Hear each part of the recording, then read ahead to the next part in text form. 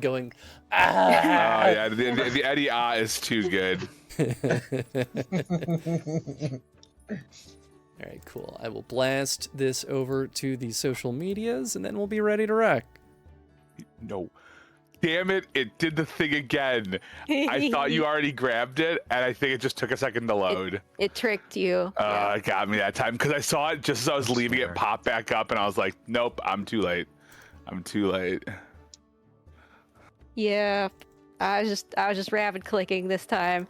It's like, I'm not gonna let it fool me. Oh, that +1 on stun points, we get that level 12. I just noticed. No, I thought it said at starting level at 11. Oh. Yeah, I think it says starting at level 11. Yeah. We're level 11, right? Yeah. Yeah. I had to remember that too. I was picking my levels. I'm like, wait, shit. So I was looking back at our conversation. I'm like, okay, no, we're at 11. Because the only thing I had done is update my my health, since everything is just based off of your con. Huh. I don't see that. I think, I forget, it might be on the level up page. Yeah, page 32. In addition to specific class powers, all characters gain the following benefit at level 11. You gain +1 bonus when generating stun points. So as an example, if you roll a 6 on your dragon die, you have 7 stun points to spend. That is Great. Anything else juicy Cool. there? We get at Fantastic. level 11, regardless of class? Yes. Yes, that's everybody. I think that's the only thing, yeah, for that level. I like how it makes it sound like there's going to be more, but it's just like, that's the boon. Which is still really good. It's very, very good. Yeah. It's just the way it's written almost sounds like they're going to give you like a list of level 11 things. Yeah, well, here we they complain. did make it sound like that, didn't they? They're like, boons you get. This. Huh? This one Still thing. good. Still good. Okay, sure. I got some cool shit at 10 that I'll be curious to try. I don't know if I'll do it or not, but you can take like a minus to your attack and add it to your damage instead. So like I think you take up to like a -3 on your attack and then add +3 damage before you do that. And while it's pretty good, that's still like a level of just like, what if you just minus it just by enough and you totally Just enough. miss and you're like, Yeah. I wonder if Roll20 is smart enough to incorporate that into our rolls. No. Or if we'll I have to remember I that. don't think so. yeah, I almost and that's just promise for- you that it won't be. The stun point definitely won't be in there, and then like my ability thing, yeah, absolutely not. Because I keep forgetting I I got appreciate that. the reminder, Lindis. Yeah, I didn't even notice that. That just means when I consistently get 1 on my dragon die, at least I get 2 points, you know? So, Yeah.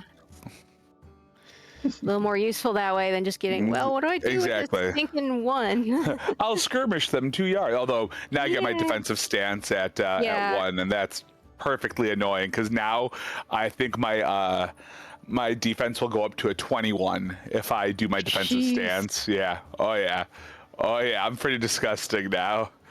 Yeah, I mean, I've think- always been disgusting, but now my character is disgusting at defense. So I don't know if mages get cheaper stunts, but rogue has gotten a couple of cheaper stunts too. I can do lightning Yeah. attack for 1 cheaper, Yeah. and I can do pierce armor for 1 cheaper, which is now penetrate armor because master marksman. oh shit. Terrifying. I cannot- Absolutely terrifying.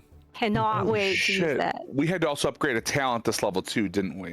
I'm down. Yes, Tony. I forgot to do that part. Whoops. Tony. Just lots of upgrades Takes to 2 seconds. Arcane Lance. I know which one I'm upgrading, so we're good. I just totally forgot to click that. Talents. Do. We're gonna upgrade you, Mr. Command. And I'm up to 5 cunning now. Hee. So I'm very Ooh, look smart. at you. Hey, what's up, Jeff? Hey, Hey. Jeff Jubilations. Jeff's Jubilations is in the house. All right, I think I have blasted out everything to the socials. I think we're pretty much ready to rock. I'm ready to rock. Tony, are Yeah. you ready to rock? Always ready to rock. All Let's do right. this. All Tony right. doesn't look ready. Just reading. Just reading. Classic Tony, always reading. Always reading. Last You know me. session, Nerd. Last session was session 22. We start with the crew reassembled and ready to build an army. They talked strategy and sent Fiala and Elsgard and some additional archers to do some recon on the enemy keep at Edge Hall. Kalina maintained the defenses in Sothmere and did a pretty darn good job. The rest of the crew moved out to meet with the first of the bands, Lord Brighton. Brighton proved to be a fairly open book, not asking for much other than to get some information before committing his 450 unspecialized forces to the cause. Next, we moved the party out to meet with Lanya. She tested the party's courage, taunting them with a mountain lion hunt, which everyone kind of laughed at because they've seen much scarier things. But otherwise, won the party over with her stern demeanor, earning the position of commander, and committed her 450 troops, including her scouts. Next, the party moved out to meet with Lord Kale. Kale, judging the party based on the attire that they were wearing, asked for glory on the field and shared his disdain for not being offered the position of commander. Eventually, after the entire party worked their magic, he folded and committed his troops, though only half of them. Finally, the party bartered with to let Kale lead the final cavalry charge and be the face of victory in hopes of earning fame and glory. With this, Kale committed his 450 troops, including his cavalry. The party returned to Sothmere, both to touch base, gather intel, and make further battle plans. They learned that Galendon has about 1,250 mercenaries, including scouts, heavy infantry, and chevaliers, which mechanically speaking means he has at least one unit type per phase of the mass combat. They also learned that they have about a week and a half left until the fort is restored, and that there's a huge hole in the western wall, though it is guarded by Gel's best troops. They also learned of Gel's commander Corbin and his lieutenants Bridget and Julian, all of which came at the cost of a near capture, of which Elsgard was able to mitigate and keep Fiala safe. Engar replied to a letter requesting equipment with an offer of money if they find the means to purchase equipment for an army. Basically, y'all asked Engar for equipment. He said they don't have any, but we can help fund it.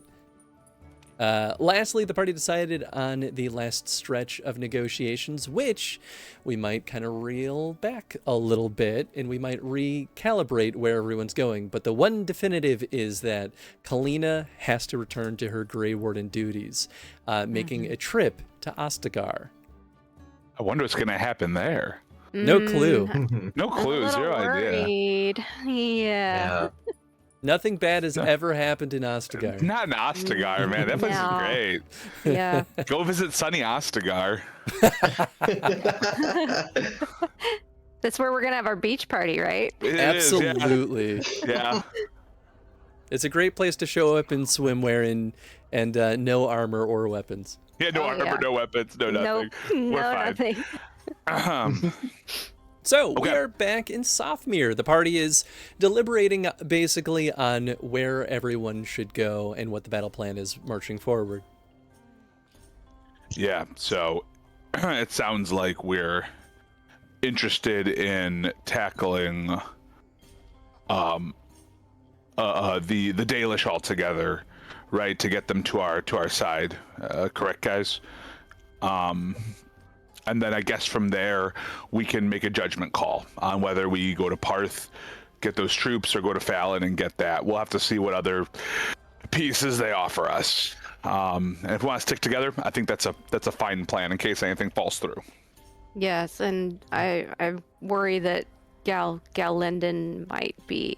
There's a chance he might have, gotten wind of our activities and is maybe... might send people after us, and if we're together, we're much more likely to fend them off. Yeah. Hopefully he's clueless, but Fee, just keep an eye out. If you see any of Gel's people there, just we still have friends around here that can help support. So. Oh, absolutely.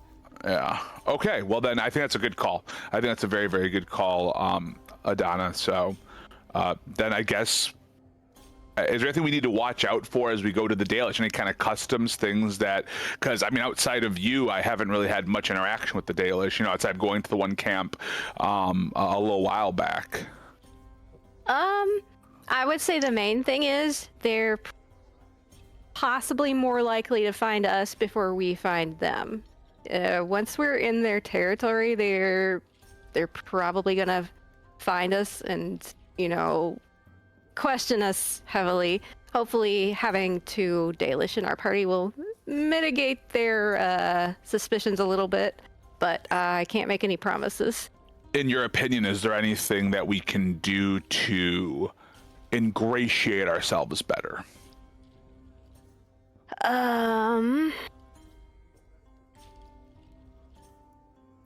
Nothing comes to mind off the top of my head. I know that they're generally more amenable to any other race besides humans. So that's largely in our favor. I'm about to say. DM is rolling, by the way. Yeah. Yeah. Don't worry about it. I heard it. No idea what you're talking about. I think if we can, I am concerned about being able to convince them to help humans because, you know, long history of prejudice and ill will. But Sure. I think if I'm thinking maybe the angle is emphasize, you know, Sothmere is this great place. We know the people, they're very welcoming, and they're also kind of, you know, they're protecting the southern border, right? Because you're kind of building them up to watch out in case the Amber Rage or Darkspawn. I mean, that was the intention. Yeah, I mean, I know we're not many, but even just everyone between Sothmere and all the other territories out here, doing the best we can. So, yeah, and I think if we also make sure they understand that this Galendon is not just a threat to, you know, the humans, it's a threat to everybody here. It starts with that, but that means that whatever Gel does is also going to bleed into what the Dalish do. It's their land too. Yeah, okay. I mean, I think the thing is, I think no matter who's in power, the Dalish generally find a way to survive. It's just a question of if we can make it worth their while to help. Well, let's put on our best faces then, and let's see what we can do. All right. Okay. So then is the plan for the full crew, all 6 of you, to go to the Dalish? I mean, Seems I think like that it. makes sense. Yeah, I mean, because even having, I think even having Alsgard with us isn't gonna hopefully necessarily tank our chances with the Dalish for one human. But you know, we've been wrong before, and I'm happy to be wrong again. Especially for bringing Alsgard with that dude's great. I mean, yeah. I mean, if we want to bring a representative of the humans, who better than him, right? True. And didn't you know, didn't cause any trouble with the other Dalish we've encountered. True. Alsgard Let's do it. is- oh yeah, Alsgard knows how to that's behave right. himself. He was with us. Well, during that whole wild adventure, boy.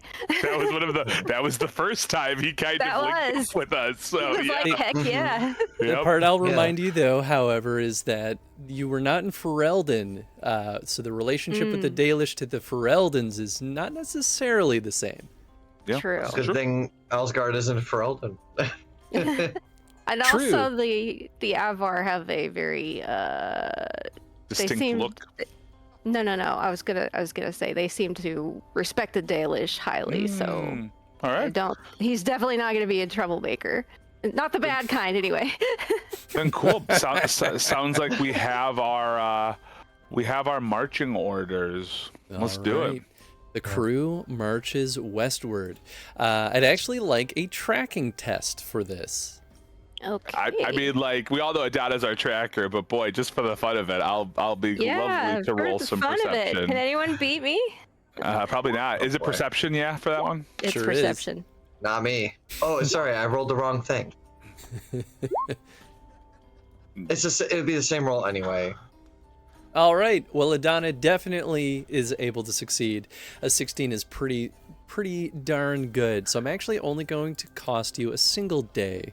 This one ran the risk of costing multiple days if you couldn't track If we them can down. find them. Mm-hmm.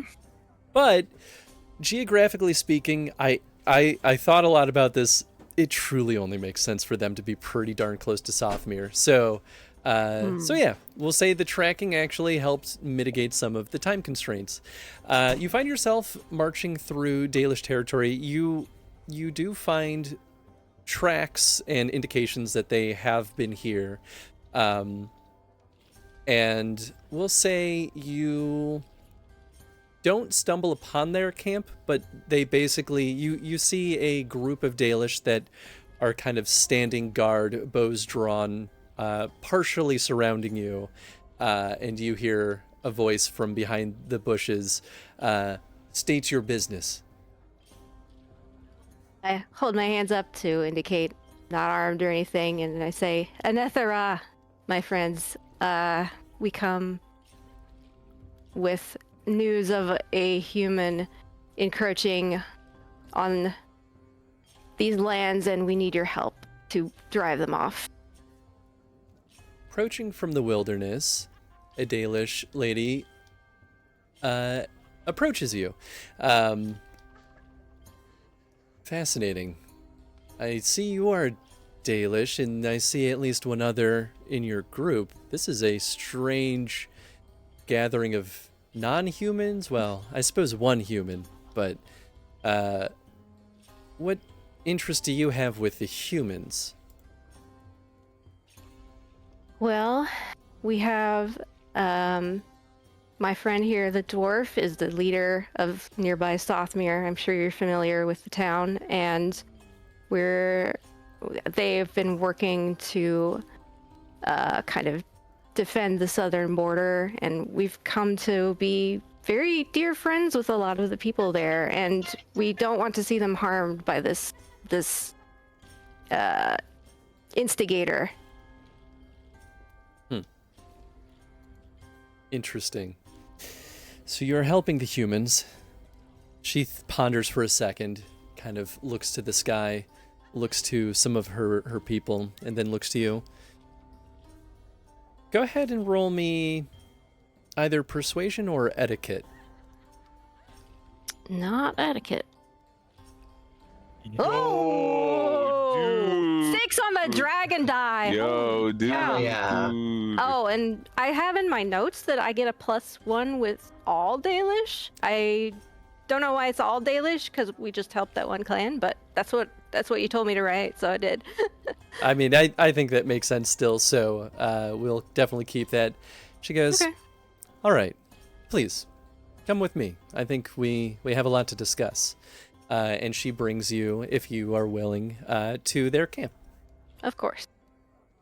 That's all of us, right? They're, Yes. like that gets us all in. Great. You great. definitely, the rest of you, except for Dielza, get a lot of funny looks. Elsgard, of course, is just smiling and looking pleasant. So nothing seems to faze him regarding this, but they sit you down and kind of sit you around a campfire and offer you some tea. Thank you. Thank you. Tell me, what exactly are you looking to do? So you wish to protect Sothmere. Yes. So we're. What is the problem, and what do you want from us? So this Shemlin we're trying to stop, he's amassed an army about, is it 1,200 people? Correct me if I'm wrong. A little more than 1,200 people, yes. Yes, and what we're basically trying to do is we're trying to unite the bands of this region and ask them to commit their troops so that we can counter this army and drive them back to Orlais. Okay, so you're building an army. That much makes sense. There is a band of Orlesians here. That makes sense. Why do you come to us then? Obviously I'm Dalish. I know well how skilled most of us are with tracking, with the bow, with, getting around unseen, scouting. Your help would be invaluable in perhaps in the large battle that may be joined, or perhaps just in helping us gather more information. So you're you want us to fight alongside these human bands? Potentially, yes. If I'm not the best at military strategy, but it really depends on where you feel you could help us the best. Go ahead and roll me. We'll just do perception seeing. Okay. 18? So you get a good look around the camp, and it does look like this is actually a pretty big group as far as Dalish usually go. There's, like, normally a lot of Dalish camps, like, you'll find anywhere from, like, I mean, as small as even 20 to generally maybe like 50 for larger camps. What you're looking at here is larger, probably the largest group of Dalish you've ever actually seen. Hard to get a total ballpark number, but maybe this is like double-ish what you might expect in even the largest of Dalish camps that you've been present in.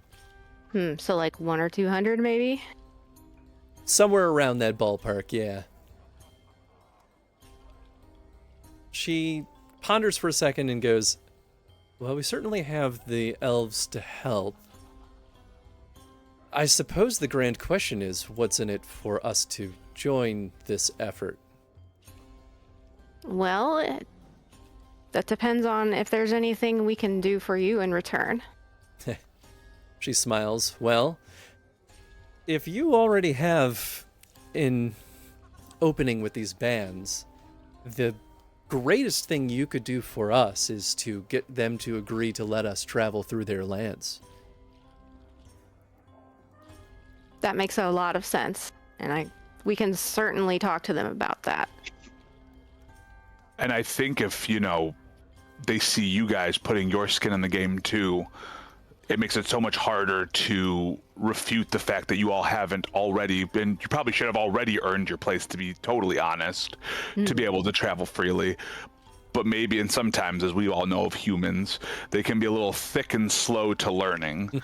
But this may give them that push to understand that this land isn't just theirs. I don't know if these Shemlin will ever truly feel that way. Otherwise, we would have had our lands back long ago and kept them, in fact. But this is why I think it's important for us to get this in writing. I want them to sign an agreement that we can present to allow passage. We want to get to the Dales freely. And as you know, on this western side of Ferelden, they control all this territory. But I want my people to be able to live and build a legacy. I want us to be able to hunt. I want us to be able to travel. Yes. If you can get this in writing from them, we will help you. And do you need every band to sign? Ideally. How many signatures? So all 4 of them, basically. Yes. What happens if they do not? If they do not, then you do not have anything to offer me. As far as I have been presented. What do you know of Galendon and what is happening at Edge Hall? Let's find out together, shall we? Let's do a roll. I know that he is another Shemlin who has traveled here. He has brought people from the other side of the Frostback, north of the Dales. I know that he has many troops. What more is there to know? It otherwise seems like normal Shemlin politics. Well, it is certainly not unprecedented, but his agenda here in Ferelden is an aggressive one. He has already begun harassing other human settlements, and his force, as impressive as yours is here, is many times larger. If you don't stand with us, do you think you can stand against him alone? go ahead and roll me. This sounds like perception, or not persuasion. Persuasion. Ooh.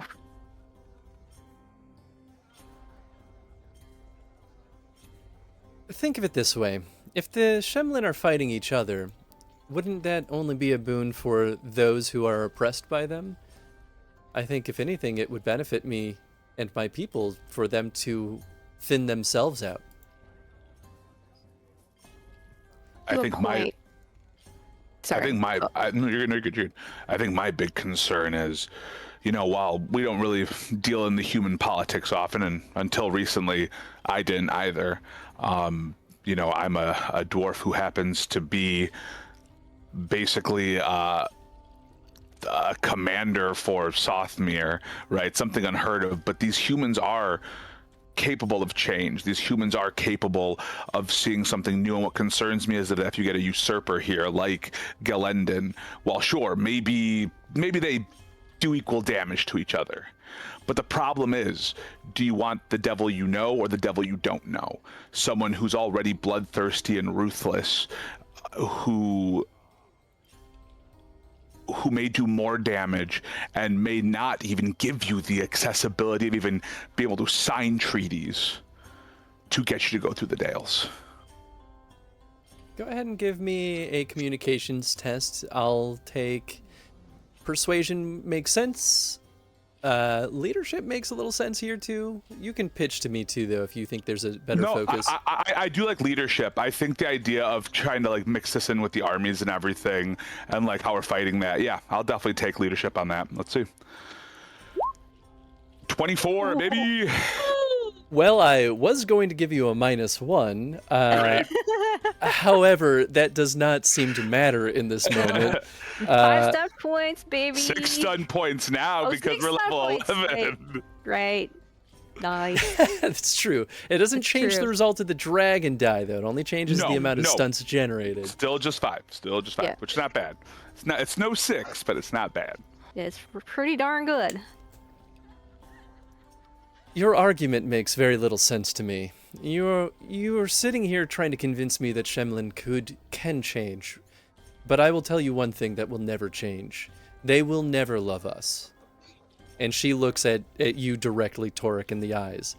They will never love us. But I suppose we can use these opportunities to create points of leverage. Very well. We will lend you our support, but I do still want this on the table that they will sign an agreement with us. I suppose it need not be immediate, but I will strongly push for it one way or the other. And we're going to have to all gather anyway. Instead of us having to go back around to all these different bands, we can, as they're united, get them, knocked out a little easier. And this way we're not playing a big old game of tag here. Last thing I want us to do is, miss our window, and that would just be bad for all of us. So we appreciate that. Yes, very much. Yes. Any human that speaks ill of your people or dares raise a hand against them will answer to me personally, Elora. That I promise. She smiles and goes, "You've just answered the one thing I was going to mention, and I appreciate that." Very well. Well, I suppose what we can supply is, and she will kind of show you around and show a bunch of the warriors who are actively training. She basically demonstrates that they have 150 warriors who specialize in archery and rangers. But the most important thing here is that as ranged fighters, and these are people who have had hard lives. They have been toughened up by, the elements and the world oppressing them. So these warriors, these skirmishers, are incredibly fierce. In fact, you can be pretty sure that these are currently the strongest fighters out of any of the mix that you've seen yet. They have stage 1 specialists, which are Dalish archers, and they have stage 3 specialists, which are rangers. Ooh. Wow. It's only 150 troops, so it's not a lot of individual units, but could be enough to kind of sway the battle. Absolutely. You said some of them were rangers? Yes. How is that different? Is that like the ranger specialization?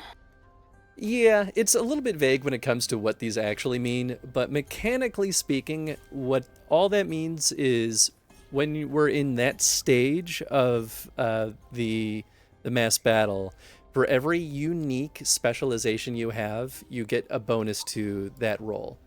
Ah, okay.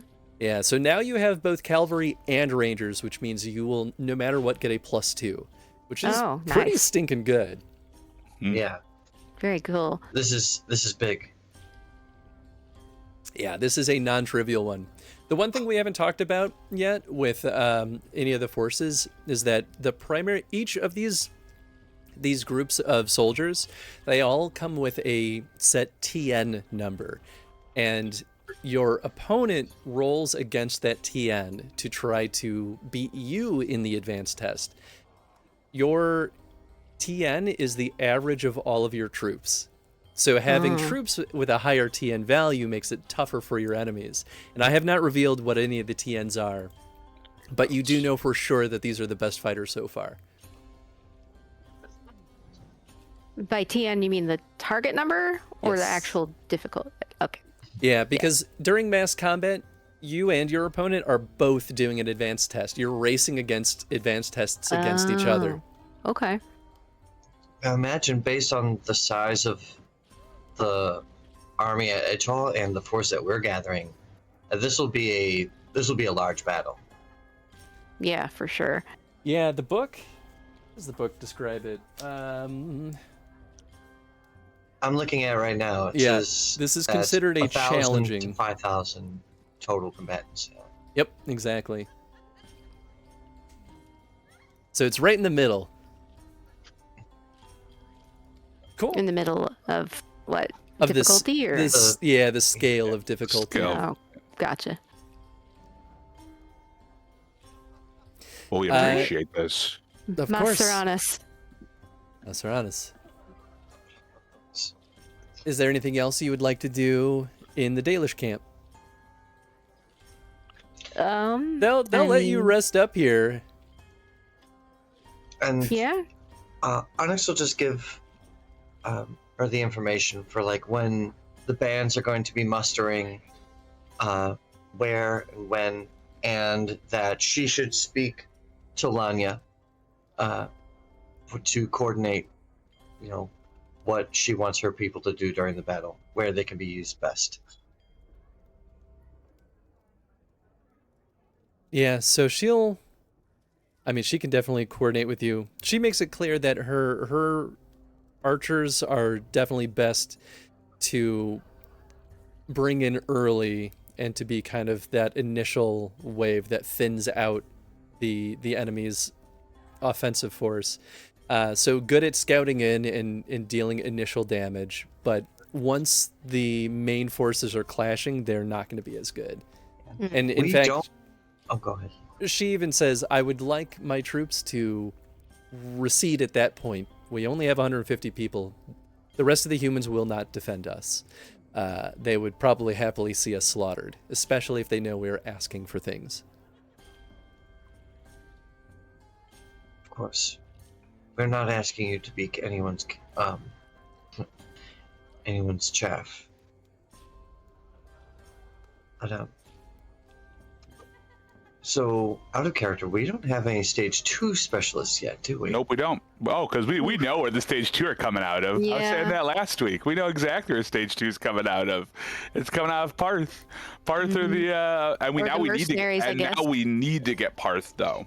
Yeah. Not super need, but we kind of need it, right? Because if he doesn't assign the agreement, while the Dalish will help, that's just going to sour things even more post combat. Yep. So we know where next stop is after after we rest up here.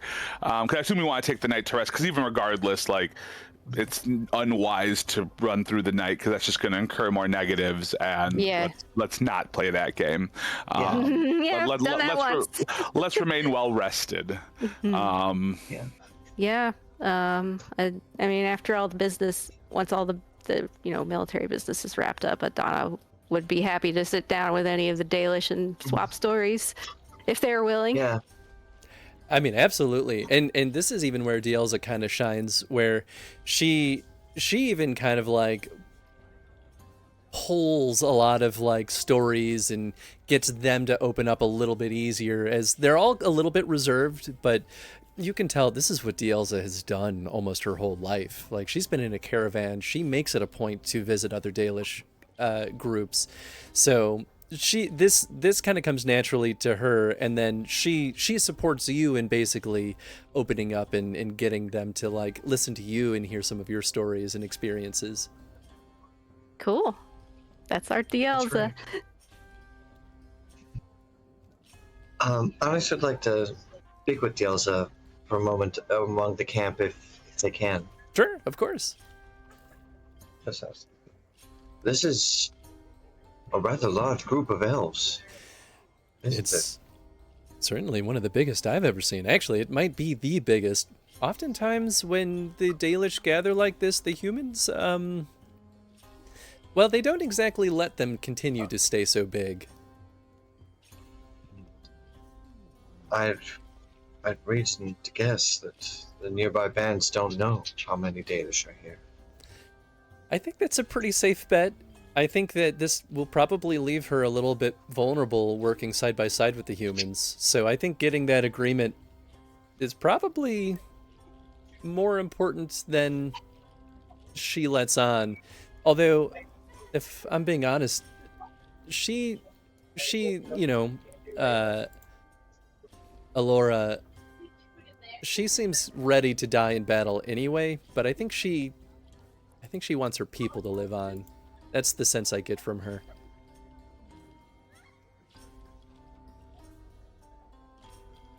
I have mixed feelings about bringing them into this.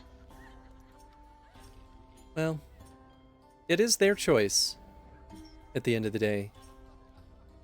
I think Alora has made it clear that there is something for her to gain, and if that helps her secure her people's legacy, I think it's worth the risk. So don't take that on yourself. I've seen enough of humans to know that just any written treaty isn't worth the paper it's written on. You're right about that, but it'll at least hopefully help for at least long enough. Yes. How old were you when you left your clan?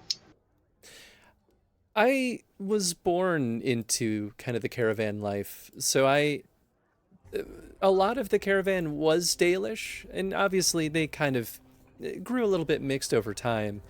I think that's partly why I like to visit the Dalish as much as I do, because in even talking to Adana, I get a little bit that I didn't get when I was growing up.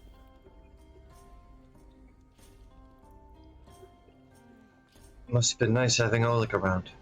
Do you miss your brother? Oh, I miss him dearly. But I know he's causing trouble out there. I have no doubt about that. When this is all over, we should track him down.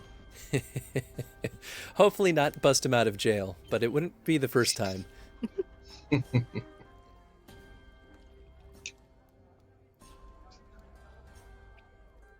Cool. Anything else folks would like to do? I think get some good rest. For me. Yeah, we're making camp here among Alora's people for the night, right? Yep. Yeah, I'm curious about Alsgar's thoughts now that he's actually been in a Dalish camp for what I assume is the first time. As soon as Elsgard was given agency, he broke off and started hanging out with the archers who were training. Go ahead and roll me a perception empathy test. Okay.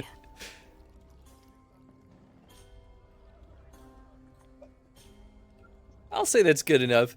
They are tolerating Elsgard. They're happy that a human is sharing genuine interest in their specializations, but they're definitely getting irritated with him being a pest.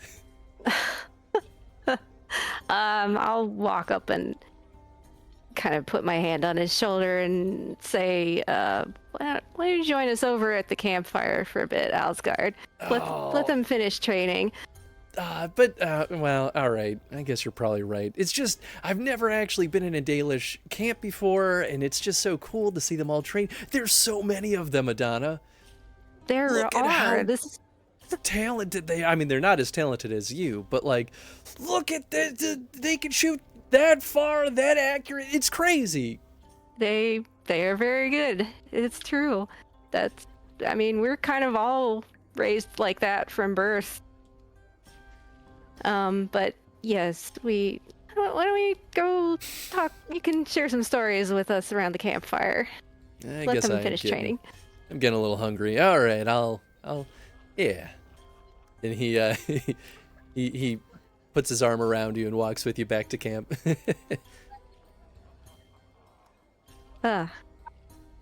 Yes. Donna is relieved that he's not pestering them anymore now. Alsgard looks at you and goes, when was the last time you were back at your camp, Adana?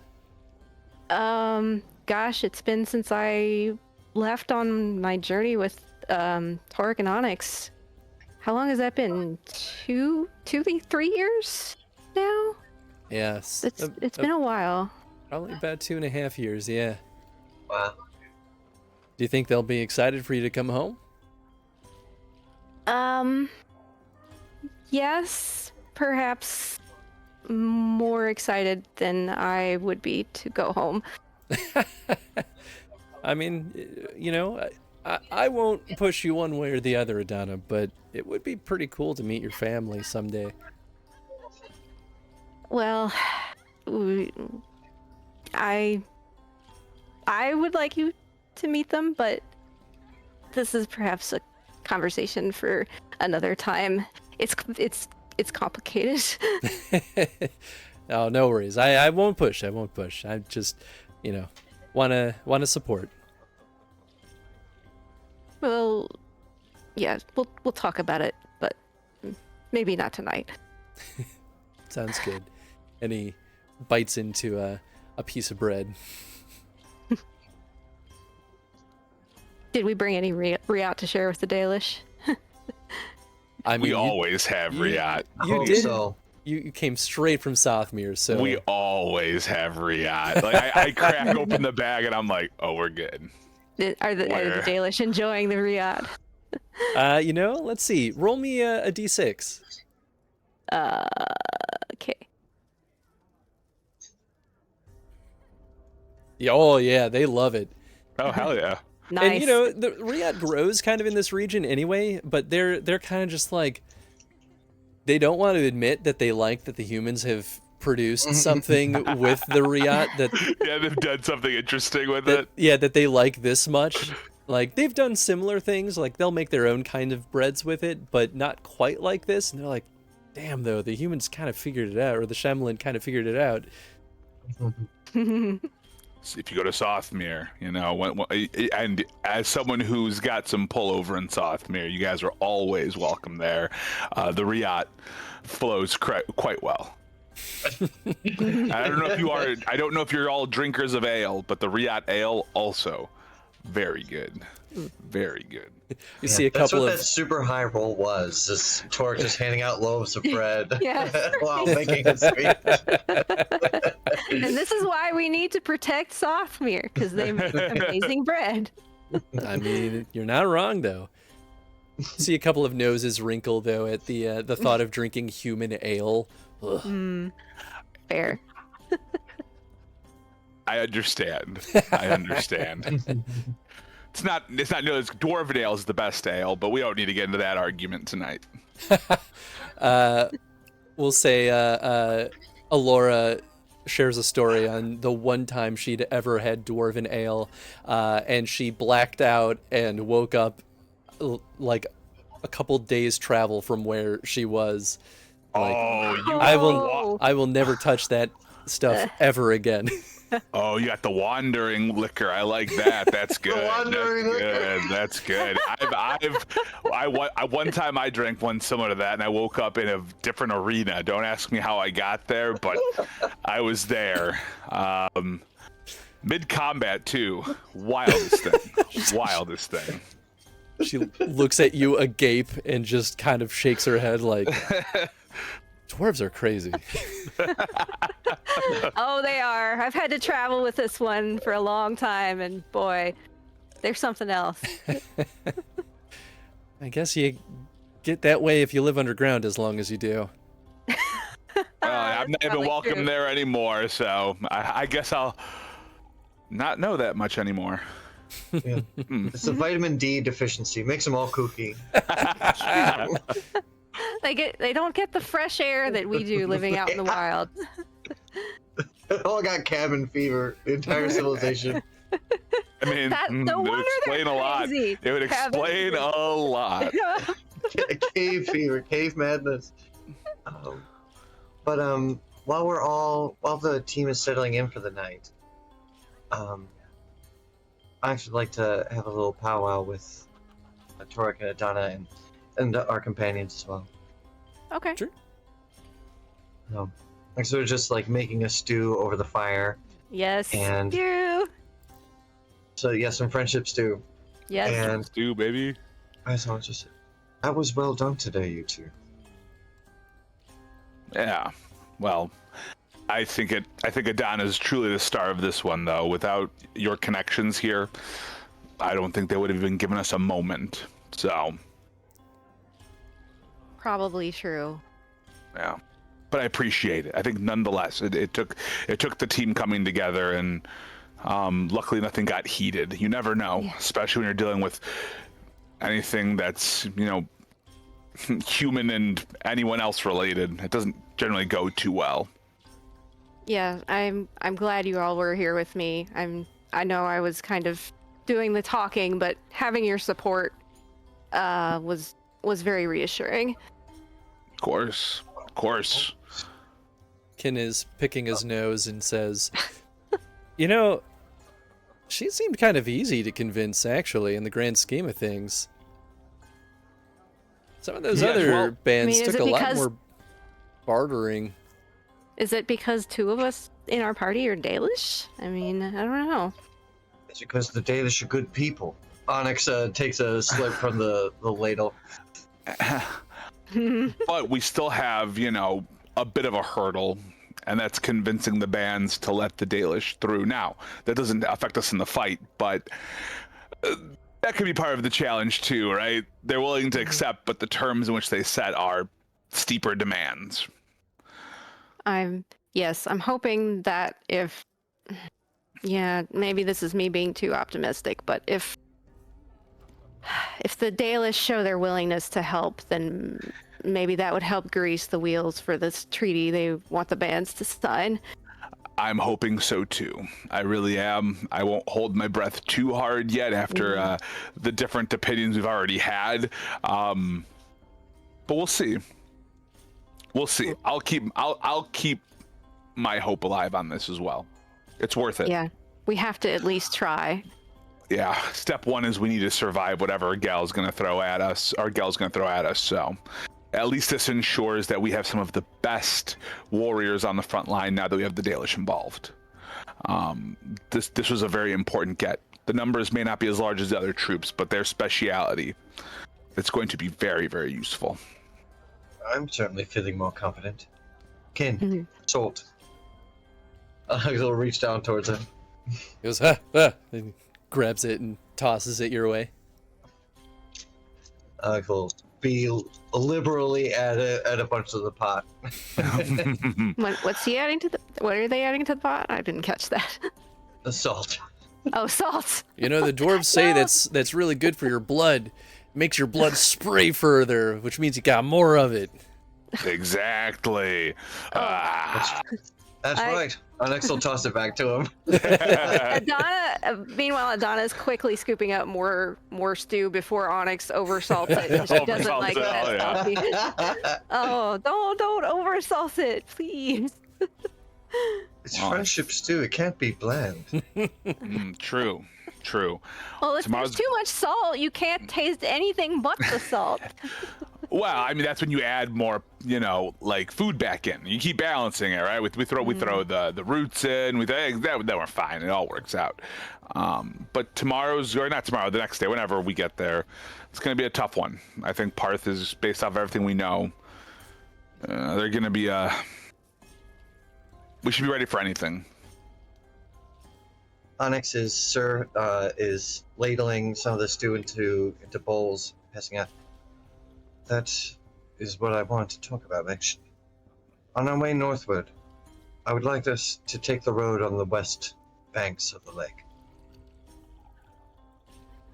Any reason specifically? Dielza and I passed through a town there. A village on the along the water. I want to see what it's become of. Okay. I'm not against it. I'm just concerned about our merry band going through and getting spotted before something happens. Because if I'm not mistaken, that's where Gel has forces currently, right? Yes. I'm, again, not against doing it, but maybe that's more of a scouting mission on the way back. I just worry of us getting caught. We are a odd bunch, and word will travel fast. I mean, even the Dalish are surprised by our crew, and I feel like not a lot surprises them. So I think we should err on the side of caution. I wouldn't mind seeing what's become of this place either, but let's see how the road treats us. Onyx looks at Dielza for a bit of encouragement, as they have talked about this earlier, and hands one of the bowls to Torek. I want you to see this place, Torek. I want you to meet these people. This is what we're fighting for. Okay. I understand. It is a more direct route, either way. All right. Yeah, we should just try to be We just careful. need to not let them know what we're doing. Not That's draw what's attention important. to ourselves. Because I'd much rather, right now, I do believe what I've heard and what I've seen. We see it all here, and the last thing I want to do is play our hand before we're even prepared. Of course. But I agree. It's worth seeing. Thank you.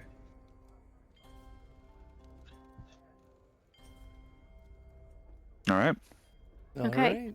And then I actually have a couple questions for the group. They're just logistics wise. I think we had talked about stopping in Redwall at not Redwall, Red Cliff to stock up on potions. You could definitely do that. You are next to Redcliffe. Okay. I think that's definitely something I'm interested in. I don't know about anybody else. Yeah, I mean, I'm not against that. I'm still doing pretty okay on potions, but I'm happy to just like pool. I mean, we have plenty of resources, so happy to buy what we need to buy. I think that makes sense. I'm okay on potions, but I think Sure. if we're gonna stock up, we should probably do it sooner than later, just in case we miss the chance. And then the other thing I was thinking about, like when we got the answer from the Crown about they don't have armor but they can fund it, like would it be feasible to like write to Kaz or Strom to see if they could get us anything in time? Oh, did you? I wrote to somebody. Well, I wrote to Kaz about the Elysian stuff. Yeah. Did I you don't officially recall- write to Kaz? I remember you deliberating about it, but I don't know if you actually pulled the trigger. Okay, well, if I didn't, then I didn't. I thought I did, but no, that's fine. Then if it wasn't said, then I didn't. So. I mean, at any point you could write to him. So if you were to, what exactly would you be asking Kaz? Well, definitely about the Orlesians. It'd be a 2-part letter then. It'd be about the Orlesians and about those specific like commanders and folks, the guys that have been kind of like, ousted or whatever. And then, yeah, asking about armor. It's not a bad call. See if we can get armor from them. Source armor out from because Kaz is someone who is well connected, right? He's a merchant, right? I'm not wrong on that. No, he's a noble. No, he's a noble, but he might be the better connection because I don't think Strom could get an army set up. I think talking Kaz to a might noble be about better. that. I think Kaz is the better ask. Okay. Go ahead and roll Yeah. me a persuasion test. Sure, happily. Can I help him on this? Yeah, I'll allow help. Okay, cool. Yeah. So you roll I can first, help. right? And then we see Do if I get do I a roll bonus. first? This is Yeah, persuasion. I you think said? so. Mm-hmm. Oh, Okay. that's pretty good. Yeah, I'll give you a +1. Sweet. 17. Nice. And Not a bad, 6 not on bad. the dragon die. And a 6 on the dragon Ooh, die. Yeah. Nice. Okay, that's non-trivial. Cool. Man, it's wild that I can roll that poorly, but with that +7, get a 16. It is an interesting system. Yeah.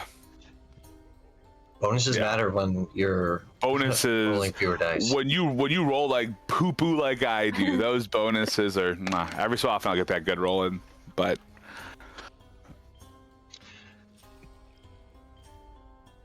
Okay, cool.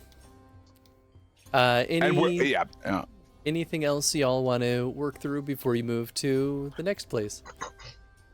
I think I'm good. let's do. All right. Cool. The party marches off and takes a pit stop in Redcliffe. So this is a good opportunity to purchase some stuff. Sweet. Are we on horseback or are we on foot?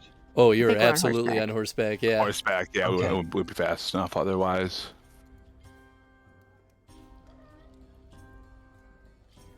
Here, let me get you a nice old Redcliffe image here. I hope it's just a red cliff, like you just Google red cliff and you just like looks nice red cliff here. See, that's what I happen if I was running a game because I'm far too unserious for this world. It's just a cliff and Chris puts a red filter over it. Yeah, right, exactly. Listen, it'll still be better than that time I very rapid fire photoshopped that one dude's mask on. Dude, Malico. Malico, yeah. Oh, but that was amazing, though. So good. One of my favorites. Truly, that was so long ago now. Crazy. It was, gosh. Crazy. That was like one of the first sessions for the Autumn Falls. Yeah. Yeah. Yeah. Ooh, look at go Redcliffe. No problems that. here yet either, huh? No problems No, here not at yet. all. No problems here. No, Never nothing here. Everything's good in Redcliffe. Everything's great in Ferelden in general. Zero Nothing problems bad in Ferelden. will ever happen. No, can't. Never. Nothing. Impossible. Welcome to Period. Redcliffe, though. It's a fairly big town in the grand scheme of things. A lot of the buildings are built into cliff sides, as you can see, with lots of bridges kind of connecting a lot of the land pieces. And a lovely little river flows through to Lake Kellenhad. This is a pretty big, bustling town, though, so it is a good place to stock up on almost anything that you might be looking for. It depends on how fancy you want to get with it. Cool. Cool. So potions are definitely a big one. Adana, you got your arrows already, right? I Those got are my good arrows. for you. Yep. For Onyx, I don't know if lyrium potions would be here, and I don't know if you have any lyrium potions. Are lyrium potions in this game? Am I Yeah. crazy? Yes. Mana potion. Mana Or potions. called- Had a Are few, they called but I don't have lyrium? any right now. Yeah, that seems like a good thing to get if we can. Would that be a rarer find here, Chris, or are our lyrium potions still within the same world as like a health potion? They're similar, but you are really close to the circle tower of Ferelden. So, Yeah. so yes, actually, Likely. you could Yeah, pretty yeah. reasonably find lyrium potions here because a lot of lyrium is brought here for Templars to also Yeah, do their thing. do their stuff. Yeah. Actually, Ah. is there any chance they might sell like special arrows, like with added effects or anything? Go ahead and roll me You know what? We'll make this a skill. Roll me. There's I forget what it is. We did this Cunning? before. Yeah, I don't remember. In Navarra. We did. This is not bargaining. Is it perception? No. Searching, smelling, seeing, tracking. Maybe it is cunning. It's the one where you understand evaluation. Roll me evaluation. Is that cunning? That is cunning, yeah. Okay, yeah. That tracks. 12. Not great. I will let you buy exactly 3 arrows with a minor enchantment. Enchantment? Enchantment? Enchantments? Okay. Well, that's Is there better anything than in nothing. particular you're looking for? I don't remember the enchantments off the top of my head.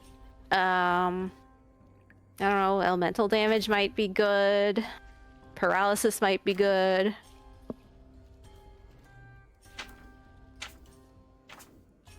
Let's see.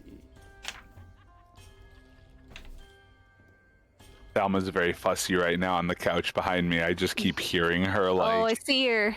Yeah, that's why I kind of like angled down for a minute. She's just like being a Oh, little. baby. Good girl. She's so annoyed. I love it. Aw. When she can't burrow right, she gets so mad. Aw. All right, Same. I'll help her out. I'll help her out. While Chris is looking up that. All right, doggy. Sorry, I didn't mean to derail everything. Rune No, of you're good. Paralyzation can freeze an opponent with a touch. When wielding this weapon, you can perform the paralyzed stunt for 6 stunt points. Ooh. The target of your attack must Whoa. make a successful TN13 Constitution Stamina test or be paralyzed. And they can't move at all for the rest of the encounter. They lose their dexterity from defense and can take no actions, but is not subject to the coup de grace unless otherwise unconscious and dying, or dying. At the start of their turn on subsequent round, the paralyzed character can make another test to end the effect of the rune. So I will allow you to buy 3. That's only the novice tier. They get better, basically. The TN for them to not be paralyzed gets harder with the higher tier ones. For That him to is be exactly how my spell works. Nice. I'm about to say that Nice. sounded just like your spell. I was like, that'd be so scary if we also had the opportunity of 2 people all of a sudden just like stud locking people. Yeah, but only 3 arrows, and only if you get that many stunt points, that almost doesn't seem worth it. Chris, I know it's an impossible ask, but while we are shopping, and I'm happy to roll on it because this is going to be a roll. I want to see if there's like a almost like, because right now I have a shield, like I got my big shield, but I'd love to find one that maybe has like a rune slot in there that I can maybe put something in the future on. So I'm looking for a like the best shield, the kind of same shield I have currently right now, which I think is called a heavy shield. What is it called? Yeah, heavy shield. I just want to see if I find one with the rune slot in there. Cool. Go ahead and roll me evaluation. Yeah, I mean, my cutting is a great 0, so 13. Hey, look at that. You're all better than me, and I have 5 cutting. That's so funny. It's really funny. But that, I'm also asking for something pretty fucking special, so. Yeah, we're able to say you do find a normal heavy shield with a single rune slot. Okay, Nice. okay. And what's the price? Like, how much more is that compared to, like, what it... Like a normal one, I guess. Let me see. Let's see, normal one is 60 SP, so we'll say 1 gold. 1 gold? All right, cool. I'll definitely grab that then. No one here uses shields, right? No one on this team, right? No one really... I don't think so. I don't think anyone uses shields in this crew. Okay, cool. I was like, should I give that away to anybody? But I'll just make an update in mine, and I'll probably just, you know. I mean, if Kalina was here, but Oh, that's true. I could It's give her true. the heavy shield. That she She- doesn't have that one. What does I don't she think. have? I think she has a medium, because when I was looking at her stats, I think she was only getting like a +3 to her Oh, yeah. defense from there. I feel like. That's so weird because it's one of those things of like, there's almost no Why reason wouldn't not you, to. why wouldn't you just? So yeah, that's what I will do. I'll definitely leave one for like my standard heavy shield. I'll put a note saying that this will help you out a little more next time you're, because I know it's like ships in the night sometime with her when she comes back. So with the rune slot, cool. Cool. So how much would those arrows be? 2 gold for the 3 arrows.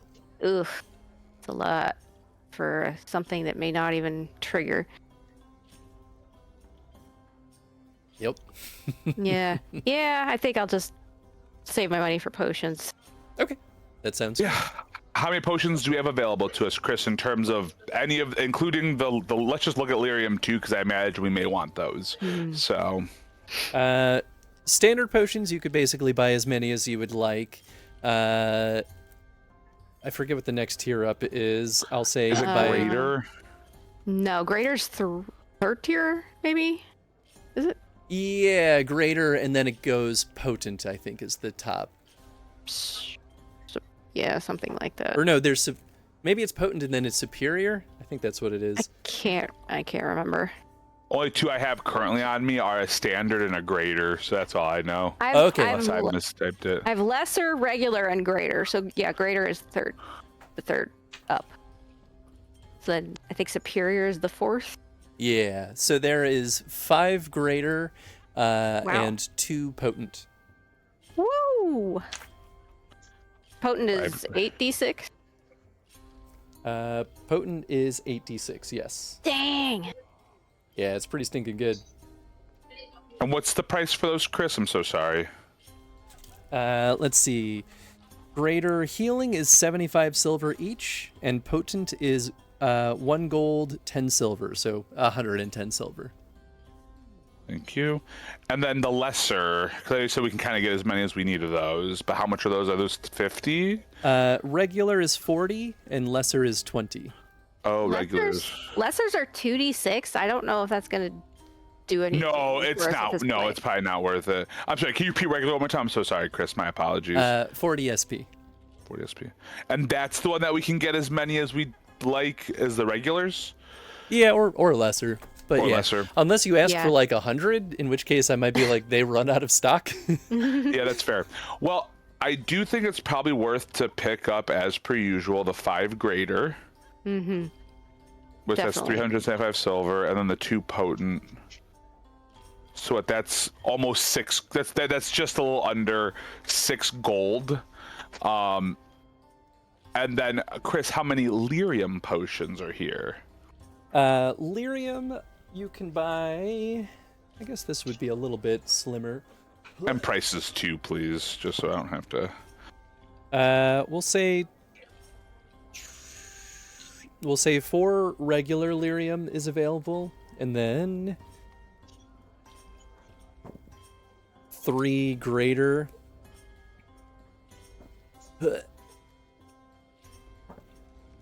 And no potent. No potent, great. All right, and what's the cost for the regular and the greater? Regular is 55 silver. 5 silver pieces, and for the greater? 1 gold. 1 gold. Oh, nice, 1 gold even. Great.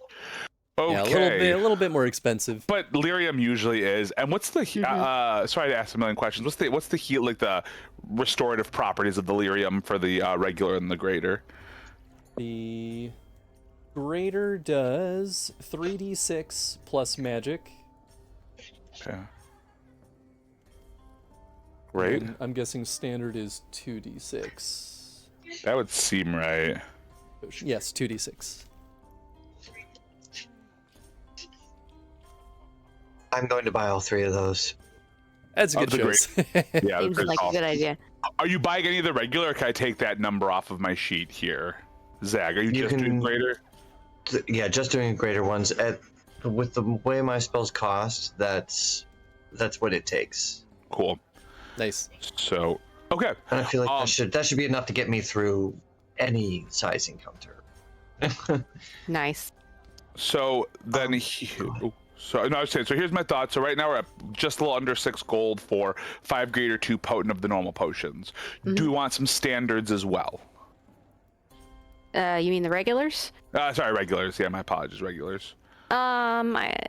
I mean, I already have 3 regulars. And I've got 2 regulars. How you looking on regular healing potions, Zag? Do you have any left at this point? I know you used a couple. 4. I don't think we need any regular then. I say we just buy the big guys. And I've we got just 2 graders. And I also have 3 graders currently, and that's after I loaned out some stuff. But let's still buy all 7 of those. And do we just want to split that? We can just call it 6 gold to make our lives easier. Just round up the last 5. Does everyone want to donate 2 gold to that? If not, I'm happy to throw in a little bit more too. Yeah. I mean, I'm a little low on gold. Then how about this? Let me do it this way. Why don't I do 4 of the gold and you guys do a gold piece each? Because I also have my job. That's true, you do. So how does that sound? I will do 4 if you guys are good doing 1 and 1 for the healing potions. Yeah. Sweet. All right. And I think we can just divide as normal. Let's give 1 more grader to each of us. So up your grader by 1, guys. And then Chris, let's give Kin an extra grader. He has 3 already. Damn, we don't get him on those. After you gave me 1, I have 2 now. Oh, then why don't you take the other one? Why don't you take the other? Because if there's 4 of us and we bought 5, don't? Yeah, let's do that. Yeah. And so Chris, still give Kin 1 of them. He'll just have an extra. It doesn't hurt to have someone who can run around and give potions out. Okay. And then the potents, why don't we split that between our two squishier members who can get hit a little easier? So Zag and Lindis, why don't you guys each take 1 of the potents? No, okay. I mean, you guys are also faster, so if you need to give it to somebody, you guys can run far quicker than I can. True. So I don't tend to be in melee range, so I'm potentially not taking as much damage as you guys, but also you guys have a lot better armor than I do. So yeah, I've got a ton of armor, so you guys hold on to those just in case. And I think that puts us in a good spot. Okay, Nice. so those are superior healing potions. Yeah, I think those last 2, potent, superior, whatever they're called. All right, cool. So has everyone added that stuff? Have we done all our fun jazz for the potion addings? Yes. Sweet. D6 plus. While we're shopping, does everyone have a healer's kit? Kin just bought one. I was going to make that a point. How much is the healer's kit? 25 silver. Yes. Didn't Onyx buy one for everyone already, or we just talked about it? I think we just I think we talked bought about a it. second one. Okay. I just want to make sure we all have one. Gotcha. I don't have one. Kin just took the focus for will. healing also, by the way. Nice. Well, Torek is the most likely to still be standing to be able to get some. I also have no bonuses to my cunning, but a 3d6 getting a 10 isn't impossible. I mean, we just have to roll better, a little above average. We should all have one, just so we're not worrying about passing it around. Exactly. So I will. So it's at 25. I can do math. So I also pick that up. Yeah. Nothing I'm for trying to think of Mr. Richie I'm Rich. just trying to do math. I'm not that rich. I still got 21 gold on me though, so I'm looking pretty good. Good lord. Torek's so rich. He's so rich. He's becoming the people he hates now. I'm kidding. But I do talk to Kale a lot more now. Is that his name, right? Is that fucking asshole who's like, you must be prim and proper and do everything well. And yourself rubbing off on you. I mean, he was rubbing off in my voice acting last time because my brain just could not compute. It was very unfortunate, but also made me chuckle a bit. As we are basic math. As we are buying kind of healing supplies, and Onyx is like stocking up on their healing kit, buying new bandages and ointments and stuff. They want to talk to Dielza, and dang, I think we've spent a lot of time talking about what all our new allies are going to be doing during the assault. I think we should talk about where you're going to be. Oh, I suppose I haven't really thought much about it. I kind of figured I would just, go wherever you go, but I guess I've never really been on a battlefield quite like that before. Don't tell me that means Neither that have you're I. going to get into the thick of it too. Oh, Onyx, that's too much.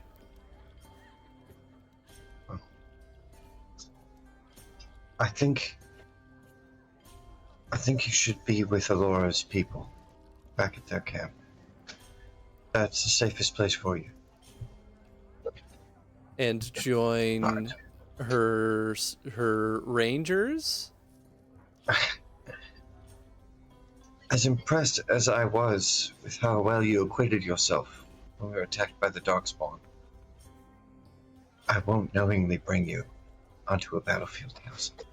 You want me to stay there? I do.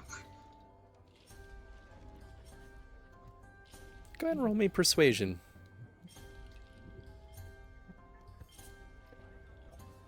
You know what? I will roll for Dielza. Oh. Damn, pretty good roll, Wow. dude. Pretty good roll. Almost trip 6. Almost trip 6s. Oof. Pretty hard to beat. Oof. She kind of sulks a little bit and says, I understand. I'm just... Don't make me worry about you out there, Onyx. I know that you are one of the greatest mages of this age, but it doesn't mean that a stray arrow can't just, out of bad luck, do you in. Oh, I know it. You really have to stop saying things like that. I'm going to start believing it. It's about time you do, because honestly, I'm tired of being the one worried about both of us.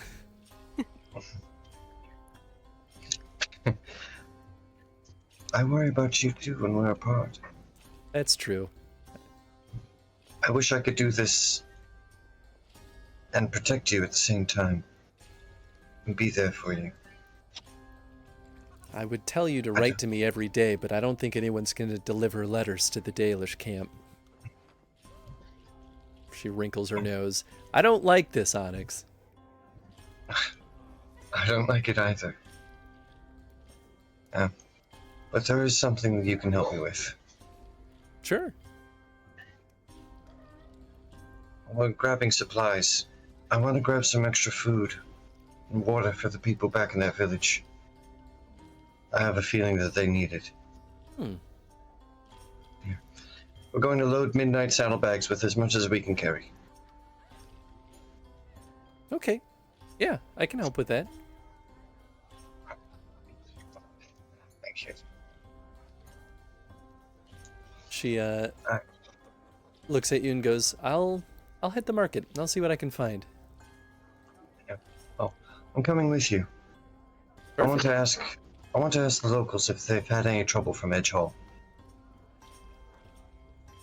That sounds good. That sounds how like much- a perfect investigation test. Boy. And how much money's worth of like food and supplies can I fit in my saddlebags? Not a ton. Split between the party at least. I would say it certainly would be enough to bring a day or two's worth of food for a small town. Like it would be about enough for a day for like a small town, but they can ration it if things are truly that dire. Alright. Let's say like a couple gold. I was gonna say just 1 gold. Food tends to be a little bit on the cheaper side. Okay. Alright. And I will make that investigation roll. Is that communication? I Yes. should know this by now. Yes. Alright. A 9. There I'll hasn't give been. Deals a roll with that. Diels is busy tracking down food, so she can't help with that. But you're able to at least discern that there hasn't been much. In fact, most of the people in Redcliffe aren't even aware much of what's going on at Edge Hall. Like, they've heard rumors of Orlesians marching around, but Yeah. the rumors kind of die there. The settlements that are around Edge Hall, they just haven't really heard word from. There's been no major like pleas for help though. Redcliffe is well defended, right? But Yes. this isn't the seat of any of the bands. This There's is no like local. Oh no, this is the Okay. seat of an Arl. Oh, Mhm. why aren't they doing anything? Arl even. It's a very good question. Oh, this is his seat. Okay. Does Torek want to maybe tap him while we're here? Hey, I mean, I'm boss. happy to see if we. I'm happy to see if we can get something I don't think it's while we're Torek's out boss, but No, definitely here. Yeah, not it's not Torek's really. boss. No. no. My boss is Oh yeah, who's the Neruda? Arl that you were... it's in Neruda. Neruda. It's in my note. My Neruda. note's just missing. Yeah. But Neruda's already tapped. Like that was already pre-knowledge that there's just not enough, and I've got 26 troops in Sothmere. That's not a dent in anything. Oh, we No. do need a staging area. We need a marshal point for all these different armies. That's your brain is exactly what I'm thinking. We haven't really figured out where a spot is, so yeah, I would love to see, Chris, if there's something I can roll, whether it's I don't know, an etiquette or something, to see if we can get time with R.L. Eamon. You are more than welcome to try. Am I more than welcome to try? Sure I am. Yeah, Great. he may already be indisposed at this point. We're not He sure. may already be, so we're about to find out. That's for damn sure. I know exactly what's happening here, but we're gonna try because I'm interested. But there's one other thing I do want to do, Chris, once this is wrapped, because Zach sparked my brain on something. But yeah, what should I roll for this? What's the best roll for me to see if I can even get an audience? Etiquette makes sense. I mean, you could try a Okay, different cool. skill, but I'll happily accept that one. No, I think etiquette just in my brain just kind of gives me some 17, Oh, 3 stump points. So you go through all the right moves and pull the right strings and you start the conversations, but it seems that Arl Eamon is not seeing any visitors, nor is he even really seeing anyone from Redcliffe currently. Not even like the immediate local people are able to truly get his time. He can. They direct you to. You could talk to other representatives of the city who might be able to help you, but you cannot secure an audience with Eamon himself. Okay. Would it be able? So if I wanted to see if we could use Redcliffe as a bit of a staging ground for our troops, 'cause how far is Redcliffe away from everything? Like, is this too close for a big army or too far? I don't really know. No, it still is about 2 days travel. An army could potentially be a little bit slower depending on the scale of the army, because marching helps move things at a normal pace, but they're all on foot is the problem. Yeah. Roll me military lore. So I know I should see this. I should have taken it. Should have done it. I should have done it. I'm kicking myself in the teeth for this. can I I rolled. We're good. I got 12. And you know what? Ken will help you with Should've this done it. too. 'cause Can he I help also him? has it. Sure. I don't have military lore, but I'm good at cunning. Cunning is skill. I would say if you're going to help, you have to have a focus that can help. Okay, fair enough. We'll say Ken gives you a +1, which is enough to get you to 13, which is a reasonable success. Yeah. Redcliffe definitely has the means of housing enough folks, and they're able to supply food for troops there, so it's actually not a bad spot. Yeah. Really, truly, all it takes at this point is a good leadership test to convince the city representative to allow you to station it here, because if you remember, Edgar made it clear that the crown can't be involved, and the city allowing you to house troops could complicate things. So if you would like to, I will allow you to roll a leadership test at -3. Do we have an alternate option? Like, what exists for us? Like, outside, because Sothmere is so far away, right? That's what, 2 days as well, yeah? Mm-hmm. And we don't have the means to house. Like, did Edgar give us? Edgar didn't really give us anything on like where we could put them, right? So the alternative, I'll give you this with your military lore, is Well, the alternative would be to set a date and a rough approximate time and just set a location. It doesn't have to be a town. So you could say, we meet on this day on, the foothills of this place, east of or west of Lake Helen had. And think I that would like be that. where the troops camp, basically. I think I like that better because then it doesn't put any complications on the crown and it doesn't put a city in danger. So, okay. Yeah. Okay. I like that. Okay. I think I might And have just the place. Yeah, we'll get that communique down. Perfect, good. Then I won't do that, Chris. What I'd like to do instead is, can I roll investigation to see if I can learn of? I know these bands have to be talked about here. I want to see if there's anything I can pick up about Parth before we go there. I know that's our next stop. Anything that might help us ingratiate to him to us, because like now he kind of is a hinging point for us, especially with the Dalish, right? Sure. Like we need that. So yeah, may I roll that? That is an investigation check. I have the focus. I wanted to use it. So what's I'm like, oh shoot, I have that focus. Another 14. I'm rolling lots of 14s here, but yeah. Not amazing, but not bad. 2 on the success, or 2 on the dragon it's a die little though. low. So this, we'll call it a success, but the information you get is fairly similar to what you already know. He's known as a hothead, angry. You get the same little bit about his history, that he was orphaned at 5, and the important new information is that the military and basically all the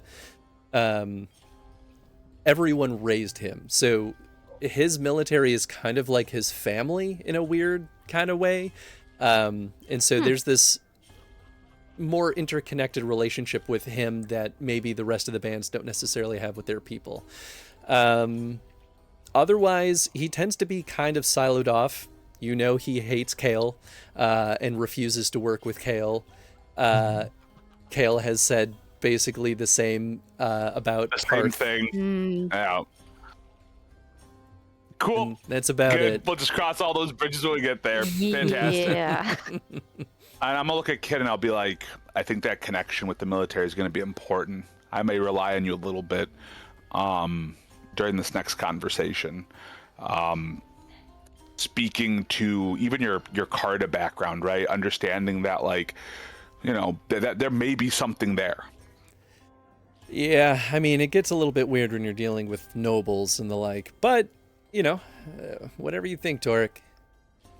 Well, just something to think about. He grew up in a life of just the military raising him, and I don't know if the Carta raised you necessarily, but you do know what it's like to be a part of a team that like does a lot for each other. Torek, that does make me think. Being part of the team is kind of the most crucial part here. I think we should still talk to Parth, but I'm worried that even if we get him to agree, that it could cause problems within everything. Last thing we need is for them to be bickering on the battlefield. We can feel it out, but I think it's worth keeping in the back of our minds. I guess theoretically, even if they don't come to the playing field, that doesn't mean that we can't get Parth to sign off on the Dalish either. That's not like contingent on this. That's true. Well, now with both you and Onyx in my ear on this. And talking sense. Listen, Torek, I love you, but Onyx, I think Onyx's heart is in the right place, but I still think it's worth a shot. I'm not naysaying this as a path. I just want to give every band a chance to defend their land. Yeah. Good. No, that's why. Yeah. I want to give them the shot. Sometimes we learn through facing some really tough adversity. I don't know if I'd be exactly where I am today if I didn't have to work with people who are absolute assholes in my past. So, yeah, maybe this will be a growing moment. We'll see. Or it all blow up in our faces and we're all dead. So either way, we're kind of in a good spot. So, all right. Yeah. All right, good. Well, great. Cool. Brilliant. That's all I think I wanted to do then. I'm glad I got to roll investigation. I think it's like the third time I've gotten to do it. I was like, I really need to use this focus or I'm going to feel very dumb about it. So Because that was all the way back when we were doing a lot of investigation back in like the autumn falls. Like, oh, I'll pick that up, and then I promptly stopped using it as soon as I picked it up. I was like, cool, I'm good at this. That's how it always goes with skills. You're like, oh, we use this a ton. I'm gonna grab it. I'm like, remember to use it. Never again. Cool. Yeah, is there anything else that we want to do here, guys? 'Cause I think I've gotten all my stuff. We got all our potions. Is there anything else that like we need from here? I don't think so. Yeah. This is a Chris, productive little detour, yeah. Yeah, it was a good detour. Very good detour. I'm glad we did this. And everyone marked their new potions down. Yes. Yeah, from the divided health stuff. So good. Fantastic. I love it. All right. So let's get moving. Back on the road again. On the road again.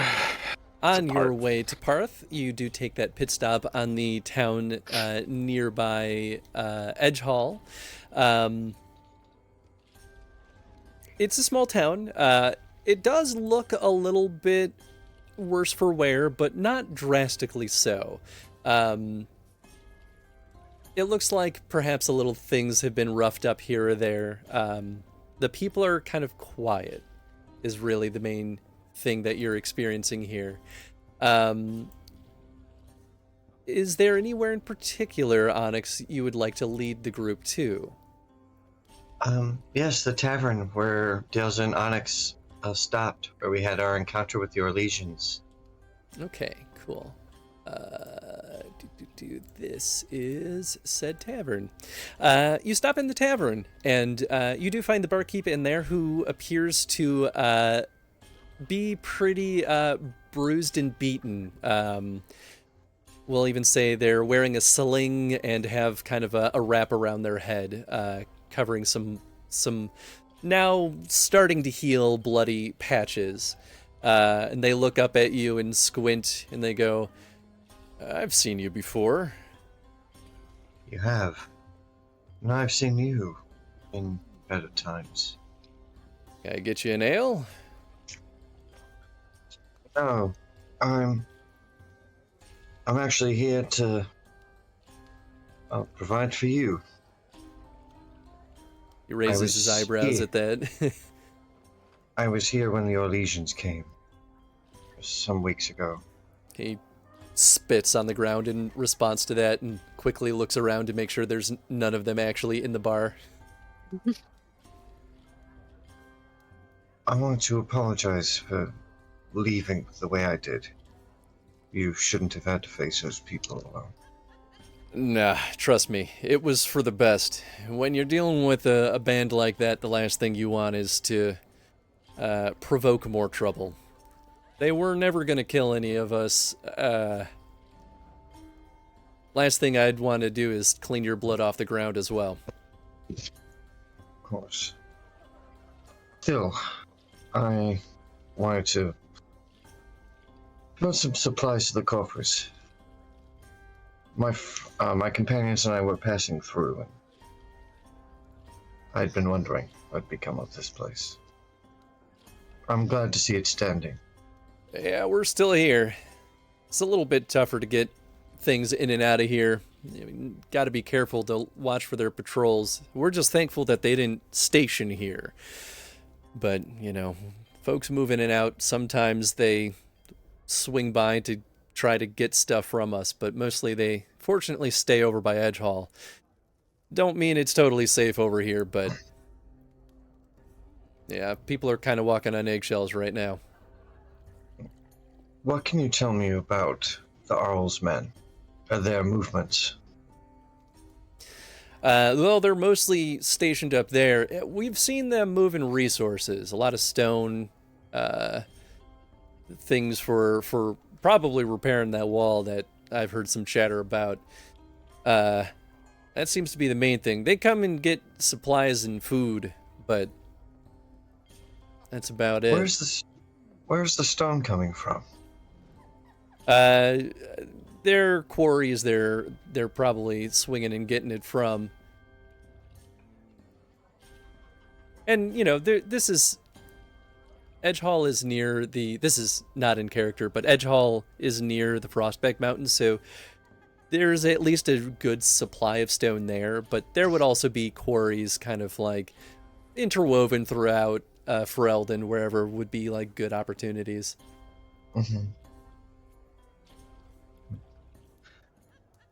Oh, Alex will we'll bring in the supplies that they bought for the village, give them to the tavern keep, and thank them. Thank you. I'll make sure this gets spread around. It definitely will help ease some of the struggles around here. Can I get you and your group anything? Free drinks from the house. Oh, please, my companions have plenty of coin to spend. Ken looks very sour at that. Like, free drinks taste better though. I'll buy you one. No. Yes, yes.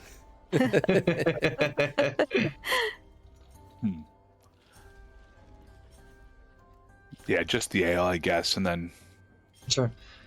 we need to be on our way. Cool. Please note down that the party has a +1 reputation. We'll say, you could generally just say Western Ferelden. Oh, nice. Very cool. Cool. Galas. All right, and then everyone makes their way to Hearth. You said +1 +1 reputation? Yep. Basically, anytime you're doing anything social with Fereldans, and especially the Western side, you can leverage that to give you bonuses. Okay. Cool. Which could come in handy, especially if, the troops camping out cause any issues. Yep. Will that stack with any of my other previous bonuses that I have? Probably. It sort of Bonuses depends on the stack? Okay. circumstances, is what it boils down it's like to. maybe like, hey, so you can't use this bonus, but because you have this you can use that bonus instead. I feel you. Yeah, but in some cases they might stack and you get like a +5 or whatever it would amount to. Yeah, I'll let you know if I have a question. If I'm like, who do I get these? And you can just give me a quick yes or no. Cool. Cool. Do we want to take a quick bio break before we jump into this? Sure. Sure. Sure. Cool. Let's do it. All right, folks, we'll be right back. Hang tight.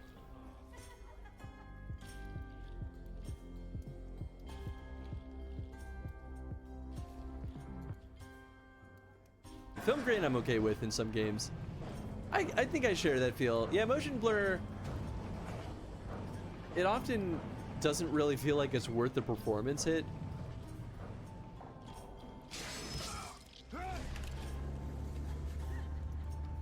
Rude. Travis? Is this grown-up Travis or a super old? What's up, Justin? Yeah. If you should finger. Oh.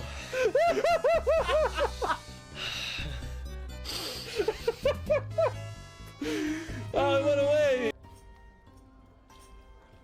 Sucks we only got one stream with Tony. Yeah, well, Tony will definitely be back on. Is he alive still? Or did I kill him?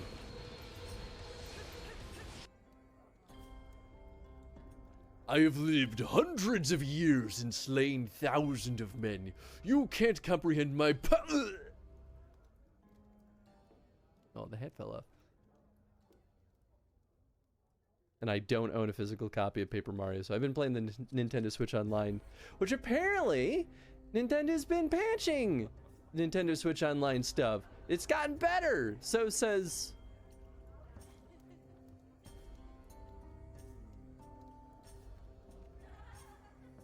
Nintendo Life? I don't remember.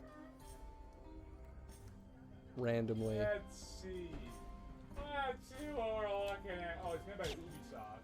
Oh, that's a mess. I'm kidding. Oh, I'm kidding. that was amazing. I'm kidding. This was amazing. Tony, you missed the best moment in this AI. I'm glad. There we go. 5 seconds left. The ties that bind. Uh-oh. That's not gonna end well.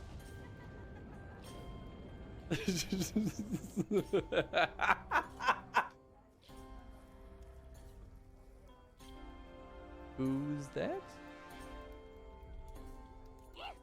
Oh, that's straight up an assassin. Cool, cool, cool.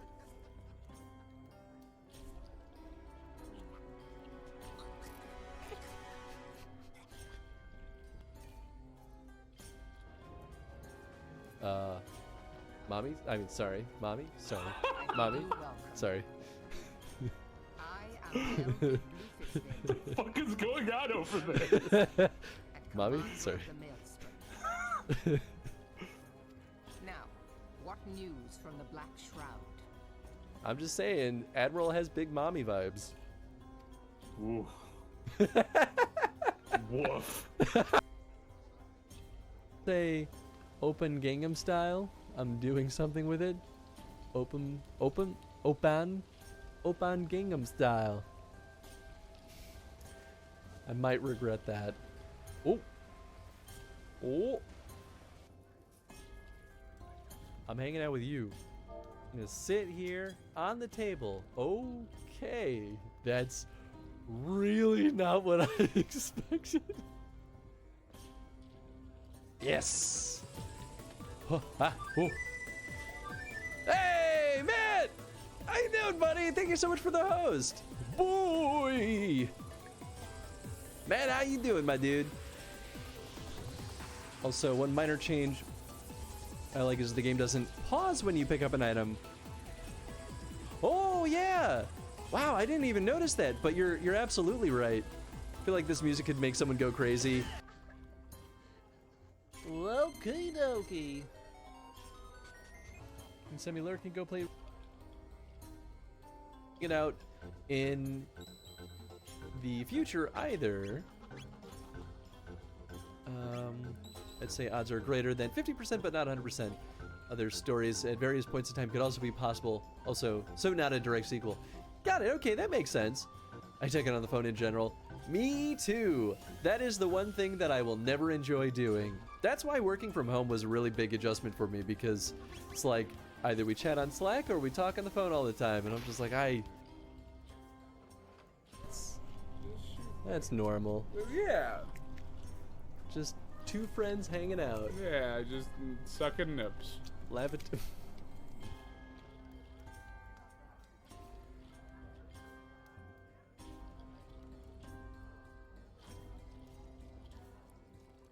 I'm gonna sneeze. Ah.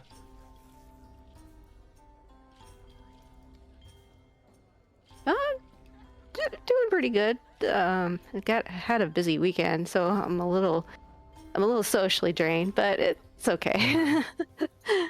I get that.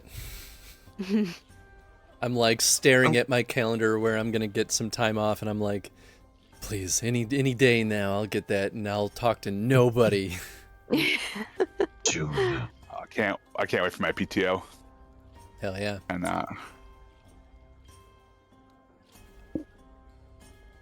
All right, are we ready to hop back in? Yep. no. Yeah. Well, all right, goodbye, Too Tony. bad.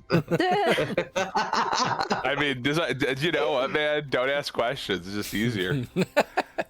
You right. It is. Force All me to right. hop back in. Speaking of which, you make your way to Parth. His we estate do. is definitely a little bit, we'll say Was Go ahead. I'm sorry. There's one thing I did want to do before we left Oh. the village. Sure thing. I wanted to take a look at the Tavern Keeper's arm and That village. such. See if I could help them out a little bit. To like a healing roll. Yeah, absolutely. Go ahead and roll me a healing check. Whoa! Nice, dude. Nice. Wow. Nice. Wow. Cool. So you take a look at the arm. He just kind of like, this town has like a doctor in quotations, right? Like, it's a small town. They don't necessarily get a lot of support. A healer, yeah. But it seems that they kind of did the quick and dirty job of just throw it in a sling, it'll probably be fine. You take the extra diligence to like make sure that his broken arm is set properly. You at least splint it and make sure that he knows how to take care of it and to not use the arm, which you still see like as he's cleaning mugs, he'll still like stick the mug down to his hand and he'll twist his hand to clean the mug, and you're like, stop it. Don't do that. You're gonna ruin the set. So you get him on a better healing path, and he offers to at least pay you for your kindness, and offers you 50 silver, which is all he can reasonably afford. I says, absolutely not. Just, planning on coming back through here again soon. Just keep your lights on and your doors open. Will do. Thank you. I don't know what to say. You've shown me so much kindness for no reason at all. You could give me the kindness of knowing your name. I go by God, I can only think of Greg. I knew it. Yeah, Greg. Greg. Greg? Go by Greg. It's a pleasure to meet you, Greg. And Name's you are Onyx. What's your name again? Onyx. Onyx. Thank you, Onyx. It's You're very welcome. done a lot more for me than I'd expect from someone who humans don't treat too well around here. I just wish I could have done more. You've done more than enough. If you keep helping out, I'm going to have to tell you to stop. Fortunately, my companions and I only here for just a moment. We'll be on our way. Well, if you ever need anything, you know I'm here. You better be. You may mark Greg down as an ally. Wow. Hell yeah! Hey, Nice. it Friends could with come in Greg. handy. For- You never know. For It better could or come in worse, handy. yeah, you are now friends with a tavern keep. And can I want this to know the name of this village as well. We're gonna put it on the Team map. on the spot. Well, I'm gonna throw the ball in your court then, Zag. What is the name of this town? All right. Well, what's the surrounding area like? What's something we would name it at? It is I'm pretty. gonna keep no-youing. It is pretty close to Lake Calenhad. The region is a little bit more. I mean, we're south, right? So it's slightly mountainous, but it also is a little bit lush. So it's kind of a mixed bag. You kind of get you get a little bit of the lakeside, you get a little bit of the mountainside, you get the lushness of the south and the warmth. Yeah. Let's call it Green. Let's call it Green Shore. Green Shore, nice. I like it. Hey, Green yeah. Shore with Greg. we'll give him Greg with 2 G's. Ooh. Excellent. In the front, How right? exotic. Good. We're not that crazy over here. Calm down, I mean, Tony. hey, man, Whoa. if we could do Lloyd, man, we can do Greg, no problem. Lloyd. That's a pretty compelling argument, honestly. The same. That doesn't Lloyd spell makes no sense. Exactly. Oh my god. Excellent. All right. Cool. Anything else before we journey over to Parth? No. As we're leaving the village, Onyx will say to the rest of the team, "This is where we gather them." Okay. Nice. This is where we build our army. Yeah. Yeah. All right. And you make your way over to Parth. Unless Torek has more thoughts. No, look at the map. Oh, okay. Look at the No, map. he's I was like- looking very pensive over there. No, just squinting at the map. I'm for some reason looking at the Twitch stream version of the map and not the bigger one that's literally like right there.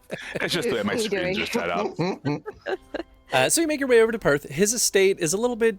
It's not cold in terms of temperature. It just kind of feels cold in terms of atmosphere, like the attitude. People are a little bit quieter here.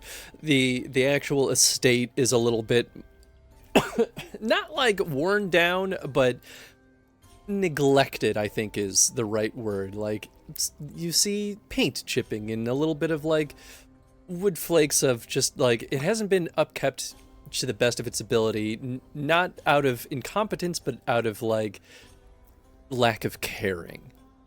But you do see a lot of like the people in this area are still, you know, heads down, like getting work done.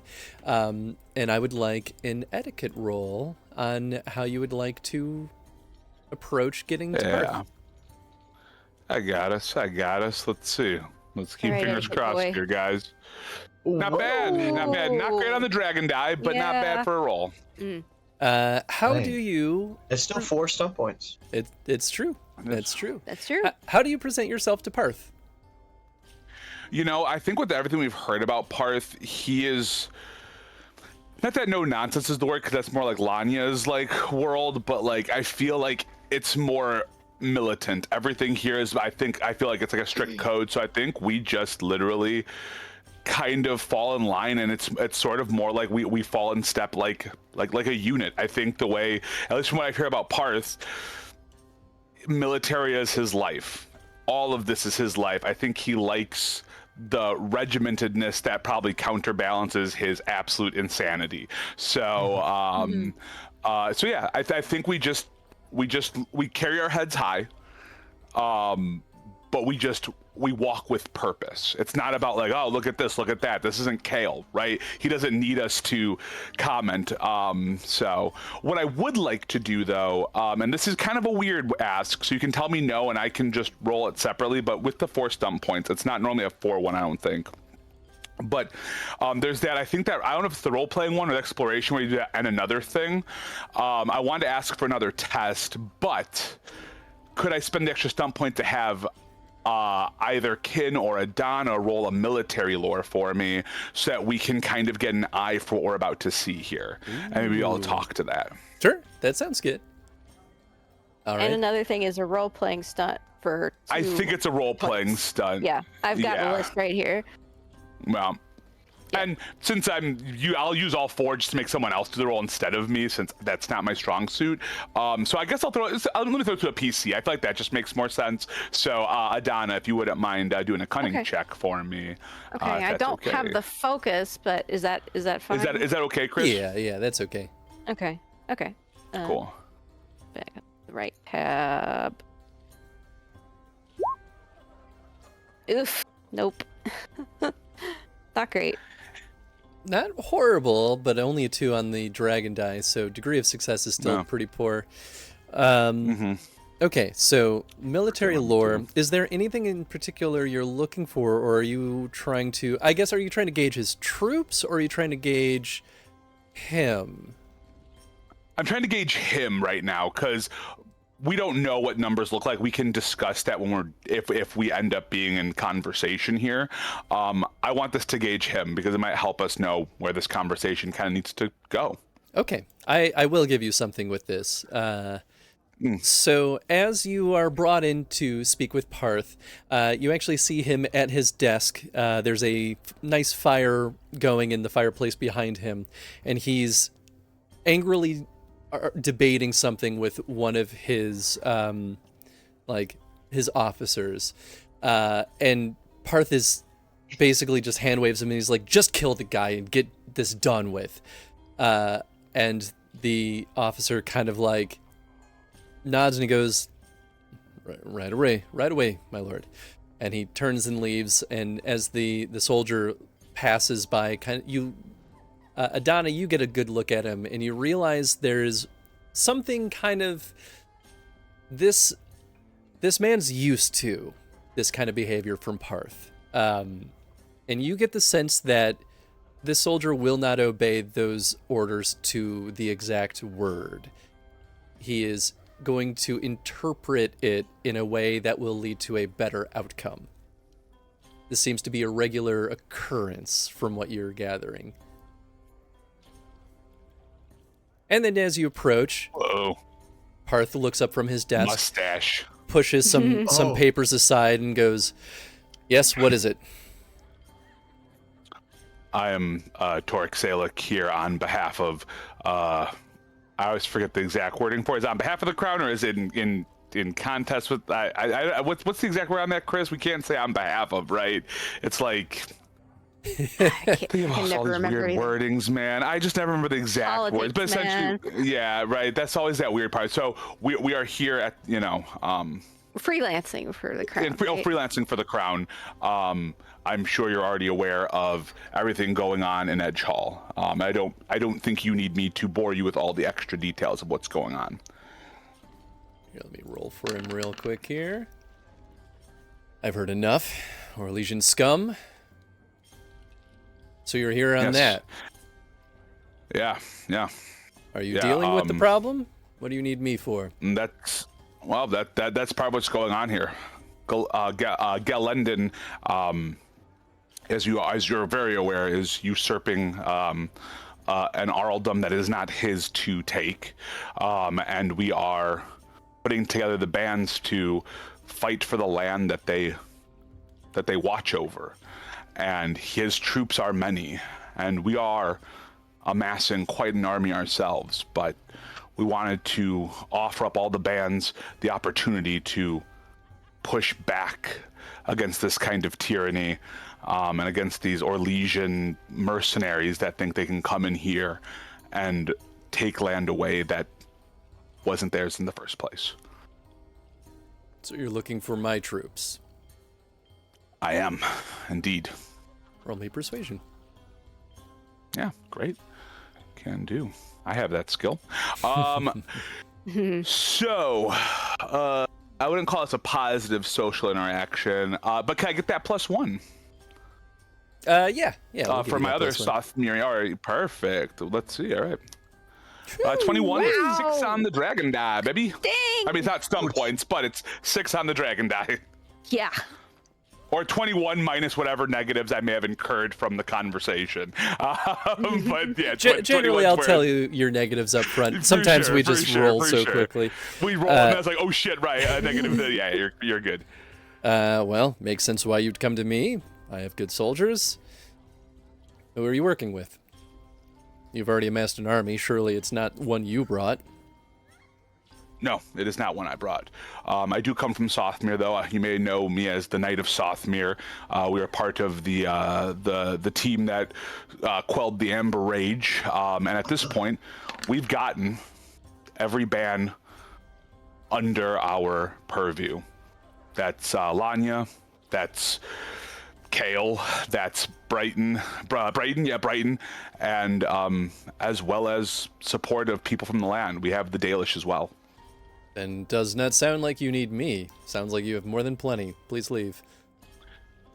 Okay, I just, thought maybe you'd want your armies to fight back. Listen, I'm not going to send my Against the troops danger. into battle knowing that they will be slaughtered by an enemy from foolish commanders. Well, the commander we've put forward is someone who is strict, knows the land well, understands how to focus an army. Lanya can do well. Kale's not the one who's leading this, if that's what you're concerned about. But Kale's still part of your army. He's a fool. Kale is a part of our army. Listen, Lanya is fine, but she's not going to stop that fool from ruining any kind of operation. I'm not going to risk my people fighting side by side with that man. Well, the good news is he's leading one charge. We're giving him a charge to lead, and that's it. You're giving him an honor. Absolutely, I will not be part of this. Okay. And that's fine. I just wanted to give you the option, if you were interested. I was hoping that you'd want to fight for your land.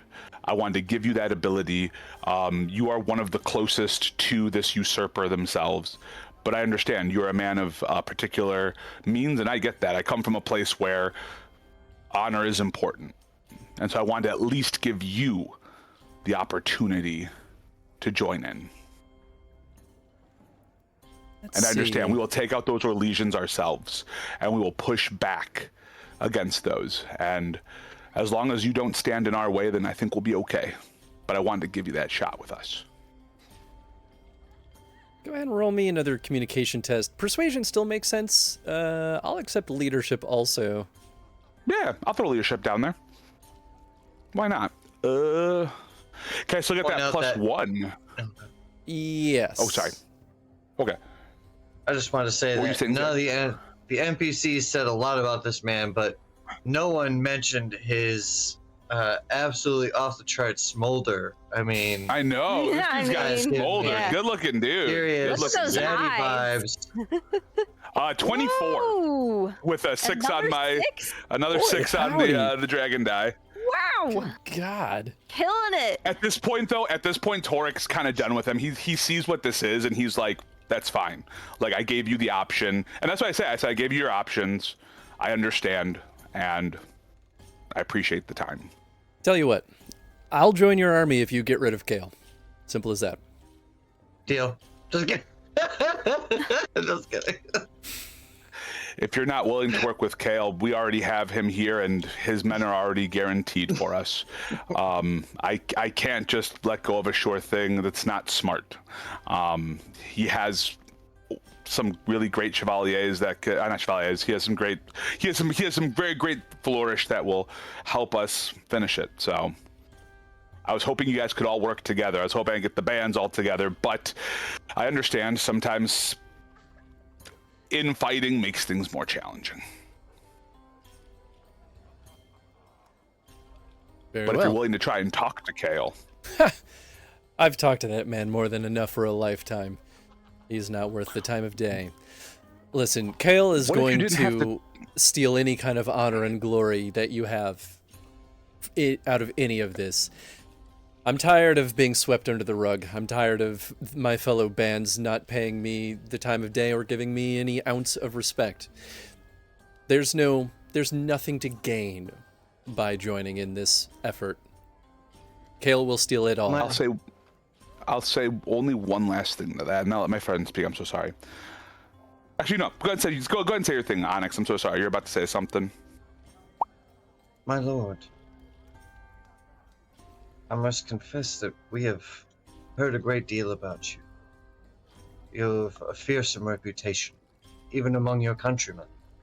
I can only imagine what your legions must say. But I would like to know, hear from you, what exactly transpired between you and the other bands? Why is there this mistrust between you? It's about what didn't happen. I have rebuilt my Banorn. I have built everything up after it was torn down by the Orlesians. Everything. To no help from my fellow Fereldans. None. They were happy to ignore my plight.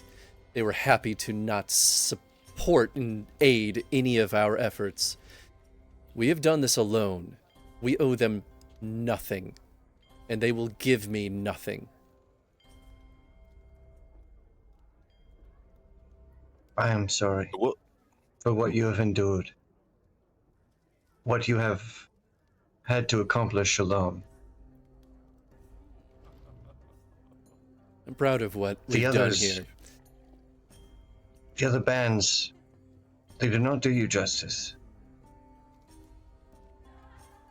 They think you are selfish, short-sighted. That is not what I see. A short-sighted, selfish man would not have worked so hard to restore this place. I too know what it is like to lose everything. You have to start over, to make yourself anew. This isn't just an opportunity to kill Orlesians or steal glory. It's a chance to show them what you've built. You're right. We are not here to beg you. We may very well carry the day without you and your formidable strength. But I will say this. With it, our victory would be assured.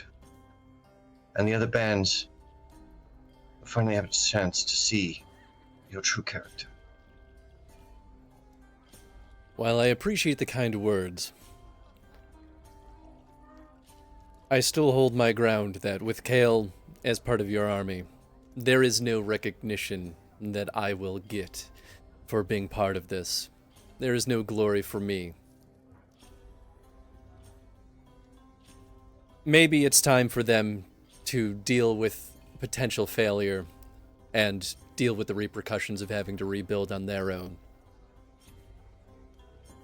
But, my lord, would you not also be negatively impacted if they were to fail? If Galendon were to take over this land? That's a bridge I can cross another day. Who knows? Maybe by the end of it, that'll be my moment of glory. Do you want to take that risk when Galendon has amassed such a large army compared to any individual band's numbers? Do you want to put your people in a precarious position again after you've worked so hard to rebuild this land? I don't know much about Gel, but I won't be the one provoking him, so I will certainly not be the first to be attacked by him if the rest of my fellow bands fail. I also think that he runs the risk of spreading himself too thin if he does go to attack them. I'm not that concerned. We're well defended here. I welcome him to try. With all due respect, my lord, there are others who are less well defended. Some miles south of here, along the shores of the lake, there is a small village named Greenshore. I was there when the Orlesians came to take not what was just rightfully theirs, not what they needed, but whatever they pleased, like scavengers. They took without care, without thought, to the well-being of the people there. You are a man who has earned your station. That much is obvious. I am a Grey Warden. I took an oath as well. To defend people, not just for Eldons, but everywhere.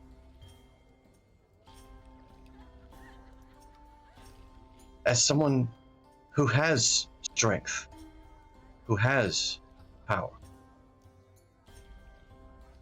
this squabbling with Kale, fool that he is not the most important thing here at play. You have a chance to help these people. The decision is yours to make. I won't pretend otherwise. I hope that you choose to stand with us. If Kale wants to walk away, then that is his choice as well. Go ahead and roll me persuasion. Oof. Not a terrible roll. No, it's not a bad roll at all. He, you realize he's grasping, we'll say what would you call it? Like a feather. Oh, a quill. Quill, thank you. He's I got you. like grabbing a quill like tightly, and it snaps under the pressure of his like increasing like anger, and he goes, "I don't like the Orlesians. I have no love for them, only hatred. But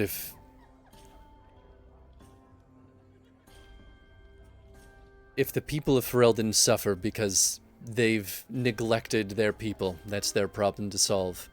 I care about my people. Perhaps they should have put a Arl there sooner, and this would never have been a problem. But my fellow bands are incompetent and cannot correctly govern the rest of Western Ferelden. This is their fault. And now they must deal with the consequences. And there's nothing, just to make sure. I've had to, be in rooms with lots of people, and I've played that stupid game in Orlais. Well, I didn't like it. I like being direct. I like being straight. I'm not good at subterfuge. I mean, look at me. I roll in somewhere. I'm kind of noticeable. You look at us. You probably noticed we're quite a weird cavalcade of folks here. We've broken down barriers. We've done some insane things here, and now we're this close to breaking the precipice for the first time. When's the last time all of the bands stood together? Isn't this something kind of crazy? Isn't it wild, the fact that we're able to have Kale, who isn't our commander, join up with us? We have someone who, we have the Dalish who are willing to lend a hand in all of this. We're doing some of the most impossible things that could ever happen. And the one thing we heard from every person, you talk about no respect, but they respect your smarts, they respect your military, they respect your power. Yeah, is there maybe some misconceptions? Well, look at us. We're all walking misconceptions here. You know how many people have looked at me and written me off because I'm a dwarf living in a world of humans? All of them. But yet here I am standing up every fucking day saying, I get to choose my path. I get to forge that. Now you have that option to say, I have a strong military, and I can show you why it's good. And we can respect the fact that we'll trust this weird little crew of people that came in to make good on this. I will sit you and Kale in a room together. If you have to beat the fucking shit out of me just to work through whatever your bullshit is, I'd be happy to do that. He just might. I just want you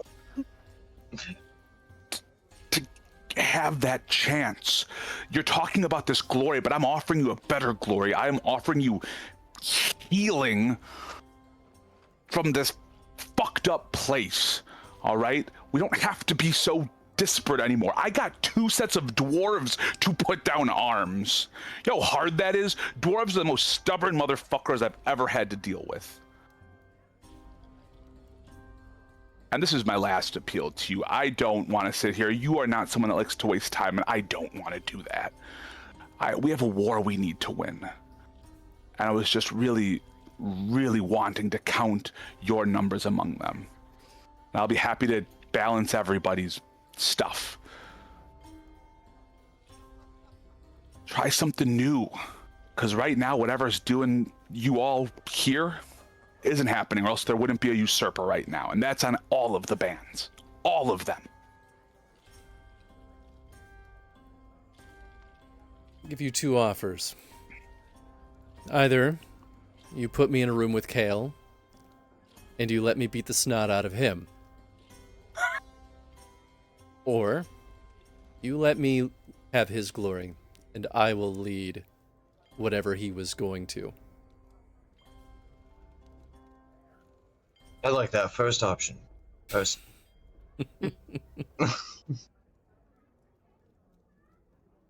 it be a fight between you and Kale? Not just a shit kicking? I think he might be interested in also getting a room with you. Maybe you both can work out your aggression. He's welcome to try to defend himself. Okay. Old You got prissy, yourself a deal. hoity-toity boy can barely fight for his own. Again, you're not going to kill him though, right? Again, this is a non-death thing.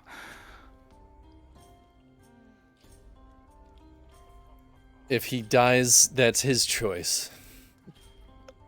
All right. That's fair. I'll get you guys in a room. I think Kale may also be quite amenable to this.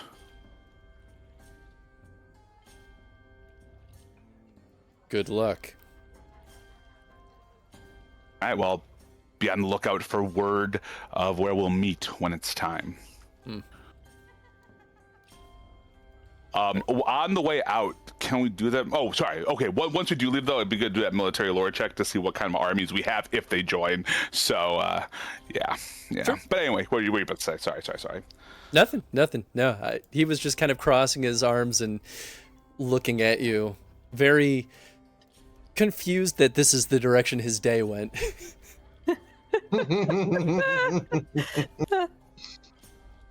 Okay. So I think on the way out, would one of our lovely friends like to maybe do one more check to see if we can figure out anything of what his army is like? Are we allowed to do that, Chris? Can we do that? You can absolutely do a military lore check. Thank you. Just not me. I'm bad at it. I'm rolling like crap It's today. just not in the cards. Wow. Wow. Wow. I mean, I guess, are we all allowed to try? I guess I could try. Wow, Onyx has got the best. Did better than Ken and Not me. That's for damn. It is.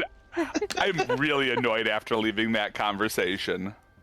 So the actual troops, it's kind of hard to tell because they're not necessarily all gathered up and like being presented to you, right? You're just trying to kind of put the details together from what you can see. It does look like Parth has a reasonable sized army.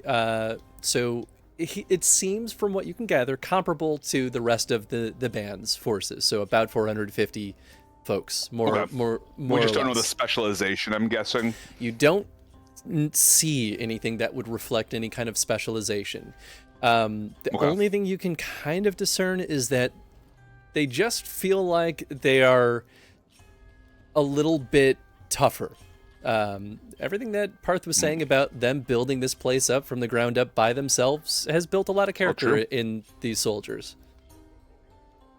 I bet they have, if I had to guess, it would probably be heavy infantry.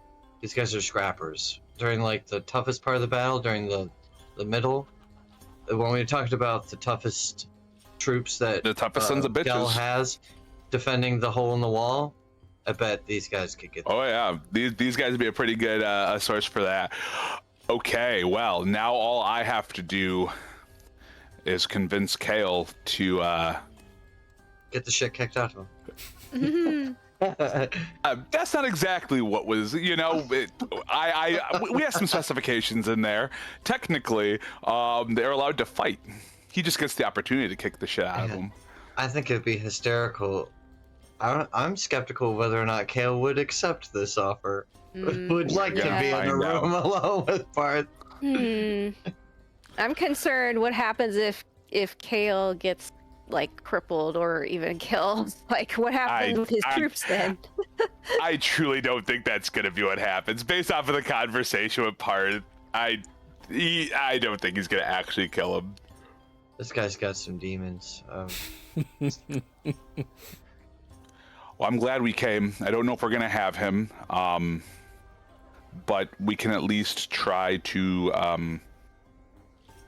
We do need to talk to Kale though, because I know one of his stipulations was he would not work with Parth, but I think we can meet them in the middle a little bit here.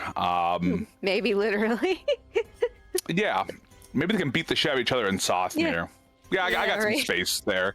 They can just beat the shit out of each other in a neutral spot. So I guess we have to get back to Kale, don't we? Because Kale's really the only person.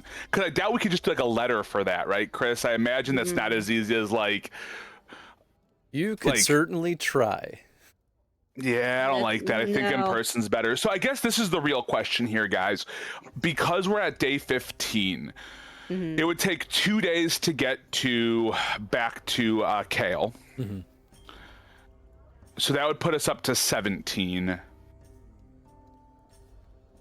And then obviously we can get word out, like, and I'm totally cool with Edge Hall, so we can already start sending word out, but we don't know what day we're still doing the attack until we have everything set. And we still have the mercs in Fallon. So I've got one of two thoughts, and it's up to you all. This may be a good time for a split, really, because I think everything with Kale is just about having that conversation of fight the dude and go, if we still want to even entertain getting mercenaries. Fallon? Yeah, absolutely. I was about to bring that up. Yeah. Well, so just in terms of pure timing then, because I don't think we'll have enough time to do all of those at once, if that makes sense. Right, because it'd be 2 days to Fallon. Yeah. That'd be 17. Yeah, I don't 19 think to get to bringing Kale. the dwarves Yeah. and the FR is still in the cards if we wanna shoot the gap. No, I think this is more ban based, and just in terms of timing, I think that's part of the game being like, I mean, not that like they don't offer as an option, but I think there's a reason why they don't come up in the others. Is that, I mean, we could, but then they'll have time to fill that gap, and we don't want that. So this could be a good time to split our efforts, and a couple of us go talk to Kale, and convince him to get him and Parth to fight. I think he might be amenable to it because it's a chance for him to show off. Or like, you know, show his, you know, show how good, much better he is than Parth in a room. And well, there's no way that confrontation happens and both of them stay a part of the coalition. If that happens, as entertaining as that would be, if that happens, we're gonna lose one of them. that's why it's part of the Kale in agreement. the bag. Is the potential of having Parth instead really worth? We have a lot more third-party troops, so. Well, here's the thing. Technically, we don't know anything yet. Parth is down to join us if he's allowed to fight Kale. Kale can say, absolutely not, I'm not going to do that, and then we can just figure out what we do there. If he says, I'm on board, that is an agreement of, hey, we're willing to fight as long as we get to do X. And so unless Chris has another little level of like, haha, it doesn't matter, which would be kind of, I don't know, I guess it depends. That really comes down to the conversation. That's where the roles play out. So the way I look at it is we're already shooting the moon. We got the fact that we got Parth even budge a bit. I say, why not? But correct me if I'm wrong, guys. I'm down with anything. If you're all like, let's forget Parth altogether, go to Fallon, totally cool. So I'll throw it out there. Real quick, Adana, roll me heraldry, which is a cunning test. What? Cool. Yeah. Okay. That's cool. nothing new. I need to reset my. I need to change out for new dice or something. Jeez. I would, and the New only reason I'd digital dice. like Parth to be there, really all the bands to be there is just to get that thing for the Dalish, you know? That's like, I'm just worried that if Parth doesn't get involved, then he's already of the mind of, well, why should I do anything? If he gets to see the Dalish in action, that might sway him. And then the Dalish aren't just helping for next to nothing yet again. Yeah. I don't know. I feel like it's worth a shot talking to Parth. Or no. Or to Kale. Kale. At that point- I'm really curious to see what Kale would say to this, but I also wonder if this is a lost cause. Well, and all Kale says is no, and then so that's why I'm thinking it's not bad for a handful of you guys to go to Fallon, work on the mercenaries, because they probably also have a similar setup. That way, if I get a no on that end, and I can take the Kale end, because that just makes more sense, and you guys can, and a couple of people can grab the mercenaries, and then we're basically set from there. The one question I do have about Fallon and his company, how we would pay them. Engar already Engar? said that money is not the option. Is not, at least from what Engar initially said. They were like, we can provide funding. We can fund just have to we just have to like point them in that direction. And please, Chris, let me know if I'm wrong on that. But that is what Engar essentially said in that first meeting, I thought. Yes. I wasn't sure if I was remembering correctly. Engar kind That of seems like an generally easy said win. can provide funding, obviously within reason, because it's not like the Crown has unlimited resources. But yeah, Sure. they are willing to support. More professional I think- soldiers sounds like exactly what we need. Mm-hmm. Mercenaries fight for coin, and if Engar is footing the bill, we have nothing to lose there. Yeah. Exactly. So I think we split our negotiators up a little bit here so that we're not totally in the lurch. So I guess the question becomes, who wants to come with me to Kale? I don't think I need a big enclave here. I probably just needed one other person, and then who is going to Fallon? Well, Kin is our master negotiator, and when we're getting Fallon to agree to a price, I'm going to want him there with me. All right, great. So we got our Fallon folks here. Yeah. If not, I can always go to Kale alone. I don't think he's gonna hurt me. I'm not concerned about that. I'll let you know if I get jailed. I'll send word if they allow me to. Okay, so we have Tora going to Kale. We have at least Onyx and Kin going to Fallon. Where's Adana and Elsgard going? I imagine Diels is going to Fallon too. Yeah. Just imagine. Oh yes. I feel like I don't want to let Torek go alone. So Alsgard and I could go with him. Smart. All right. Although he liked Dielza a lot too, but I think this makes more sense in terms of the split. That's true. Onyx just doesn't want to be around Oh. Kale again. He wants to minimize contact as much as possible. You know what? Would you guys be cool? And you can tell me to fuck off. Would Dielza be cool if they would do like an Alsgard Dielza flip? Because he really did like Dielza a lot. He did, didn't he? He did. I'll look at Onyx. I'll be like, I'll look at Onyx and Dielza and be like, I mean, I might be able to use someone to help implant more heroic thoughts into Kale's brain on why a combat would be best for everybody. What do you think, Dielza? It's your call. Oh, I'm happy to go with. I'm not. Listen, the battle hasn't started yet, so I don't have to worry about you yet, Onyx. So happy to help if if I'll be of use. And Alsgard, you're so strong. I feel like bringing more muscle over to Fallon makes a lot of sense. Yeah. I mean, yeah. You wrestle him a little bit, convince him, pin him down, get that price. Once Kid offers that negotiation tactic, and they're like, I don't know, you can tackle them and like hold their face to the mud. that's kind of weird, man. You only really wrestle No, you people shouldn't that do that. You you're really close shouldn't to. do that. You should not just wrestle strangers. That's weird. You can wrestle anybody. It really doesn't matter. Wrestle anybody. You can wrestle anybody as long as they're okay with you wrestling them. That one's going on Yeah. the Torek quotes. You can wrestle anyone. Well, Torek 2025. Torek 25. Cool. Then I think we'll do a little we'll do a little SO swap here. We'll take Onyx's partner, bring him with us, and because I think 3 is always a good number, just in case things happen. We got some good fighters on both ends. Donna's a little bummed that Alsgard's being taken from her, but I guess I can deal. I just see Adana as we split into the 2 teams, like Alsgard run over to Kin and Onyx, and like the 3 of us do like some goofy like secret handshake. I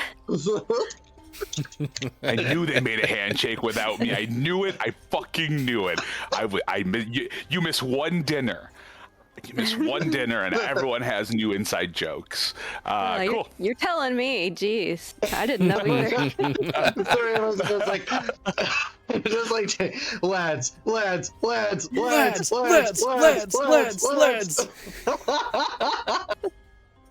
We're just going running off into the woods.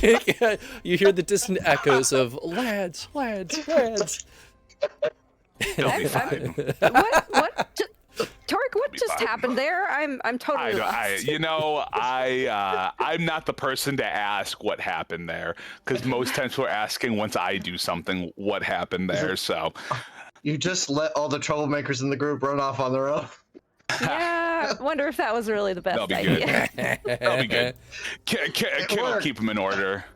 Definitely. Keep him in order. And Definitely. Onyx has been hitting right to the heart of the matter on each one of these. So we'll be all right. We'll be all right. But yeah, seriously, before we part ways, Onyx will, sure Dales is okay, and offer Adana and Torek some words of encouragement. Thanks. You know, Can't wait this to is my see him favorite part again. of the job. This is my favorite part, getting to convince humans to do things that are absolutely insane, and they either tell me to go fuck myself or on board. So we'll find out. Your significant others give you a nice smooch and a farewell hug, and then everyone goes their separate ways. You know, my significant other's in Ostagar right now, and she's kicking ass, and that gives me the heart swells. So, could be all the Riato too. En route, Torek, you're intercepted by a messenger. Sure, Please- I am. Of course, I am. Please tell me, what did Torek say in the letter to Kaz?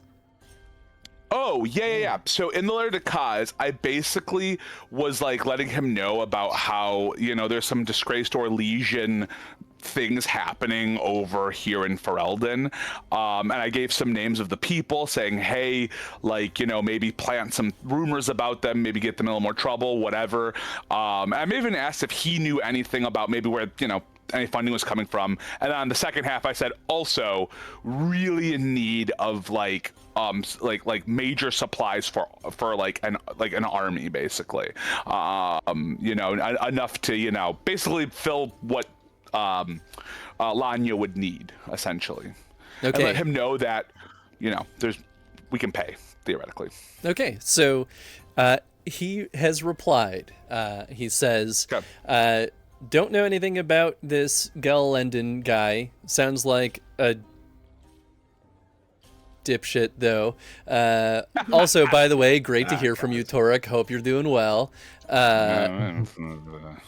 These Orlesians you're writing about, sounds like they're all out of favor. Not really anything to do on their side to make them more out of favor, but hey, thanks for the info. I might be able to use that on my side.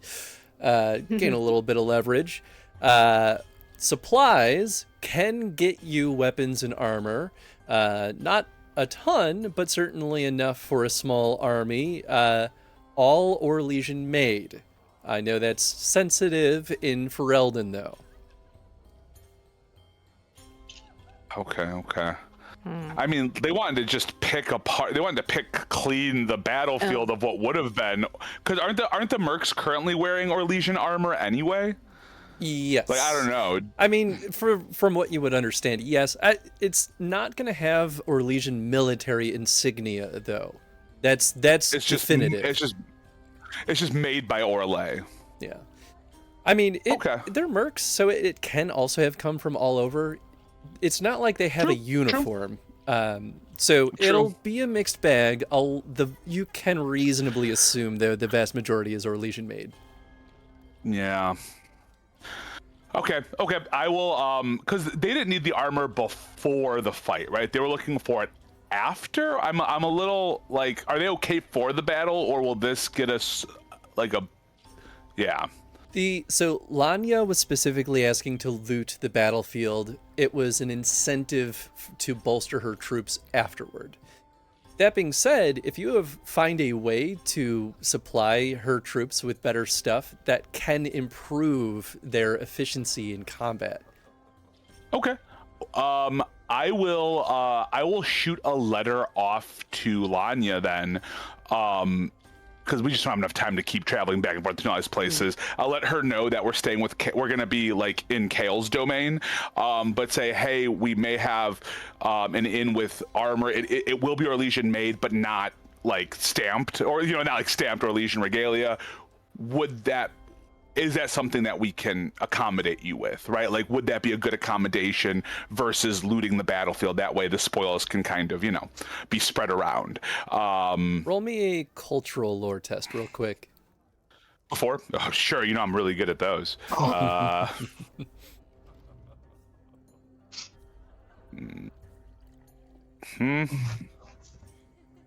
That's a 9. Yeah, that's gonna be what it is. I don't know. Yeah. Can I make a roll too, since I'm with him? Does Torek share the letter?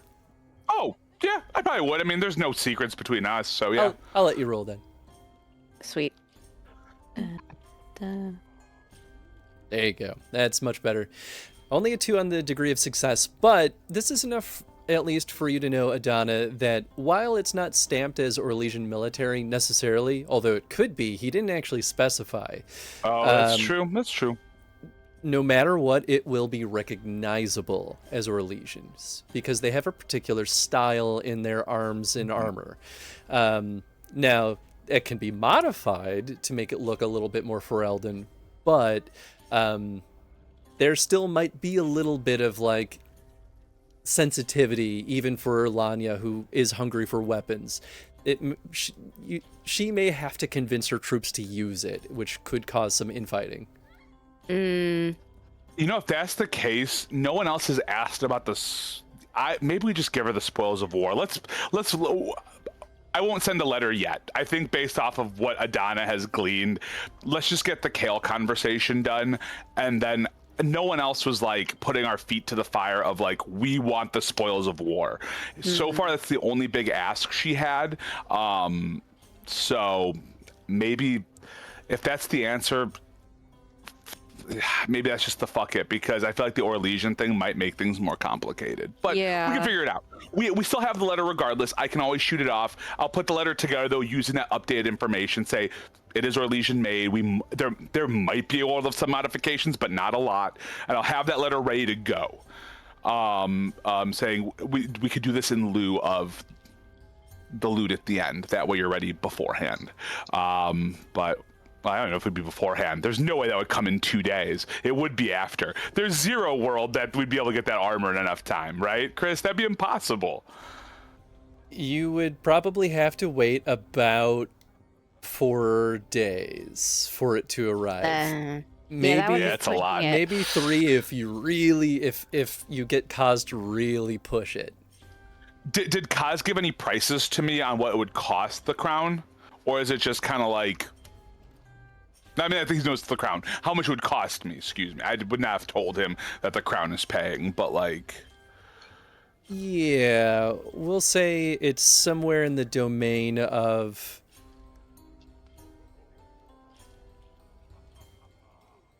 Well, it depends on how many you'd be asking for. For like 450, if you were specific about it, then he Yeah. would say it's probably somewhere around the realm of like 500 gold.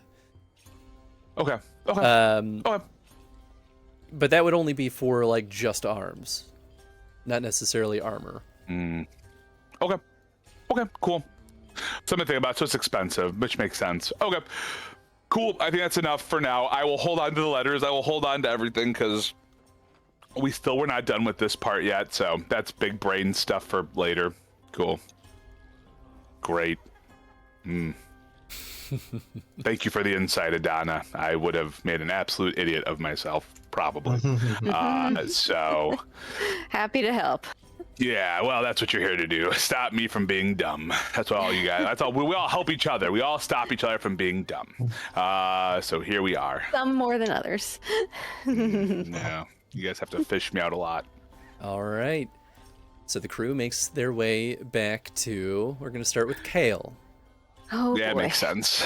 You're able to reconnect with Kale, no problem. He meets you in his estate and he course.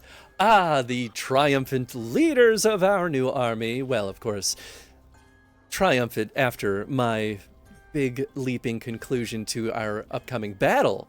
I hope this is good news. Are we course. ready? Shall we begin the march? We are getting there. We will let you know when it's time for the march. No, we come here with more serious Days are matters. Ticking. But Glory is to be had, Torek. yeah, yes, absolutely. Glory indeed, glory abound, and the great news is we are amassing quite the army. But Fantastic. I talked to you of more of a serious matter. And what I'd like to do is I want to turn this into a bit of a show isn't exactly the right word, but I essentially want to do an upfront etiquette role. And I don't know if this needs to be like a linked kind of thing or an advanced kind of thing, but essentially I want to utilize like Dialza to like, or maybe it's Dialza rolling on etiquette, but like I want to turn this into like a formal like, still keeping the positivity and everything, but turn it into like a formal like serving situation where we're having like a real like showing him why he's awesome kind of deal, you know? because you gotta fucking fluff this dude, I guess. So Yeah. this sounds like the support roles. So ultimately, we're building to convincing to him that. to have Okay. this fight with Parth, right? Great. Then yes, so I should just start with the opening salvo then, right? Yeah. So tell me who you want to make the actual like persuasion test to convince Kale. It'll probably be me. I mean, that makes the most sense. Okay. So then everyone who's here can roll to give Torek a bonus to his roll.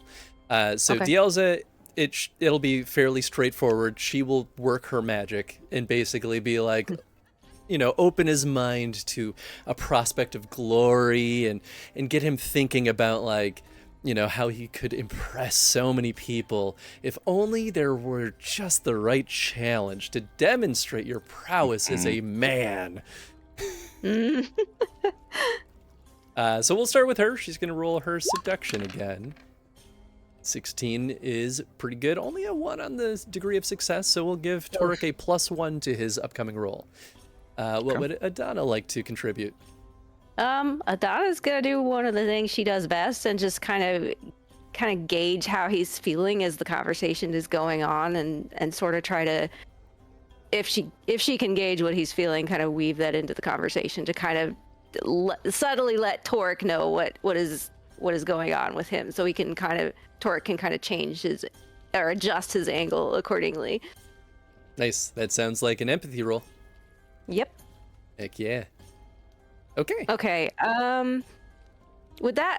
If that counts as a fail, I can re-roll it. It is a 4 on the dragon die, but it's only a 14. Here, let's see what he rolls. Yeah, that's going to be fine. Okay, sweet. Great ability. Cool. So that is a total of Okay. +2 to Torek. Nice. Okay. So now comes the fun part, the conversation, right? So, well, you'll be happy to hear, in terms of our successes, we are amassing quite the army. We have, obviously, some stalwart troops from Brighton. We have Lanya, all of that, which you're already aware of. We've even gotten to work with some of the people of the land here. We've got the Dalish, who are excited for supporting and ready to show why this land is so important to them. And there's one man in particular that I know you have not much taste for.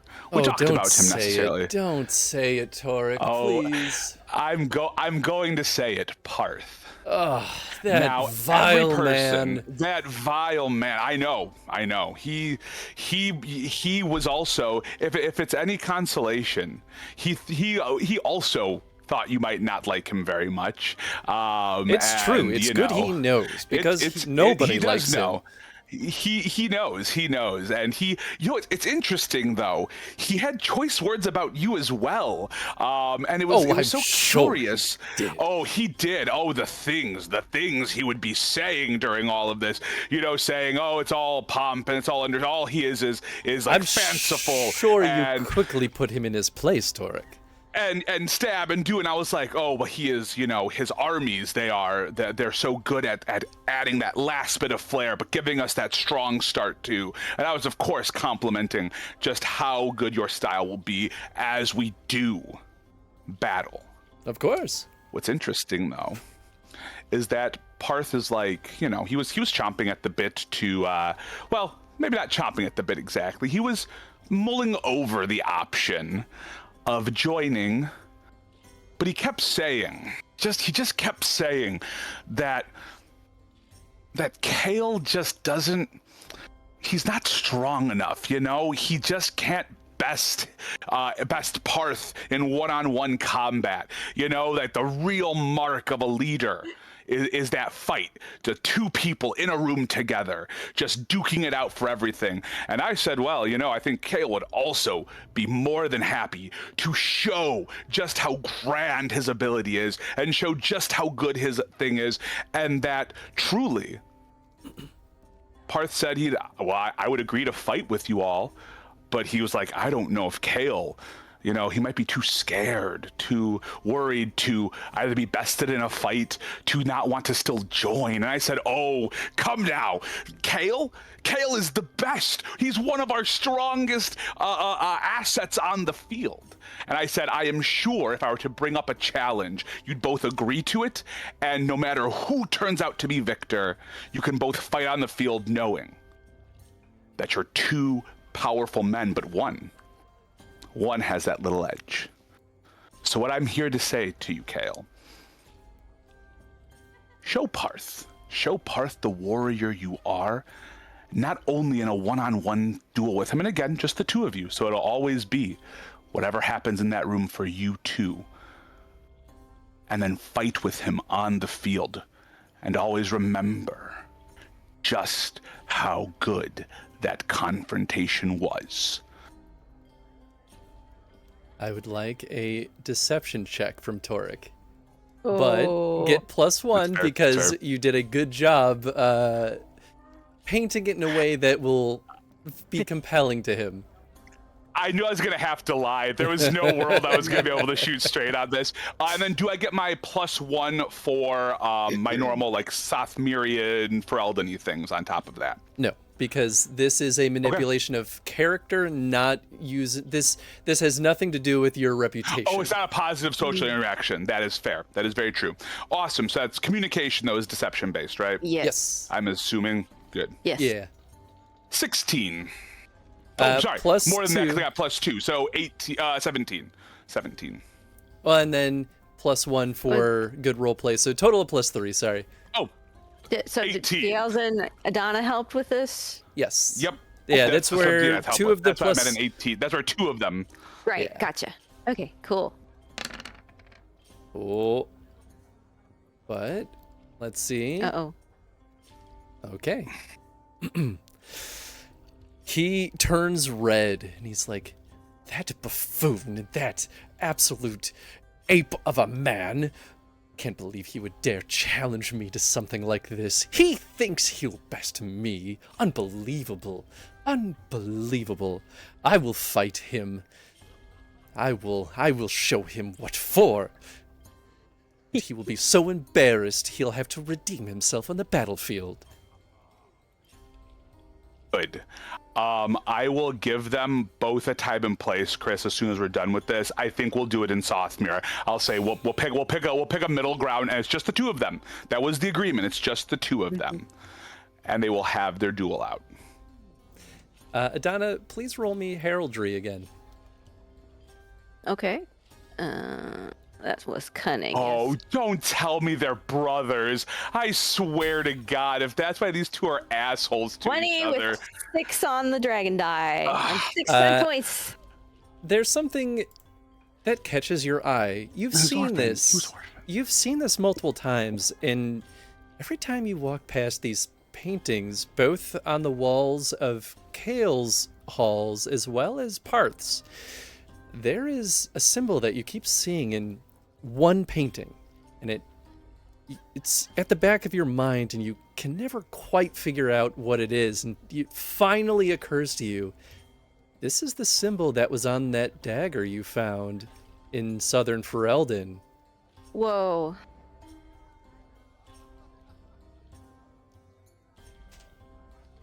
Huh. I'm pretty sure whoever I talked to about it said it was maybe a lost house. I could be misremembering. It was very old Ferelden at the very least. Hmm. How old? Do they have a claim to something here? Let me look at my notes. When did you get that dagger? I just need a little bit of a refresher. When did that dagger happen? That was it during the Amber Rage. Mm-hmm. We found it. Oh my We God. found it in the Korkari Wilds, believe it or not. Oh, I forgot about that. Oh my God. That was so long ago. My brain's like, It was. Oh, okay. Engraving, that means lost light, and it is an old Ferelden house. That is what's in my notes. Do Do I need to show this to one or both of them? Like, or would that be What? bad? We're about to put them in a room together. That might be well, can we do some kind of like, I don't know if cunning's the right word, but like some kind of test like that to see, is that a stupid idea? But I mean, it feels like this could be a connecting point for two people who hate each other. I will allow you an empathy check here. Okay. Do we both make this check? Yeah, I'll let you both make it. Okay. I mean, I'm bad at it, so I'm just curious if I can do it. No, I can't. So I'm just like, They might stab each other with that dagger. Unless that's the right answer, then they might want that dagger. Donna, your read on the situation is that Kale is a very entitled man, and if he sees something like an old Ferelden relic that he believes is rightly his, it's not going to be a negotiation. He's going to demand it. Because as far as he's concerned, it doesn't belong to you. That being said, there is a deeper empathy test here, which is that Kale's also not necessarily going to keep his word. If he fails in this hand-to-hand fight, he might be too embarrassed to want to continue. This could be a very important piece of leverage that you could use if things go poorly. Okay. Cool. Good to know. But as it stands, awesome rolling on that. I'm so glad that you're the person rolling those tests. Far better. I'm really glad I took that focus. I'm really glad you came with me on this part of the journey. Fun Same. side note. But for Fun side note, if at any point Adana asked if that symbol was anywhere in these Ferelden houses, I would have just given you the answer. I totally forgot about that sigil was so a Ferelden cool. house. That's so cool. I have a sticky note that's been sitting on my monitor that just says my Adana's dagger God. relates to one of the nobles, because I didn't want to forget. Wow. That's Yeah, I think insane. part of the reason That's I forgot is because part of the reason I forgot is because the description thing is only shows one line at a time, so like most of my notes are on the dagger cut off. But otherwise, I would have seen it scrolling through my inventory. Can you imagine if you lost that dagger or if it got broken while you're in the Arbor Wilds? Oof. Yeah. Insane. So, as of right now, then, Chris, just to make sure we're on the right page, both of these guys, as of now, are agreeing to the terms to still fight with each other and then, or fight each other and then fight with us. That is the current situation. Yes. Whether or not they'll keep their word is the actual uncertainty. I feel like, weirdly enough, I feel like Parth will be the one that's like if he loses, he'd be like, well, I can't shirk now, right? Like now that's even more of a problem. But I could see Kale. I do agree with that. I could see Kale being like, although we have that dagger regardless. So maybe even if Parth backs out, that could be if we're seeing that sigil. That's what I was thinking too. Like, I think we got a nice little fail-safe.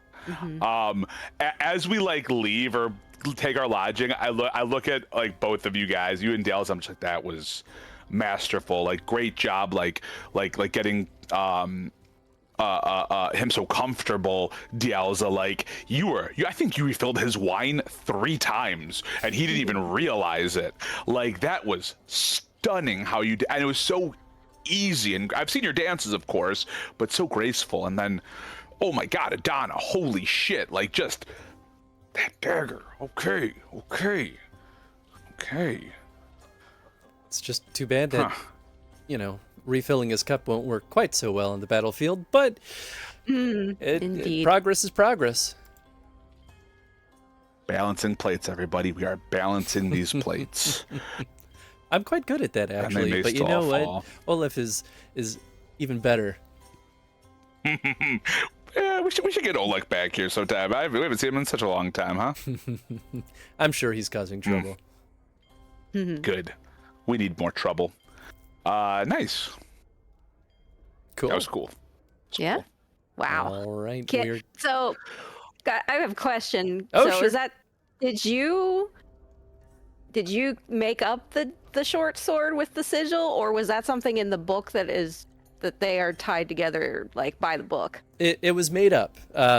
So for the issue between Kale and Parth, in the book basically says like they will basically never work together, but if players are clever and find a good way to like get them to do it, it's technically possible.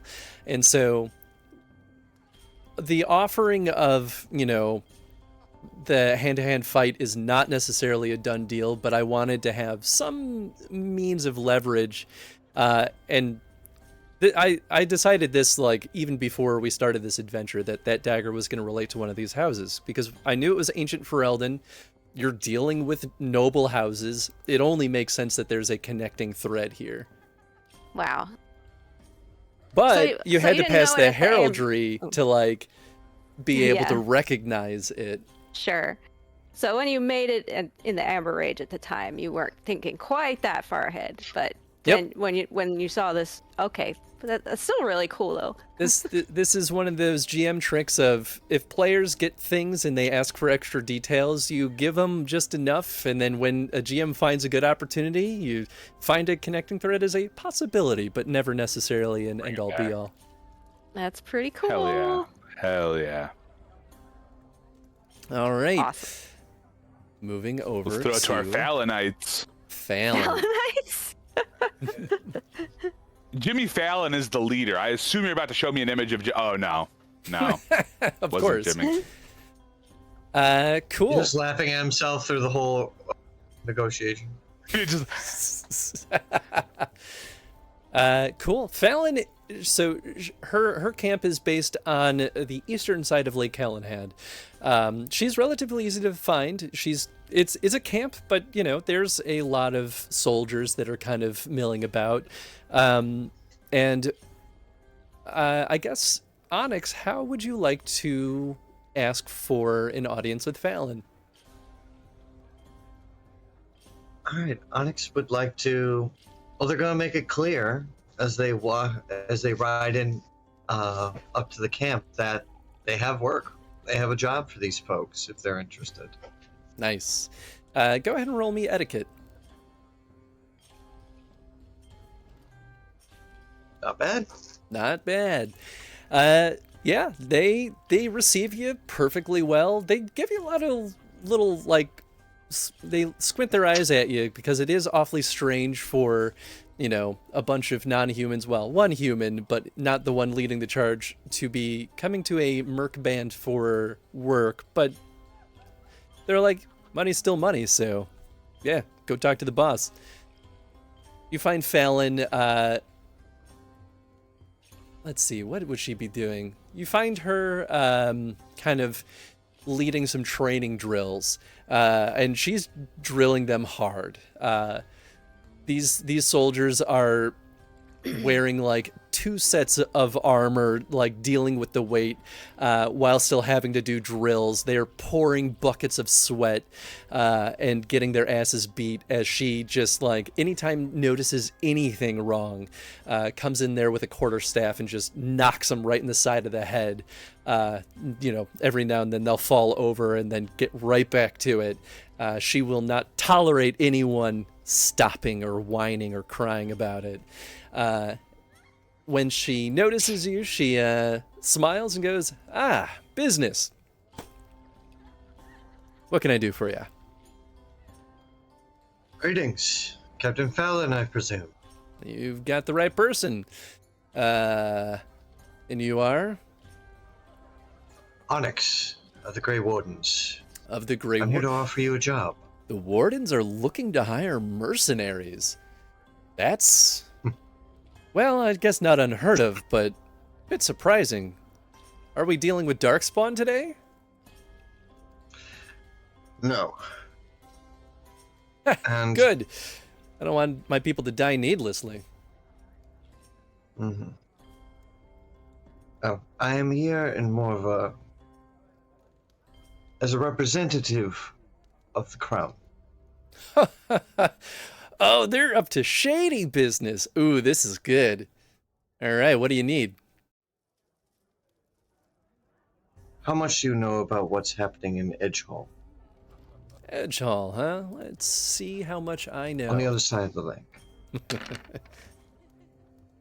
Oh, yeah, that piece of shit. What's his name? Gel? Lendon? Yeah. Oh, I smelled a job coming from that one. Although fighting other mercenaries, now that's always dirty business. But you know what? We know what we're in for when we take these jobs. Well, you wouldn't be fighting alone. My companions and I have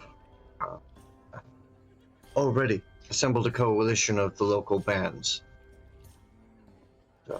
Good. But some extra muscle is always welcome. Yeah, Gal's And got the more coin people is than good. we can deal with. So I was gonna say, if you started with me, phew, that wouldn't be any good. And we already have the numbers, but an assault is always tricky business. We would like to be able to come down on Galendon with overwhelming force. All right. Well, let's talk business then. You looking for hiring the whole troop here? How many men do you have? We've got, let me look at my stats real quick. We offer 100 men strong. We've got mostly men at arms, but we can supply you heavy infantry. They're good at fighting. Perfect. They're good at killing. We're used to being in the thick of the battle. That's exactly what we need. If the entire company is up for employment, and that is what we would seek.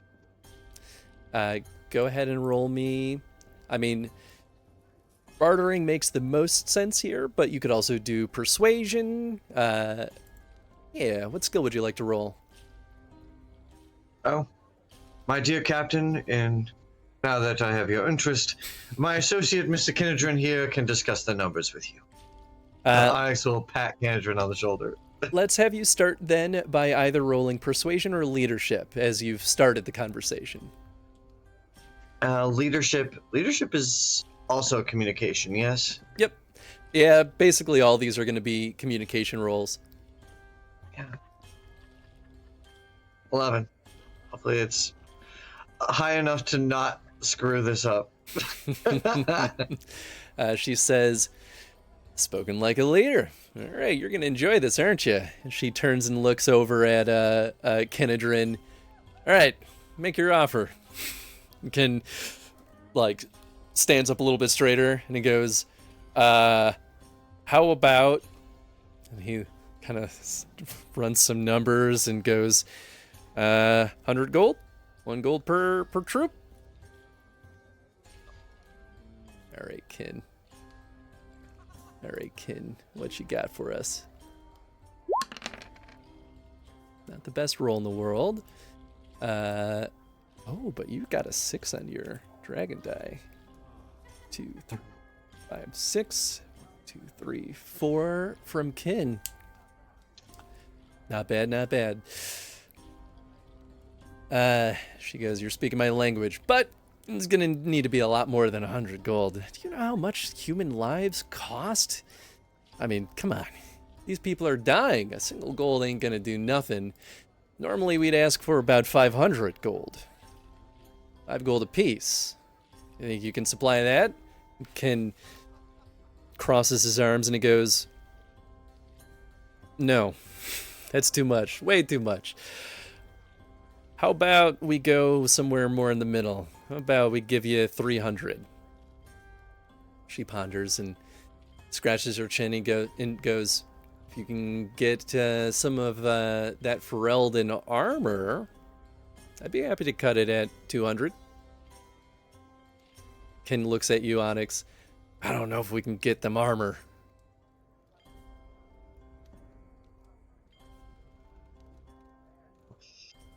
I've already almost much as opposed to Lanya. But this company, they'll be planning to go around. They're a small force. I believe they'd be entitled to some of the spoils as well. Fallon says, "Oh, we would like the armor ahead of time. It's, not that my troops are desperate for it, but," she kind of knocks on one of her soldiers standing nearby. "The armor it's just standard. It's been used, it's rough. They could definitely use some fresher stuff." If we had more time to prepare, I would be happy to fit you with the finest arms and armament available. Fortunately, our window to attack Edge Hall is closing quickly. We will Listen, have to If you can get me do it armor, resource to hand. if you can get me armor, I can meet whatever supplier you have halfway. How's that? We're quick. Oh, We only have 100 people. Out of character. Yeah, we don't really have a viable source of getting that much armor. Out of character, you do, actually. But Onyx doesn't know this. And technically, there's just one remember- avenue we haven't tried yet. I remembered that Onyx doesn't know that Kaz responded. They do know that Torek sent that letter to Kaz. That's true. So- And you do know that Torek was asking for resources, mostly weapons, but if Kaz can supply weapons, surely he could supply armor. Something might be able to be arranged. Companions are in contact with other parties as well that may be able to contribute, but I can't promise that. Not yet. Very well. Call it a deal. 200 gold plus armor, or 500 gold if you can't get it. That sounds fair to me. She reaches out a hand for a shake. Shake the woman's hand, Ken. Ken reaches up and shakes her hand. Ah, very good. All right. Well, what's our timeline look like? Where we got to be when you need us? The current plan is to stage our forces at were we going to have them go out of character? We were going to have them go to Southmere or Greenshore? What's the plan right now? Green Shore, I think, is the plan. Sophomore was for the duel Okay. between the two. Just that's a good middle point. But yeah, the plan's Green Shore, and I know we haven't really picked a day yet because we were getting all our things together. So it's gonna be very soon. There's a Onyx will say there's a village on the west coast of the lake, Greenshore. You think you could have your men there? The bands will be gathering for the assault there, outside there. Sounds good. Yeah. Do we have a timeline on this, or I mean, we can march over there ASAP, but if we need to get armor en route, it'd be good to know if we need to hustle.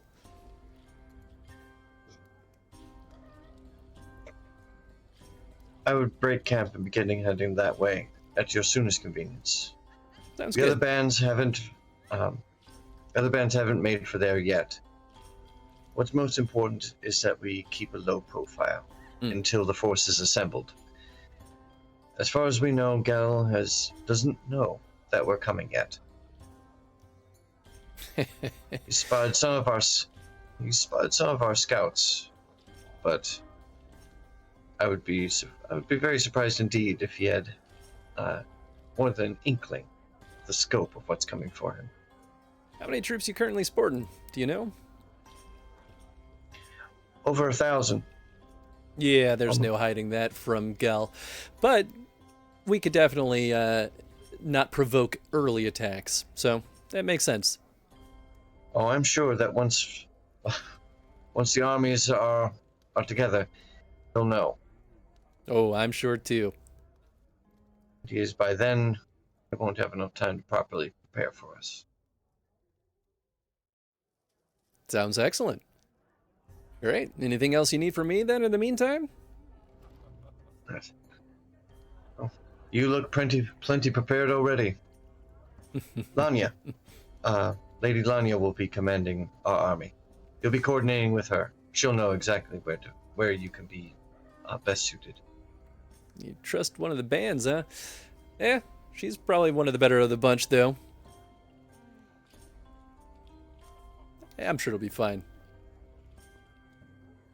Have you worked with any of them before? Yeah, very intermittently. Mostly they have us deal with bandits, which only really needs a, couple dozen of our troops most of the time. They're all idiots, but, they're competent in their own rights. I'm counting on it. Listen, if I thought this was a lost cause, I wouldn't sign up in the first place. Oh, yes. Going to be fun. I like the way you think. She pulls out a contract for you to officially sign. Let's not get too ahead of ourselves, though. I want to make sure before I mobilize my people that we have this in writing. Sign the paper, Ken. Ken gives it a big old dwarven signature. Leaves a big old handprint on it too. Wow. Excellent. We'll see you in Greenshore. In Greenshore, good doing business with you. All right. Then where to next, everybody? I think it's time to meet back in Sothmere. I think we can. That's my assumption. Is this might be the time for the Parth Kale fight? If it's just easy enough that we got word there, Chris. I imagine we just sent word to Parth just to keep things easy, to meet there in 2 days, basically, and that it'll happen at the training hall. I'm basically gonna clear out the training hall. We'll probably hopefully get there a little bit before they do. And I think at this point, we're sending letters to all of the people to be like, certainly Bray mobilized. But there's one thought I had, Chris, and I think it struck me when we're talking about Ferelden armor. Is there an investigation check I could do that could get me into an armor that's in touch here in Ferelden? Because I feel even with Orlesian armor, there would be again, there's all this time constraint that's involved. If there's somebody here, obviously I know we have Bogdan, but I don't know if he can build that much armor. And I realized I kind of forgot about fucking Bogdan because I don't love him. Yeah. But I don't know if there's some other check I can do to see, is there someone we can get that's closer here that could maybe meet both of the requirements for hooking up Alanya and hooking up the everybody else. Tony, you said the magic word. I said Bogdan. I know I did. Bogdan has, it's not like a gigantic shop, but it's not like Bogdan is sitting idle every day either. And sometimes Bogdan does ship out equipment everywhere. Go ahead and roll me investigation. Yeah, for sure. Gladly. That racist piece of shit owes us for not running him out 21, of town. but two, only 2 on the what's it called though? But So, I would love to use them for quick and efficient if I'm allowed to. Sure. So you have your ear to the ground in all things Sothmere at all times. You know that Ferelden has been sending out orders to basically any and every smith. So Bogdan has been doubled down with work and has even taken on a couple of apprentices to help him get things done faster. So he is highly stocked with armor right now. And you do know that Fort Sothmere also has a lot of equipment that's kind of there as reserves. Especially if you need to bolster nearby towns, you have armor and some basic equipment you can throw at other people. So you could choose, this one's a little bit twofold. One is you could work with Bogdan to get a bunch of armor. You can also choose to slightly depreciate the defenses of Fort Sothmere in order to fully supply Fallon with the armor that she's looking for. Okay, how about for Lanya, if we want to get her armor? Lanya wanted Instead weapons and Lanya also wanted 450. She has 450 troops, so there is Oh, she no wanted weapons, but I don't know why I thought she wanted armor. She wanted weapons only. Is that what her big thing was? She wanted to loot the battlefield. Period.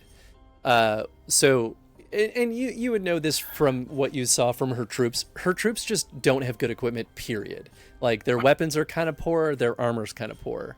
So they just want everything. But there's no way. Sothmere only has enough to maybe supply a quarter of her troops with. Okay, equipment. so we have our then we'll have our we'll compartmentalize that. I'm assuming we're all back together. So I guess want to make sure I think this all before we start doing all our stuffs. Because this is where we're in that, like, my brain starts being like, okay, how many days do we have left? Where are we at? You do okay, send cool. a message out to Edgar, by the way, when you report the Edgar, when you report the deal with Fallon. Edgar says cannot do 500 gold, but can supply money for equipment and pay the other 200. Okay, cool. That's good to know. So which also then we'll definitely means, though, that this is money that could come into Sothmere too. Yeah, I know. It's pretty fucking rad. So I think we'll definitely talk to Bogdan then for the armor for Fallon, 1000%.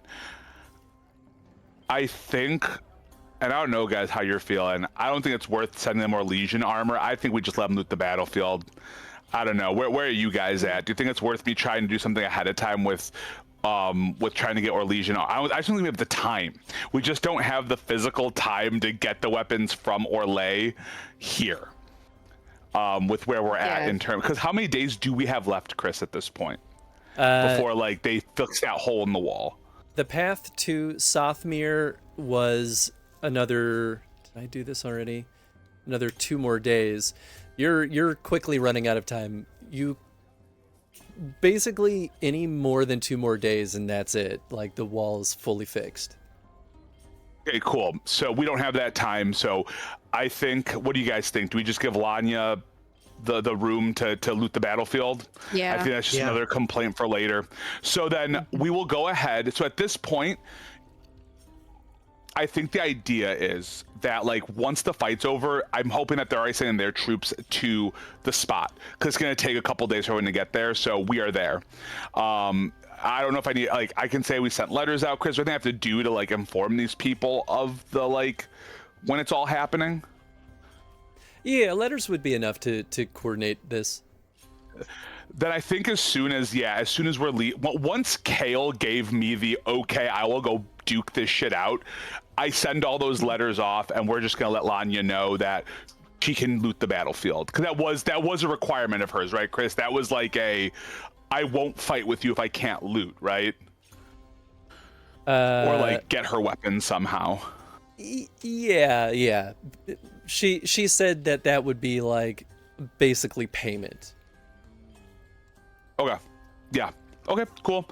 Then we give her that okay, and yeah, we give everybody where to meet up in Green Shore. And we'll let Engar. Engar wanted to know about when the battle was happening too, right? Like he needed to know that, yeah? Yes. Okay. And we let him know. Cool. I think that's all the pre-stuff before we have our little fun back in Sothmere, where we have the duel, and we have me having to talk to Bogdan. I think those are the only 2 things that were concerning on my end. Okay. That sounds good. Let's start with Bogdan. Do you guys want to join me in the Bogdan talk, or do you guys want to stay far away from that fucker? I want to stay far away from that fucker. Take care of it, yeah. Is Kalina still in Ostagar at this point, or has she come back?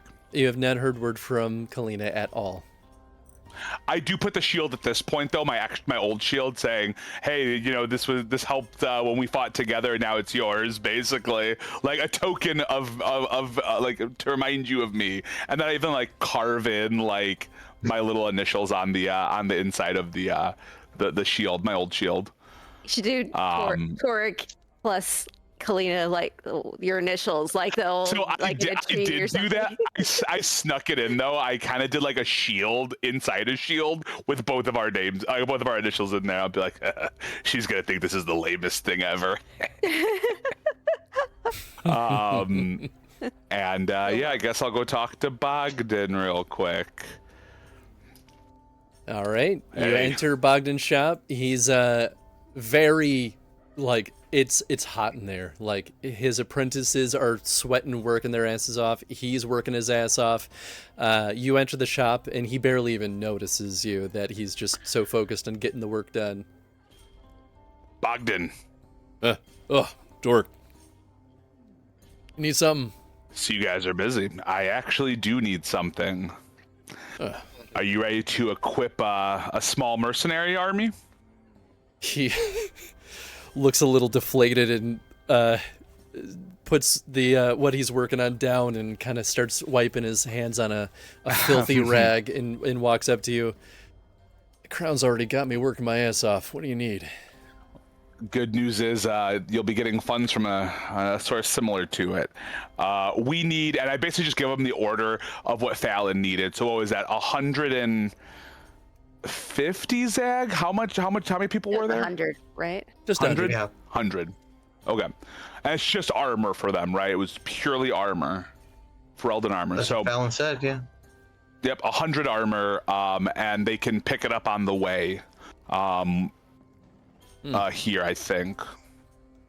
Okay. I'm pretty sure that's what I was told. Correct me if Now- I'm wrong, guys. I think they can pick it up. I think they said they were gonna. Yeah. They could meet the supplier halfway or something like Yep. that. Yeah. Yeah, and Softmere is, I guess, not exactly en route, but they can coordinate that. Sure. Okay, so 100. Man, that's a tall ask, Torek. I'm not one to I turn know, down but work. this- You're putting me between a rock and a hard place because I've got the crown asking for basically as much as I can output, and so you're asking me to tell the crown to wait, basically. I can smooth that over. I have a contact I think I can use to. There is some awareness of the importance of what's happening here, so I think that can hold. And right now, this is affecting our borders right here, Bogdan. We have I'm sure you've heard about Galendon and all of the usurper and the Orlesian mercenaries, all of it, right? It's been the talk of like this whole area. Not only that, if you equip these mercenaries, they'll see your armor. And you and I have come on disagreements on this before, but I even admitted that for a human, you know how to make some good armor here. And that's what we need right now. We need good human armor for these mercenaries. And you're the person that can do it, and I don't like asking you for favors, and you don't want it either, but here we are. Go ahead and roll me persuasion. We'll give you +2. Sure. Cool. Is that on top of my normal Sothmerian things? Can I also get a +2 for people under my protection, or +1 for people under my protection, I think? Let me double check. With those under the aegis of your, I get +1 to positive social interactions with those under the aegis of your protection. Okay, so that was. So may I add that too? Oh, Yeah, go ahead. sweet. So that's like a 22 or 23, but with 5 stunt points, and I've stunted, so 6 stunt points, but a 5 on the dragon die. All right, I can get you. He thinks for a second. I think I can get you about 70 sets of plate mail. I think though, getting you a full 100's going to be a little bit tight unless you can wait another day. I don't have another day to wait, but I'll talk to Fee. I think we might be able to make up the other 30 from what we have here. It'll put us at a little bit of a disadvantage, but we'll still have the men here. We'll just be a little light on armor. All right. Yeah, we don't have one more day. I don't have one more day. I'm going to really rely on you, though, to deal with Neruda if he comes stomping on my door. Yep, no problem. Fucking Neruda. Fuck Neruda. Okay, yeah, and you did not hear. You know what? Fuck it. You did hear me say it. I don't give a shit. Keep doing the work, Bogdan. And I've noticed, by the way, I have. Things are getting better. Do my best, Dork. It ain't easy to Yeah, I think we all are. change your ways. Mm. But if I Yeah. keep busy, I stay out of trouble. So back to it, I guess. All right, back to it. And I quickly write a letter to Engar being like, you gotta tell Neruda to chill, essentially, for these reasons. And then, yeah, I guess, you know, I'll let Fiala know that we're gonna just need to borrow or use the last 30 pieces of armor, and we still have defenses. It's not that we're defenseless, we just don't have as much armor. And I'll say it's just... Fee throws a little bit of a fuss and goes, I know. You're so lucky that you've had me train so many archers, because otherwise I would tell you absolutely no. I know. All right, I owe you so much. You're gonna get like so much vacation time, like uninterrupted from me. I can't have vacation. You can do whatever you want. I can't have vacation because now you've weakened my defenses, and now I have to work double time to make sure our people aren't idiots. I'm gonna die before I get your vacation, Torek. I have got a middle ground for you. Are you ready for this? If we all survive this shit, okay? You saw Alsgard. He's huge. You were into that kind of like scale of person. If you take a little trip with Adana and Alsgard, he has friends of a similar stature. They all wrestle each other. They're all just as beefy. I saw the way you were making eyes. I will not tell Adana about the eyes you were making. Oh, Adana knows, but... Torek doesn't know that. Torek, please roll me seduction.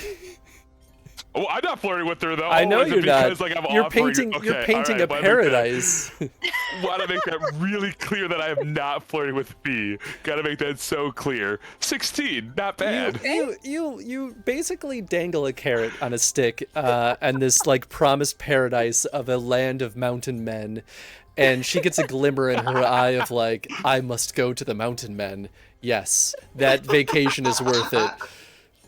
Then how about this, Fee? I promise you right now, when we come back, you take that time, go with Adana, go with Alsgard, and get lost for a while. I'll handle things here. Get lost in that man meat. Yeah, okay. Oh, don't. Oh, no. Well, you know what? I get it. I wrestled them a little bit. They're pretty strong. I get it. Ooh, I don't... We'll have to talk about this. We're gonna get a drink. And by the way, I look at Adana, and I look at Fee, and I was like, and obviously, as you're aware, things have gone better with Kalina, so you know exactly what that means from our earlier conversation. And then and also I need you to clear out the whole hall. There's gonna be a duel between two bands. Jesus Christ, Torek! I'm so sorry. I knew I forgot something. I need you to clear it out. I'll be the one standing guard here. We have two bands who are about to beat the shit out of each other. So you're having they're gonna be coming soon. nobles fight here? We're gonna get burned down to the ground by whoever loses. Oh, we're good. Oh no, I promise you they won't do Torek, that. oh my promise. goodness. It's fine, Fee. By the Fee, gods, Andraste, save us. Meaty men. Oh, no one needs that Andraste talk here. We don't do that here. You and I, we don't need to do that. Listen, man. Anything to save me from your blunders at this point. All right, time to get to work. Just start us out like everybody else. All right, good. Get everyone out of here. So cool. So do we have enough armor then for Fallon at this point, Chris? Yes. With reducing. This will satisfy Fallon's request. Fallon is 100% paid.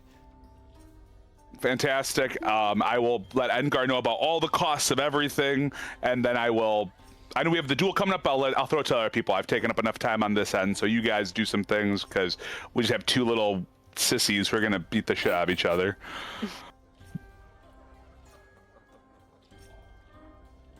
Here, let me actually pull up the Sothmere screen. Hey, Parth is no sissy. That is no. No. Yeah, I guess So is dark and rainy. there anything that we want to do before Parth and Kale beat each other up? No. All right, beautiful.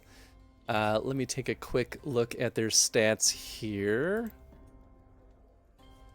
They both Just gonna get some popcorn. Let's see. I think they both have brawling. Oh, that's Kale. Yeah. Yeah, they both have brawling. Onyx is going to go to Torek and Adana and say, I still can't believe that you got them to agree to this. What did I tell you? Balancing these ecosystems are all we need to do. We're getting there. I didn't say I think it's going to succeed. Oh. You know what, Onyx? If this does succeed, I think you're going to buy the next round of drinks. That's all I'm going to say. I will happily agree to that, Tor. Good. That's all I want. Let's keep vamping while our fearless leader here looks up stats. Unless you're good, Chris. I'm good. Here, we'll do you one better and even pull. It's quick and dirty. Yeah. We're gonna boil this down to 3 Chris is tests. gonna bring a whole battle map. Yep, an entire battle map. Can you imagine though? We don't we have it from the attack on Zothmir at the beginning of Amber Rage? We do. This would be more like a dirt pit though, like a fighting pit. Yeah. All right, Kale versus Parth. The fight begins. Kale has +2 to brawling just purely because of dexterity. Yes. And Parth has +3. Nobody has unarmed fighting as a talent. So we'll start with Kale takes the first strike, does not beat Parth's defense. Oh, can we see the rolls, Chris? Yeah, I want to see these rolls. Oh, I did not realize that hides it. They both swing at each other round 1 and miss. Wow. It's already Doing good. It's already a slap fest. Kale goes in for a haymaker. Ooh, and that definitely is enough. So this is going to be a D3 of damage. So I hope you're all. Whoa, not bad. That's 2 a damage. Oh, you're having the D6. Yeah. So Kale Okay. deals 2 damage to Parth. Parth goes back with a kick. Oh, and that absolutely will do it. No stunts yet. And also does 2 damage to Kale. We're down Are to. they armored? No, they're fighting bare chested. Okay. Great. Bare chested. Wow. Well, where's yeah. that image? Yeah, right. That is enough to Someone hit in chat, Parth. get on that. Only, Yeah, right. Oh, I see fan art. only 1 damage there.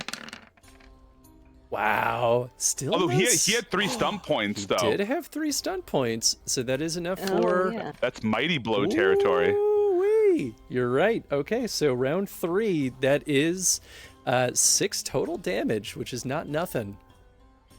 And then no stunt on that last one, so this is only a D3. It's 3 Who damage. took all that damage? Parth did. Oh. Arthur's getting his butt beat a little bit here. So after 3 rounds, Kale actually stands supreme.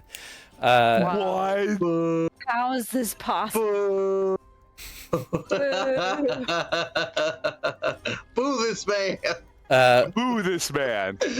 Parth throws a fucking tantrum and starts to like trash the fighting grounds.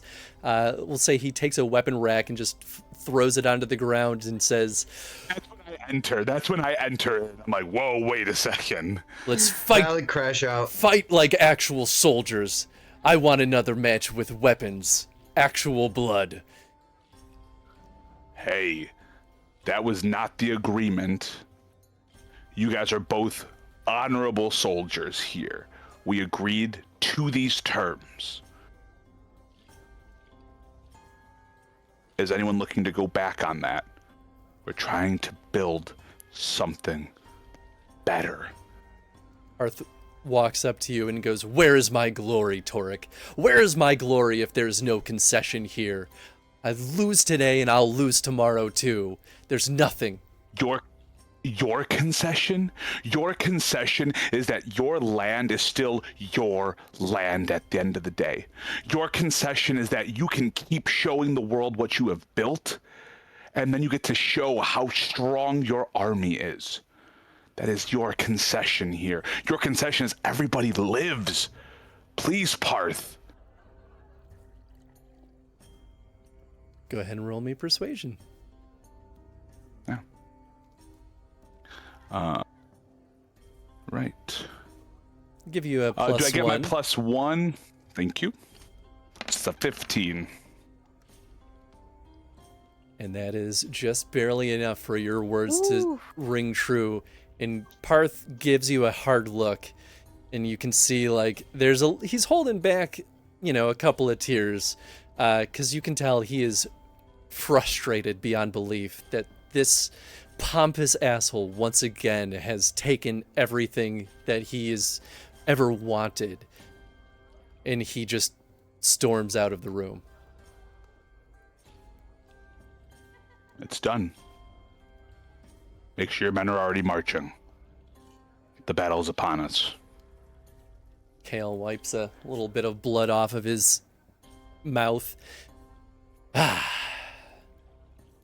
all of us can lose with dignity, it seems. But we can win with some. And that's what we'll do. We will do our best. I wouldn't put all my stakes on that Parth there, but I think we'll be all right. Good. Then we'll see you. What is it, 2 days hence? 2 You better days start hence. moving. Phew. Yep. Time to get dressed again and hit the road.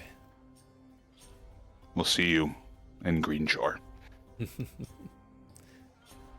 I even walk out a little dazed because I did not think he was gonna win. Like when I find the other two, I'm like, I'm shocked. I am shocked. It really was that mighty blow that did it. I saw it. I was like, I couldn't not call it out. I had to be like, hey, dude, you did get some studs there, man. You did. Yep. She'll catch vulnerability hex on Kale. The That's interesting thing is that I actually think that, so I was kind of just, because there's no rules for any of this, right? I was yeah. discreetly expecting, Kale had a slight disadvantage, and if he lost, he would be harder to convince. Mm-hmm. So I That's think what I thought. Torik's That's exactly judgment what I was fucking thought. right on this. That's exactly what I fucking thought. Because Kale's a goddamn baby, but that's fine. It's fine. Adana feels bad for how life has kind of just handed Parth a shit sandwich, and she says to Torik, "Do you think we should go and just offer this short sword to him? I know he agreed to join anyway, but maybe this would lift his spirits a little." It's rightfully theirs. We may want to wait till after the fight. I'm concerned of what this may bring. But actually, you know what? No. Yeah. We catch. I like that. No, that's really good, Adana. Can we catch Parth before he leaves? Yeah, absolutely. You catch him kind of saddling up his horse, and he has his little entourage there, right? So they're all kind of like packing up their stuff and getting ready to hit the road. Parth, before you go, may I take just one more moment, just over here for a moment? I bring him kind of, into like maybe our place, maybe they're right by our place. I just bring him into my house, if that's okay. Just Sure. So he's not with his whole entourage, because I don't want, And I'd say, Adana, why don't you show Parth what you have here? I nod and say, "My lord, we found this a year or two ago in the Karkari wilds, and it took until the last time I was passing through Kale's halls to finally make the connection. I believe this rightfully belongs to you." He takes a look at I think it was is it a short sword or a dagger? The short Yeah. sword. Oh, short sword. He takes a hard look at it and goes, "I don't quite understand, but it looks familiar. What is this that I you're offering explained- me?" I explained to him the painting I noticed that it was in both of their keeps, wherever they reside, I guess. Go ahead and it's your roll glory, me heraldry one more time. Okay. Nice. Oh, Fuck yes. You recall Oh, damn. with vivid detail the exact painting. And once you describe who's in the painting to him, that's what makes his eyes light up. And he goes, "Oh. Oh, you found this. Interesting. You're giving this to me." yes. You're joining our fight. He You want takes your it, glory? holds it in his hands, and kind of like glides his thumb over the insignia. Thank you. I don't understand why you would be this generous. There's no generosity in it. It does not belong to me by rights. It is not my heraldry. And Parth, we've been telling you, we're doing things different. You mean something, whether you're leading a charge or not. Onyx sits next to Parth. Yes. Adana pulled this out of the dirt. Its name has been lost. I think it would be fitting if you gave it a new one. I think I'll do you one better. I think I'll find the lost name. The man this belonged to, whether he was actually one of my forefathers, it's from an ancient Ferelden house. This is long before the Orlesians were here. This is a piece of my family's history. Truly most Ferelden nobility's history, but especially that of on the western side. I will find its name. I will restore its honor. I trust that you will. Thank you. You see, the We'll see you rage on the in him battlefield. simmers a little bit. It's still there, but it seems a little bit more in control. Onyx stands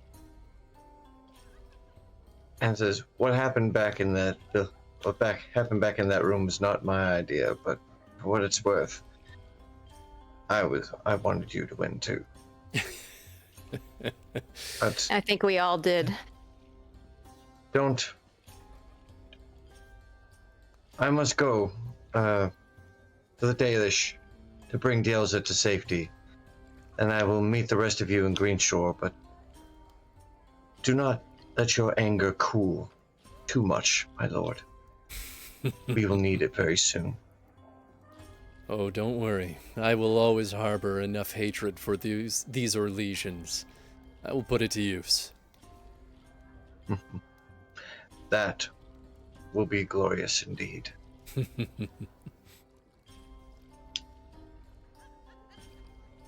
All right, and then Right. he takes off. Very Anything cool. else we want to do in Softmere, or before we move to the battlefield? Well, the gathering of troops, rather. Yeah, I think there's one thing Oh, sorry. Please, Zach. I was gonna say, yeah, we just need to get everyone that's agreed to fight with us heading there ASAP. They all know already. We're good. I've sent the Yeah. letters. That's what we're doing before we even start. I was like, cool, everyone, we're going here. 2 days hence, we got to start fucking moving.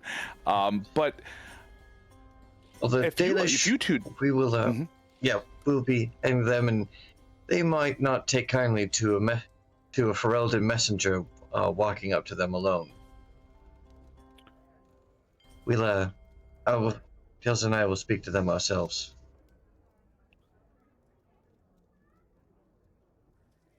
Oh, I agree. Seems like a good plan. I convinced her to stay with them until the battle is over. Hmm. scene of slaughter is Well. no place for a Dalish maiden. I beg to differ. I'm about to say she's one fierce combatant and warrior herself, but whatever choices you two make together is the choices you all make together. But I've seen her soothe those egos, and I've heard she's quite good with a dagger. I would not suffer any kind of insult about Dalish maidens, thank you. Yes. Oh.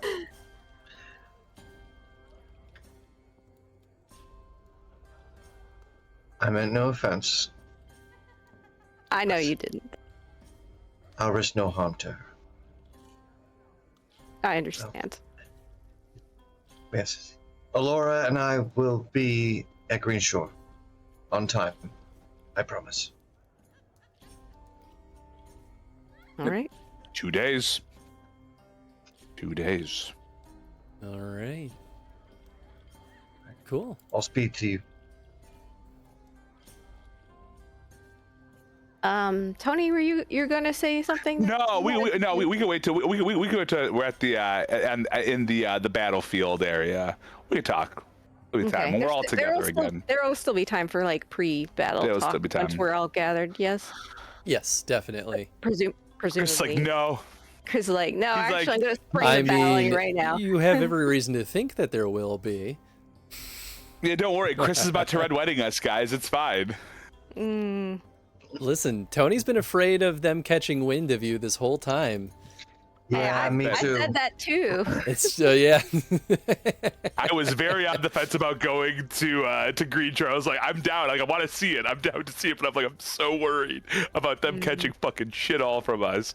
But we've all been saying it. We've all been very good about saying it. So hell yeah. Whew. Cool. So everyone moves to Green Shore. Onyx and Dielza do make a pit stop to drop Dielza off at Alora's camp. Dielza takes that moment though to look at Onyx and say, "You better come back for me. If you don't, I will find you. I will become a mage. I will study necromancy just to scold you."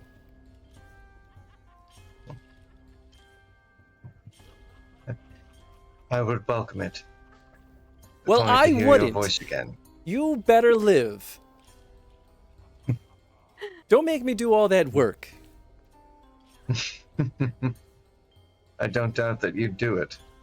Oh, I take your threats very seriously. I mean, every single threat. That's a promise.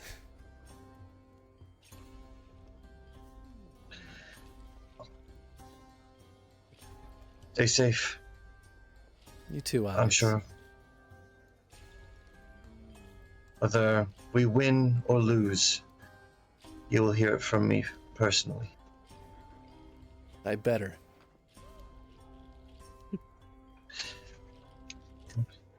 You keep a piece of my heart with you. And you keep mine. This has been...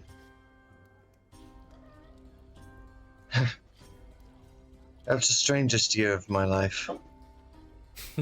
But it was unquestionably the best. You know, I think I feel the same way. That is a surprise. Things aren't as exciting as a traveling caravan as you might think. You don't, fall in love every day now. She goes, That says... yeah, they haven't said that yet. It's true. Dielza blushes. There's no need to be embarrassed. Onyx caresses Dielza's face and says, I love you too, Dielza. A tear trickles down her cheek. Please be safe.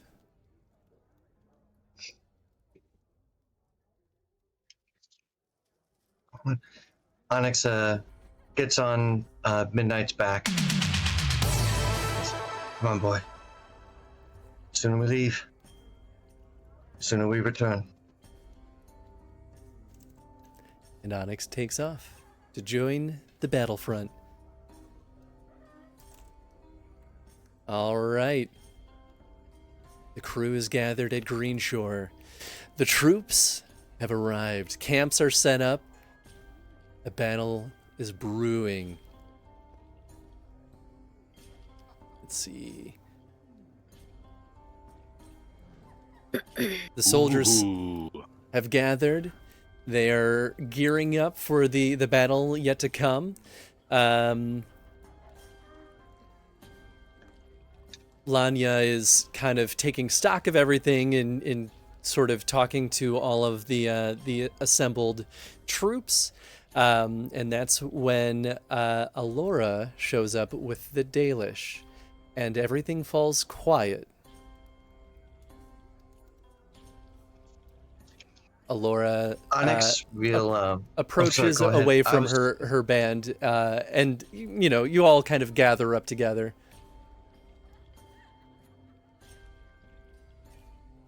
I was going to say that Onyx would be honored to essentially be Alora's herald, like to announce her arrival Sure. to the band. Go ahead and roll me etiquette. Can I roll etiquette? Oh, to support. Can I help him with etiquette? Sure. Since this is all part of our crew, great. I will be glad to help with etiquette. Please. Oh, no. Oh boy, I don't even know if my helper's gonna help you, but I'll give it to you. Give me 2 seconds. Where did my character sheet just fly off to? Okay. So I mean, it's 6 stun points with my help. It's just my help, though. That's just a help, though. Unfortunately, it's just the helper. That is, I'll say with a 6 on the dragon die, that's enough to give a +2. I'll have Kinedrin also try to help. Okay. It's enough for a +1. Trying to diffuse the situation. Can I try to help? I don't have the focus, but Yeah, you can help. okay.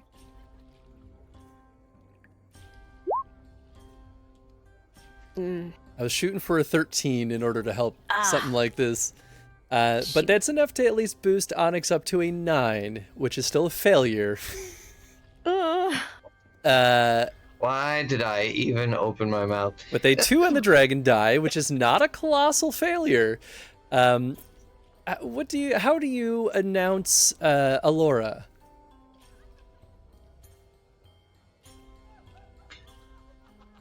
This is Allura of the Dalish. She and her warriors have come here in solidarity to fight alongside us against the entity. They are lending their considerable skill and expertise, tip the odds in our favor. They are to be shown nothing less than the utmost respect. Any Lanya deviation from that will be noted.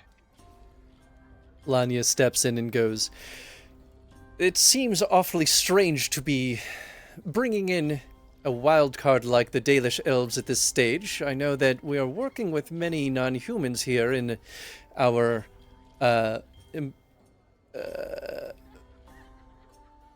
efforts to organize, but we need a united force here, and I feel as though bringing in a troop of Dalish should have been discussed, rather, much earlier on.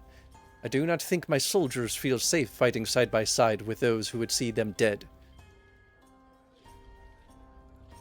And you hear now. a bunch of the other troops kind of go like, "Ah." This is all the troops now, right? Like, this is everybody? Yeah, they're not necessarily all like gathered up, but No, like there is a true, large true, mass but, that's like- kind of observing this. Okay, cool. Lanya, I all understand. of the individual bands, as well as Fallon, are also gathered in this inner circle. I figured all the bands were here. That's what I guess I was kind of hoping for. Lanya, I understand your feelings on this, but look around you right now. We have gathered the 4 bands here. How many of you would have thought today that these 4 bands would stand united against a usurper? How many of you, when we were talking about this, thought there's no way it could happen? And yet we were able to do that. Alora and her tribe, they live on this land. They're part of this land. They're allowed to have the same seat at this land. Every person here has something to fight for. Look again at me. It's easy to point it out, right? Look at my friends. Look at my traveling party, our traveling party. We're this strange amalgamation of ideas and ideologies, and we don't always get along, right? It doesn't always work. We fight. Hell, Onyx and I have come to blows a number of times. But we stand here together. And I will not, in good faith, have an army put together that will not stand with those that are here for their own land. You're here to fight for your bands. They're here to fight for the Dales. They have earned that right, just as you have.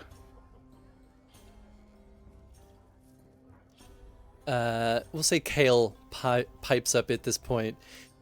How do we know, though, that they won't just betray us? They sooner want their own lands back, and would surely turn the tides in their favor if they see an opportunity.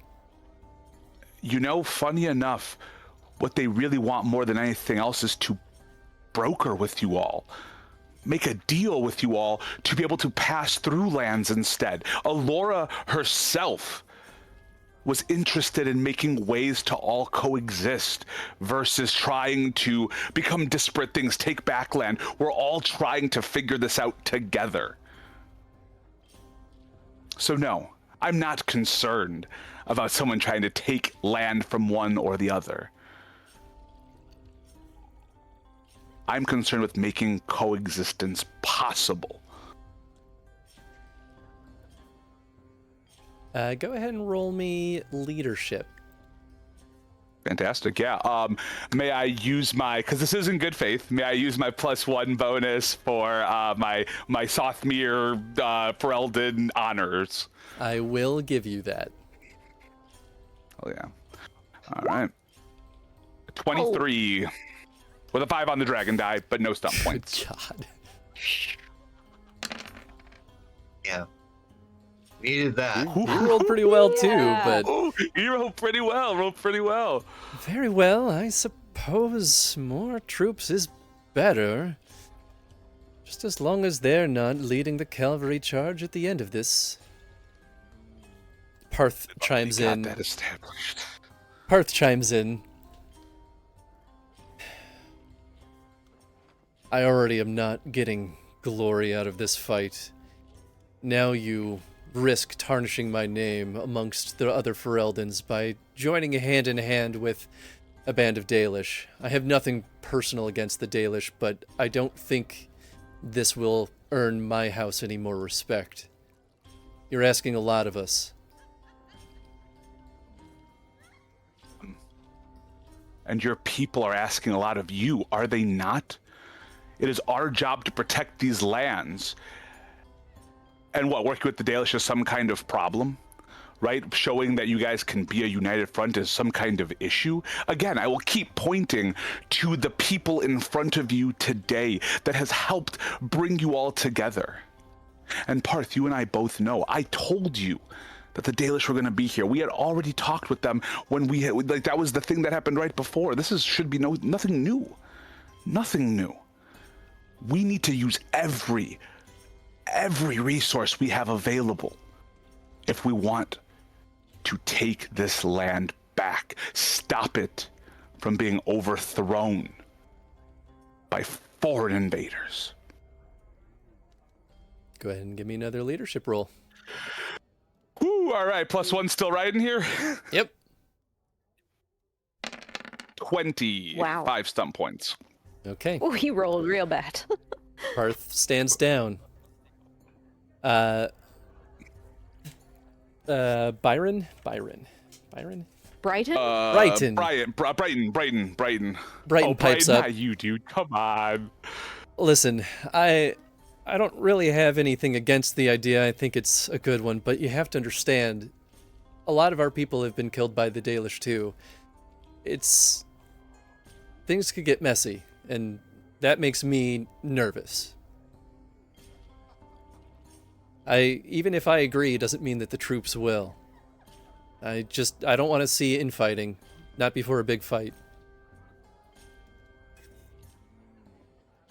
You know, the Dalish, from what I've learned here, and Adon, you can please feel free to back me up on this, but they lived on this land before Ferelden came in, before humans were here, and now they're trying to find a way to coexist with you all, right? They're not looking, and yes, maybe there was fighting in the past, but we're brokering something new. Brighton, just like you are starting to really develop your keen sense of leadership. I've seen the way your men look at you. I see that they are willing to be there for you. They're willing to stand with your ideals, and now you have a chance to set a new kind of ideal. A one where we look at people that we may have fought with before, and now that we're fighting, or that we fought against before, that we're now fighting with. If we all start interlocking our roots, we just become a stronger whole. Okay, the more rocks that form in a cave, the more protected it is from the intruders outside. Take this opportunity, forge something new, be a beacon of something better. Go ahead and roll me leadership. All right, take that +1 once again, if that's all right. That's another 20 with 3 stump points. Four you rolled stunt real points. well too. 4 stump points. Ooh. Ooh. And Brighton stands down. Whew. Lanya. Am I saying their names right? Gosh. Yeah, Lanya. I think so. That's Lanya. Lanya's the last one. Even if you get all of these bands to agree, how do you expect me to command a bunch of Dalish elves? They will not respect authority of a Ferelden human? You are inviting catastrophe into this warband. Perhaps you could Let me speak ask you. with Alora before you decide that they are incapable of cooperating with you. I would first speak to the ones who organized this, as she gestures to the party. We will share words with this Dalish leader, but first you need to convince me that this is not going to be a catastrophe. There are our real soldiers' lives on the line here. And I will not command a band that will falter. The How did you Dalish feel? are as strong fighters as any I have ever known. As long as you and yours remember who your real enemies on that battlefield are, then you have no reason to worry about discord within your own ranks. Go ahead, Onyx, and roll me leadership. You suck at this stuff.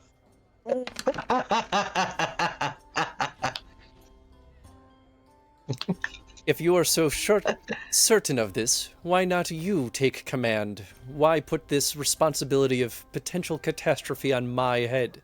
This is my reputation, my name, my family on the line here. Let me ask you something. Yeah. So, When a dwarf, a Kunari, a Dalish, another dwarf, a large man came up and said, "Hey, we're looking to fight." What'd you think of me that first time, or all of us that first time we came to talk to you?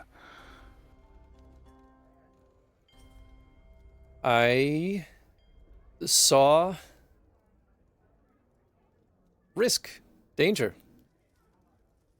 It was not a normal encounter. You have to understand, 99% of my encounters are with Fereldans. That of the humankind. I knew not what you Well. were inviting into my house. And how did we earn your trust? You showed competency.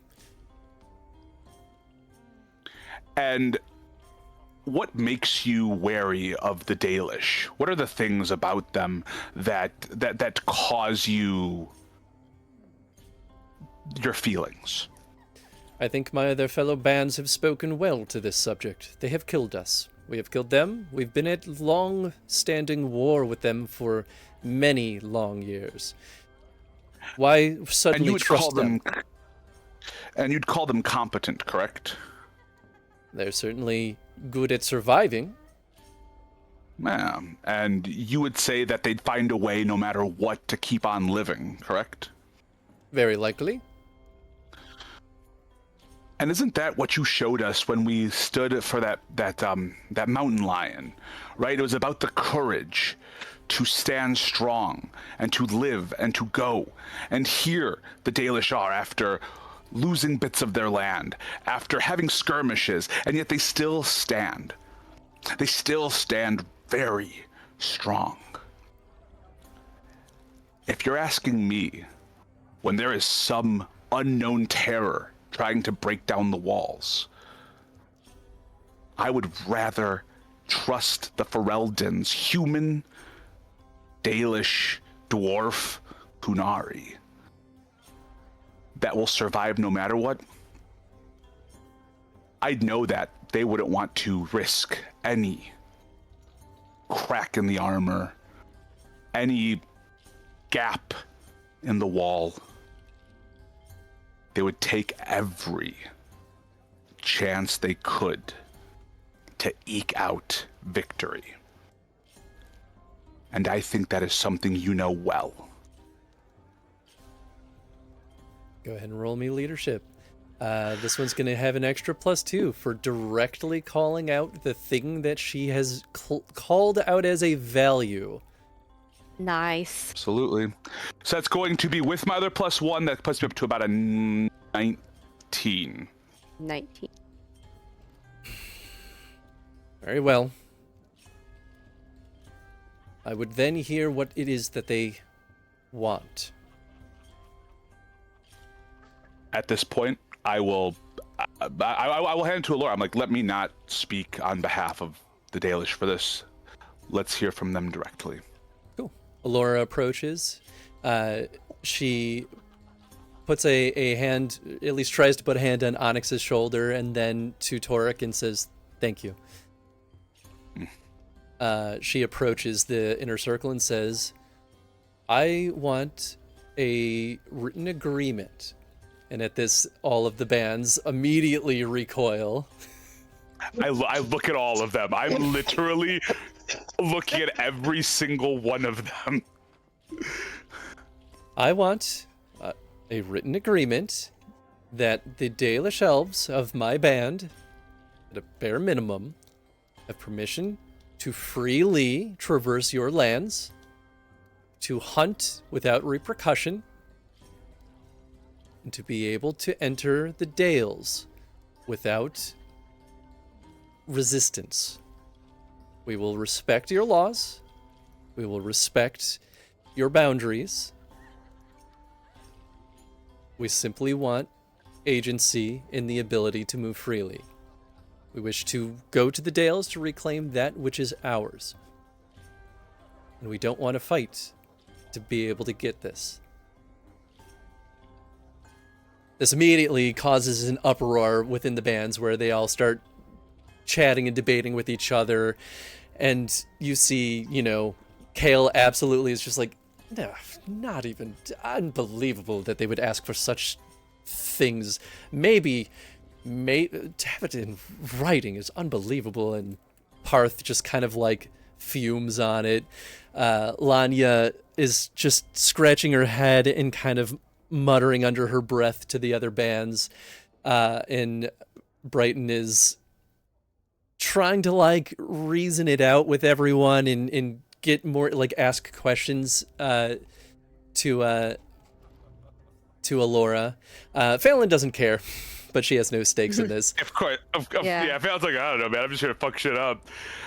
So Are this they all just, yeah. this now boils down to another advanced test. Oh boy. Awesome. Fuck we- yeah. I need. So this is an advanced test with a TN of 10, so it's relatively easy. The threshold is 8. I need from, and this is for everyone to participate. 3 failures means the agreement is a total mess and needs to be scrapped. Okay. This will require a research or a writing test. Whoa. Which is there what's the- cunning? This is cunning. Oh no. Okay. Okay. You can help each other, though. Wait, is Okay. it? Wait, oh, I'm sorry. So is it just? So 'Cause it's an I'll advanced allow. test, so yeah. So basically, we'll go around. You can tell me who starts first, but I won't let the same person roll twice in a row. But one person can help that person each test. Okay. Okay, but the writing has to just be one of them, or is everyone doing a writing test? One at a time. So basically, like, let's say Torek takes the first writing test. If you pass, great. Then we move to another character to then take on the next portion of the writing test. So if that's Adana, Okay, so it is then all great. just one big. And Fuck. All right. Well. Oh, and we'll keep going in a circle until it's either a total pass or a failure. Fucking okay. A. Well, I Alright. can start since I have the best cunning, and I'm perfectly happy helping anybody else. And with their and rolls. Kin can help with this too, right? Or Kin is a part of our group for this, right? Because Yes. he's our DMPC. Yes. What's Ken's I cunning? should. Kin's It's cunning pretty- is 2. He just increased it. Okay. Whew. And I almost increased. I was this close, and I didn't. I almost gave myself a 1. So here's what I think for the order, and everyone can argue with me, but I think we start with our strongest ones first. I think everyone has a cunning bonus besides me, so I can anchor us at the end. Yeah, or we can do it the opposite way. I just would rather we try and get as many No. successes on the front end. We need to get. So We need to start strong. then why don't we start Adana, Kin, Onyx, Toric? Sure. All right. And what's it's an 8 to pass? The threshold 10? is 8. TN is Oh, a the successful threshold is- roll. Okay. So we just need to get an 8. Wait. Okay. Wait, You have so the to roll- you wait. have to get 10 on the dice roll to succeed. Oh, The and then threshold it's 8 for the Total for the 8 threshold. for the dragon dry. Great. Exactly. Got it. Okay. Cool. So 10 on the die. And we do still have that re-roll from extra life if we really need it, right? We do have it. I would hate to use it on this, but Hey, I would not.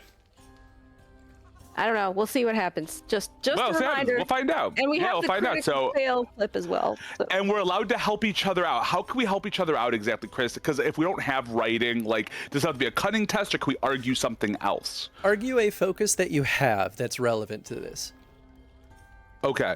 Should we? I mean, we should all before the main roll happens. So we got Adana coming up first. If we're allowed to help, I would like to utilize I think for this one, I'm going to utilize etiquette. I think understanding like how the intro to the letter should be. It's a good time to like say, okay, here's how we open up the pathways. Okay. So I'll roll etiquette to give you a bump. Hopefully, the first shitty roll I've done today. That's an 11. I don't know if that's enough to help. It's technically above the TN, so yes. Oh, so it's a +1. Wow, I'm glad this is when I rolled it not great. I'll take that. You still That's get your +1 crazy. from me at least. So Nice. I think All if right, you rolled so- triple ones, I would still call it a failure, though. that's really fair. I wouldn't blame you for that. I wouldn't. All right. So we ready for my cunning? Yep. Do it.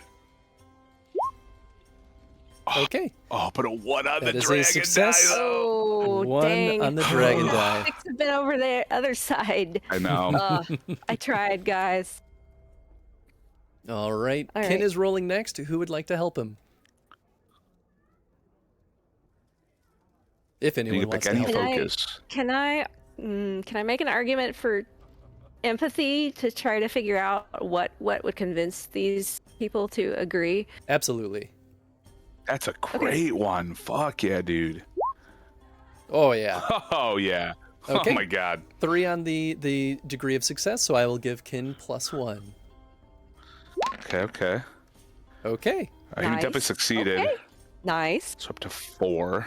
4. So we're okay. halfway there. And We're halfway for deeper context, every single roll of this is taking about an hour. So now 2 hours have passed. This is a jeez. Fuck. complicated thing to solve. Okay. Okay. Who is rolling next? I'd like to say. I will support. Oh, go ahead. No, I think you're rolling next, Zag, because like you have a bonus to cunning too, correct? I do. Well, I'm Yeah, going to say Mm. that Onyx's temper is rearing its ugly head again, and I want to make a self-discipline check. The way the Fereldans are treating the Dalish is despicable, and Onyx is fuming that Alora and her people have to endure this treatment at Nice. the hands of the bands. So I want to make that self-discipline roll to keep their emotions in check. Whoa! Okay. Well, my you God. sure did. Wow. You are in check. You are Alright. hecka in check. Can I use all those stump points for anything, Chris? I'm gonna say no, but Alright. I will say that this is you. This is definitely against the rules, but I will say this is you helping yourself. Because of degree of success being 6, I will give you +2 to your roll. Wow. Okay. Nice. Onyx realizes this is a very delicate situation, and it's not time to cast miasma on all of the bands just yet. Save that So, for later. Yeah. I'm gonna go ahead and cast cunning here. I guess this would be, I don't have the focus, but cultural lore is trying to mediate this, trying to put this into language that the Dalish and the Fereldans will be able to understand and respect. It Mhm. specifically has to be research or writing, but I do Okay. like that angle. That's a good help check. All right. I'll need help It's- next round. It's all cunning anyway. I don't have any of these focuses, so I'll That's just fair. skip that. You're roll. good. Hey, me either. Versus a 13 And you with the bonus. succeeded. Okay, And you that is succeeded. one Nice. more on the dragon die. So we are at what now? 5? 5. And Yes. we need to do this within 5 rolls, right? So we'll have one more roll at the end after I do mine, yeah? No, this can take as much time as it needs to take. You just can't Oh, fail. it's just once we hit 3 just can't failures. fail I 3 see. times. Yeah. Cool. So who wants to help your buddy Torek out? Because he rolls like absolute dog shit. Kin can help with this cutting one. test. Kin will use Great. bargaining. Okay, that will give Torek a +1. I'll take it. I almost gave myself a... I swear, if I get... No, I'm not going to say it. I'm just... No, Don't now I say have it. to say it because if I put it out there. No, if I put it out Try there, it. you got to say it. Oh, thank Yes! God, and I got us the You 3 we did! needed. Whew. Yes! Oh! Oh, fuck. After Oh my 4 God. hours of deliberation and hemming and hawing over the specific wordage, finally, you come to an accord. And you are able to help the Dalish get an actual written agreement that will give them safe passage. Now, this is something that Yeah, you can dude. hold the bands accountable to if they ever breach it. Good. Hell yeah.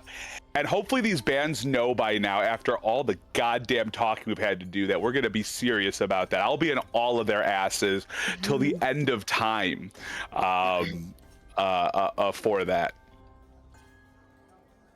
And you know what I say? I was like, I think with anything, we've all come to an accord for the first time. We should take note of this.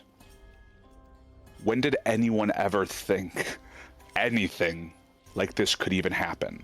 And what I do is if it's okay with you, Chris, I'll pretend that we brought some Riot ale with us from Sothmere, and I'll say many of you may know that in Sothmere we grow lots of Riot there, and we've done great breads and everything. And while I always prefer my dwarven ales, I will tell you right now, these Riot ales, and I pour each one out, so one for each band and for the team. let's take a moment to signify something big here. We're about to fight together, bleed together, and I think ultimately win together. So let's toast now to that next step of Ferelden. And I pass out a Riot to the bands, to Laura, to the team. There is a loud roaring cheers to that message. Woo! And that's it for today's session. Wow. Woo-wee. Wow. Fuck me, dude. Absolutely fuck me. Really made I'm so you sorry to all those... yeah, really put you through the ringer today, Tony. Yes. Deliberating Goodness. between all these people, these stubborn assholes. I told you we could balance these plates. I fucking told you we could. We're not there yet, though. We're not out of it alive yet. Nope. Whew. And we have to wait a whole nother, like, we have a 2-week 2 weeks. break in between this and what's probably going to be probably the end, right, Chris? There is a chance we could go 2 more sessions. It really depends on how long some of the mass combat stuff takes. Yeah. I At this still think point, there's a good chance that we could knock it out in 1 session, because there will be less like role play, like dialogue battles. There will be some though, for sure, and it will be nice and spicy. But we'll cross that bridge when we get there. It's crazy that there's this whole host of like enemy NPCs arrayed against us, and we haven't had FaceTime with any of them. We're gonna, and they don't sound like pushovers. All of them sound like scary villains in their own right. Yeah. Well, I guess yeah. you had FaceTime with one of them, technically. Yeah, you Yes, did. You yes, did one of have the FaceTime with one. Chevaliers. Yeah. You know, if anything, though, Definitely I made think an that's... impression. Oh yeah, and I think it speaks to though that other side of Dragon Age where sometimes the biggest villain are the people you're trying to get to work with you, right? Like that's such a normal thing, like of you having to like just deal with all these people's bullshit, and each one of them in their own right was their own villain, right? Like each one of them was. The only one I might argue wasn't is Laura, because like. Oh yeah. Like, yeah, the Dalish got fucked, right? Like, that's super clear, you know? They got absolutely fucked by everything that's happened in this world, and the fact that they're the ones coming to these terms with these new ideas. And so what I've really liked about it is that it's funny, we're basically fighting with some of the worst fuckers we've had to deal with, you know? The Dalish gave us the least trouble of everyone in the coalition, and Yeah. for them to be accused by everyone else of being difficult and uncooperative, it makes my blood boil. And it's so funny. It does the opposite for me. I'm just like, okay. I was like, you can have your wrong opinions. We're good. All right. Like, okay. We'll just talk through them. We'll talk through your bullshit, and you're gonna have to be okay with it, because I can't. And I'm just Which sitting made it here really like, oh funny. my gosh, this is awkward city. What do we do? It's like, Allsguard, go. I need you to go somewhere safe because we're about to kill all humans. And just Human imagine purge. just imagine how spicy it would have gotten if you did recruit dwarves from Orzammar or even like Avarin folks. Like, it was hard enough to get the Dalish, who are so reasonable about this. Oh, dude, they're so amenable, and they're like, we'll follow your laws. We'll like, it's like, dude, they're just trying to assimilate at this point because it's better than death, you know, which is still not like the best way of doing it, because obviously you also don't want to become the things that you were before, right? Because you killing all the humans on top of that, like, what cycle are we doing, right? So I think they're in such a hard position, and the fact that they're so gracious about it is just, I think that's what gave Torque the most confidence, was that like I wasn't worried about what the Dalish would have done the same way I was worried about the humans would have done, you know? It was easy to defend people who are just, you know, obviously no one's pure good, but good, you know? So Oh yeah. Before I forget, the this is an important point to decide if you want sub-commanders, which is there are rules for this in the book for mass combat. So you have declared Lanya as the commander. You can you can unless you want to revoke that from her, which will be a whole different can of worms you'll have to deal with if you choose that. But you can delegate 2 sub-commanders. And the way that this works is basically the commander and each sub-commander get to be the roller for that phase of the mass combat. So you can allocate, like you could say like Lanya gets phase 1, Torek gets phase 2, Parth gets phase 3. Like you could do something like that. I could definitely see us making Alora and Fallon the sub-commanders of their respective factions. So before we throw NPCs at this, I want to ask a question because I might want to be one of them, but this is really important. If I'm a sub-commander, does that take me out of the crisis point fight? No. Cool. I think, and no offense to literally any of them, I don't know if anyone can beat my +8 in a phase 2 on communication if I roll leadership, because you can pick leadership or military lore. And my leadership right now, because of Adana's lovely locket, because of everything, I get 8. I get a +8 on all of that. And I think, and maybe this is just me doing a little blustering here, Torek's done a lot of the plate spinning on these fuckers to keep everyone okay. So I'd be interested in doing it just because that second part especially defines what the third part is. And I'll just throw it out there. We don't have to make decisions now. Or do we need to make the decision now, Chris? Do you need to know so you can plan? I guess that's... I just need to know before we enter mass combat next session. So you can think on it. Which stage of the battle would you want to be the sub-commander for? 2 makes the most sense because it's either communication leadership or... No, that's the one where, you could pick either, I think. And then if you win... you get to decide what phase 3 is if you're the winner of that. I have to remember what the exact one is. I know that's the one that allows you to do communication leadership, though. So if I would want to be the sub-commander for phase 2 if we go that route. I would be fine with that. And I also don't think anyone... maybe they'll try to argue. Phase 2 is definitively leadership. And then that Yeah. decides if it's military lore or leadership for phase 3. Yep. So that's why I'd want to do that one, because that's kind of where I built my character, is I built them towards that route.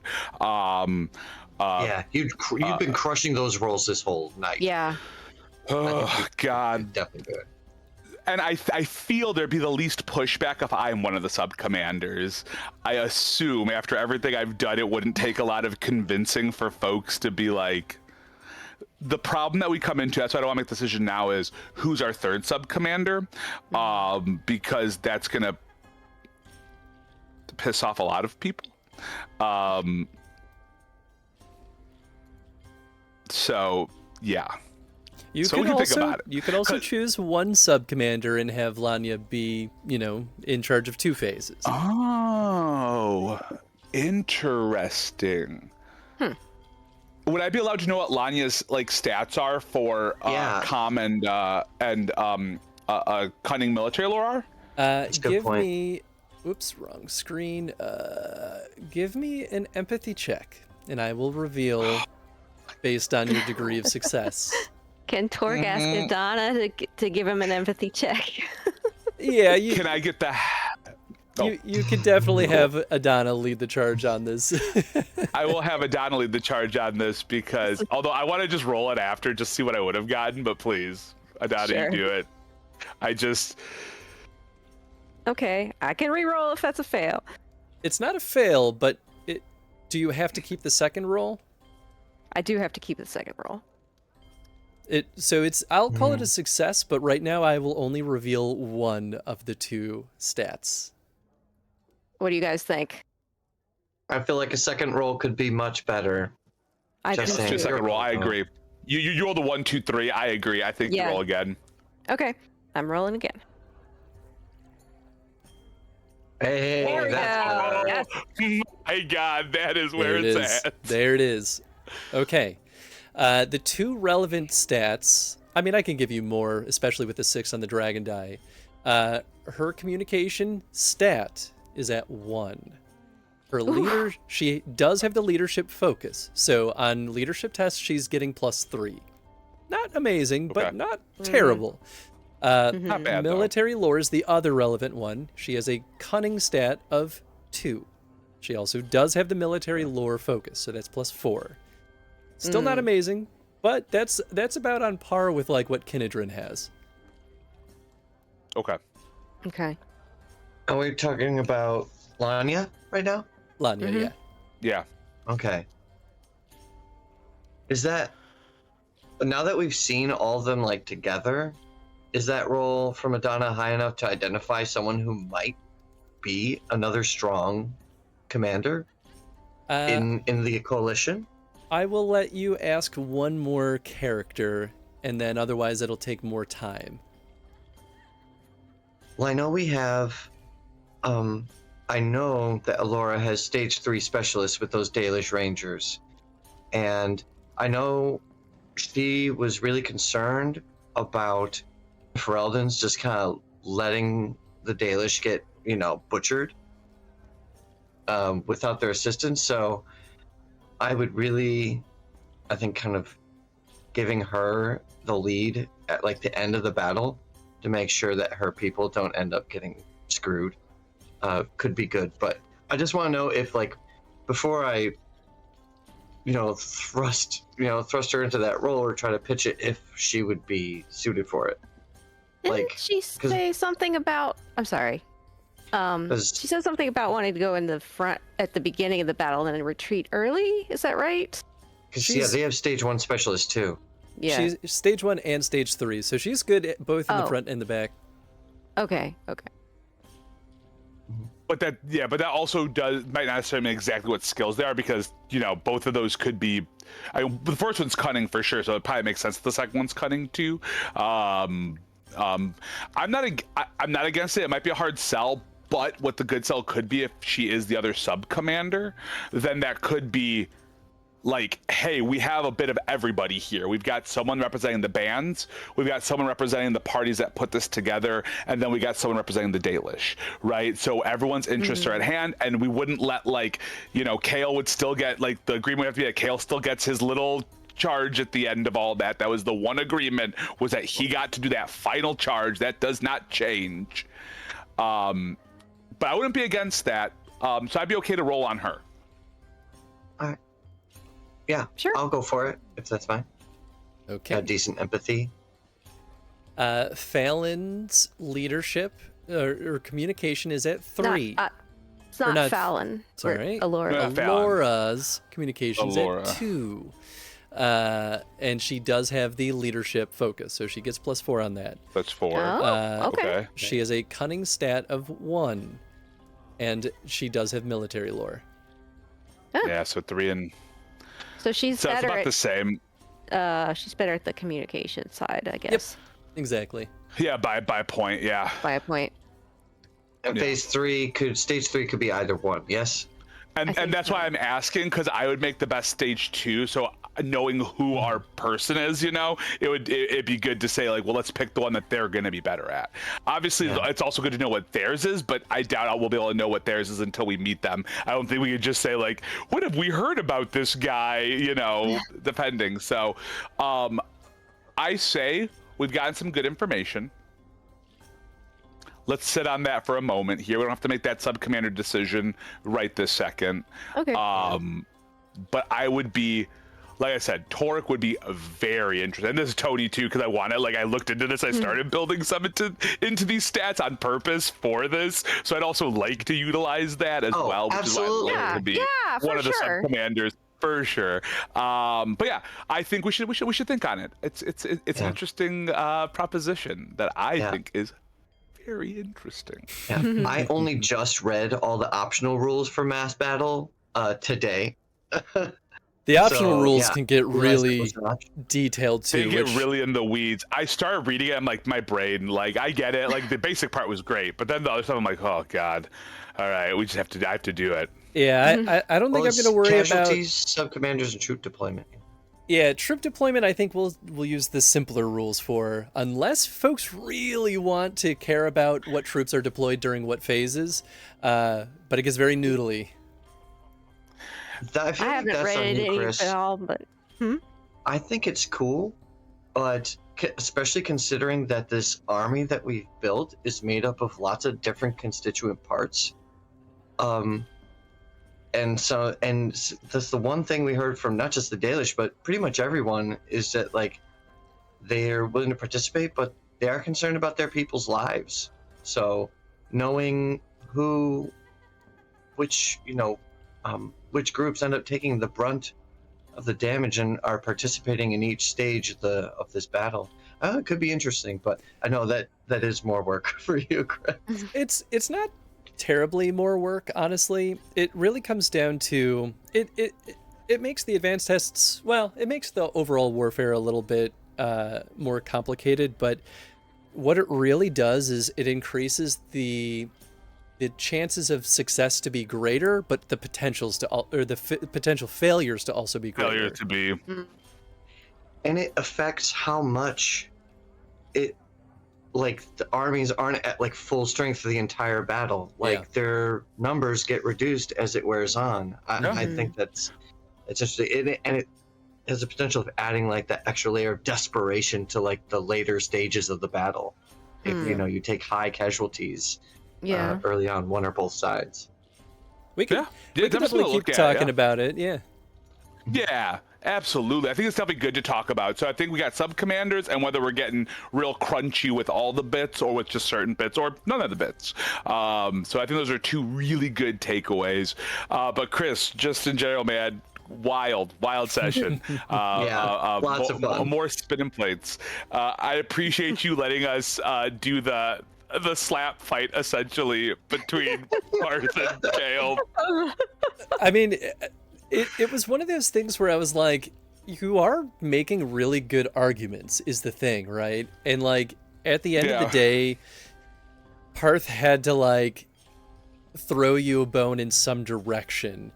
I didn't think that you would actually lean into the let them punch each other to death let them fight angle, and if Parth won, it was going to be a lot more difficult. You actually ran the risk of people abandoning the army. Yeah, for sure. And that was true. Makes sense. That was true for Alora's people too. If you failed twice on any one of those persuasion or those leadership tests, I was gonna have them be like, you know what, we're out of here. Like, we're not joining this war band anymore. The rolls came in clutch there. That was tough, really dude. I felt like my feet felt to the fire, so I'm so sorry, guys. I did not mean to railroad any of that, so I apologize, but I was just like, kind of thing. I was just like, oh no. I was like, this is like truly like every time you're like, roll leadership, I'm like, fuck, dude, I'm so tired. I don't know if I can do this again. How do I? And then like trying to find different ways to, because I don't want to just keep doing the same way. So I tried to like differentiate with each person, as best as I could. Side note, if you didn't tell Parth that you recruited Kale and you just tried to recruit him without mentioning it, and he showed up to the battlefield, Parth was just gonna nope immediately, not even give you a chance. Whoa! Makes sense. Wild. Yeah, I'm just a bad liar, like for this character especially. Like, I didn't have deception, and while I definitely deceived Kale, I was just like, I don't want to lie to these guys because it's all gonna come out.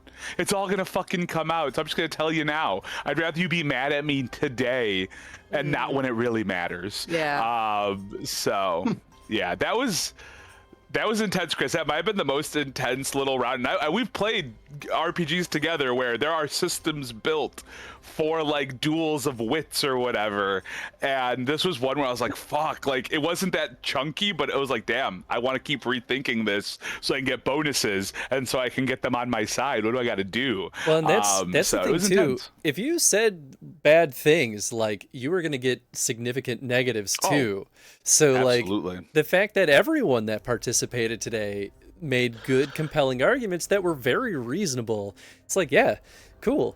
Like, of course they're going to be more amicable to it. But if you tried to like bully anyone into it, like Parth in particular, like if you tried to lie to Parth, he would have been like, fuck off, get out of my house. Kale, though, is, Kale's easy to manipulate if you understand his personality, right? Alora is straightforward. Like, Alora is funny, too, because the book literally says she's looking for an excuse to join this. She just wants to use this as leverage to get exactly what she asked for. Wow. Yeah, and her threshold for the advanced test was only 5. She was actually the easiest to convince. Well, that's not true. Wow. Brighton was also, I think, a TN or a threshold of 5. Yeah.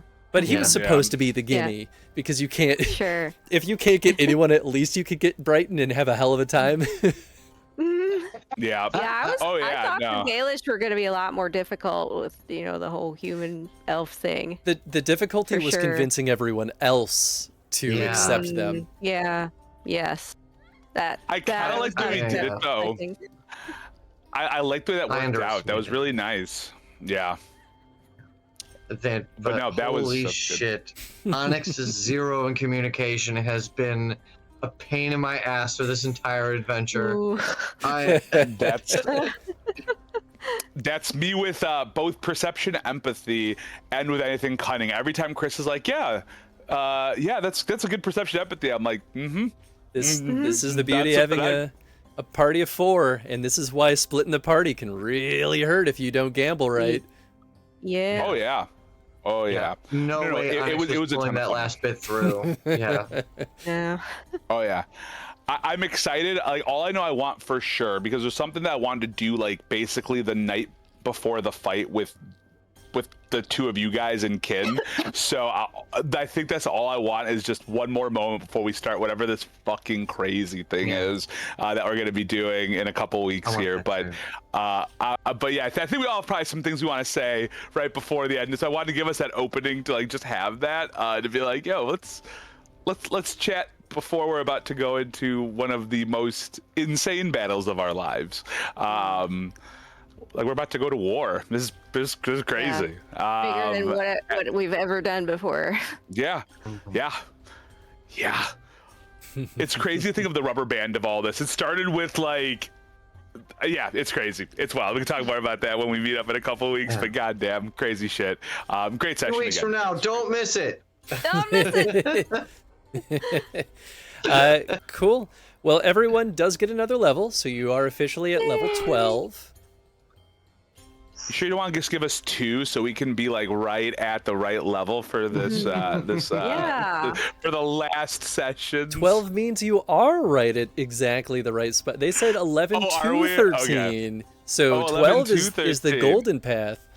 Okay. Which is why I'm surprised they made some of the negotiations stats-wise. They made some of the TNs for negotiating with these guys kind of easy.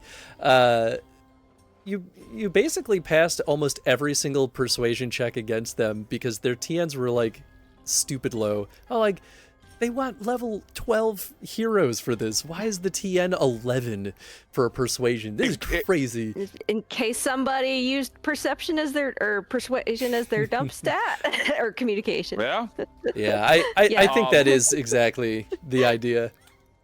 Also, guys, just remember, I do have, for anyone that this is their primary stat, because that's what this round is, we've got that dexterity bonus. So if anyone really wants up their dex one more time, I could do it too, which would just mean I'm even harder to hit. That'd put me up to a 20 if I save it.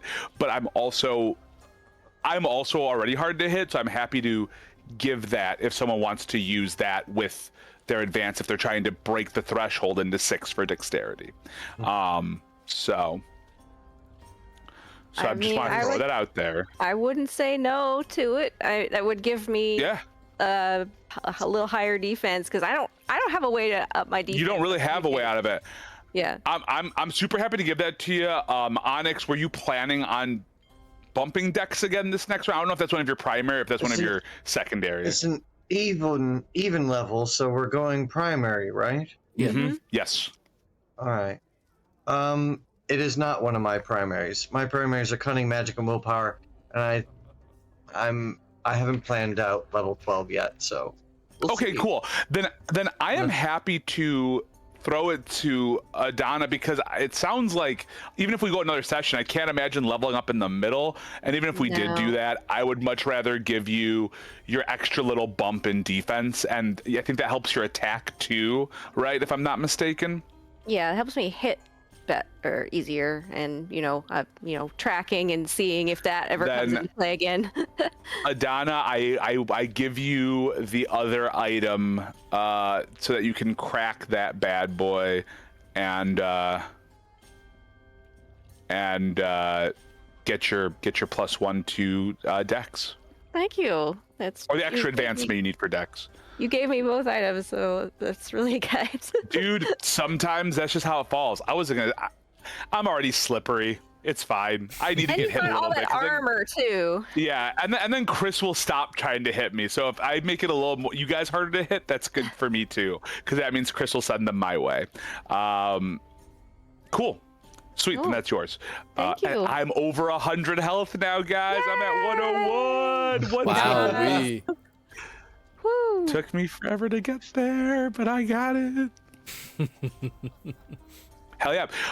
So I know we already talked about it. So we are back with this again on the 27th, right? So post-Christmas or whatever holiday you celebrate, right?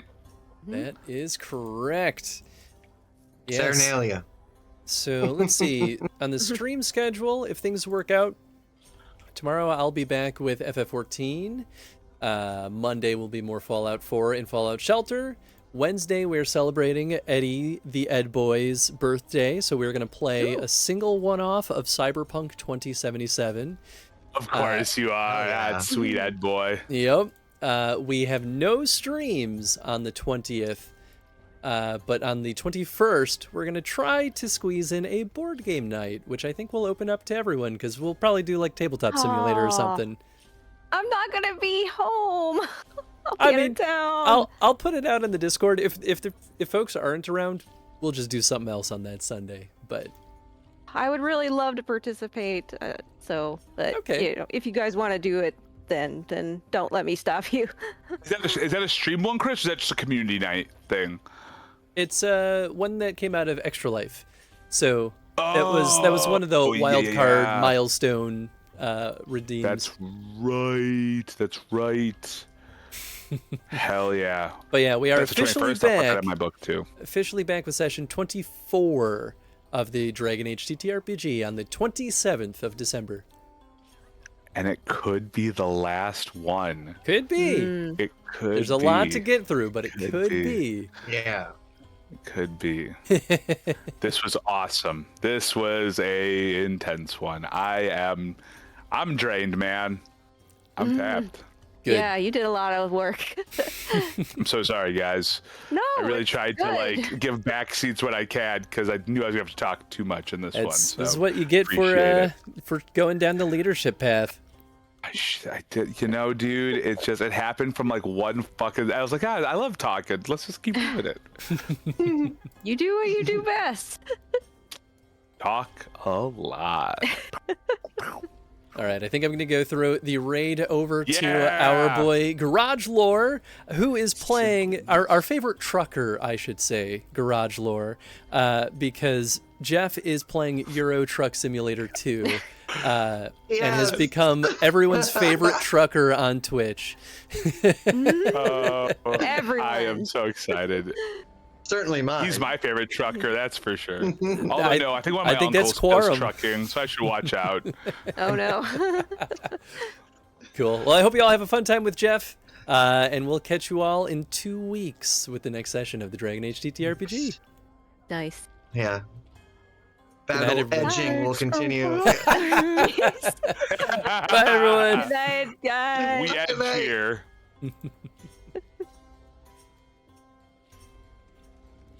All right. Fuck you, All right, Chris. we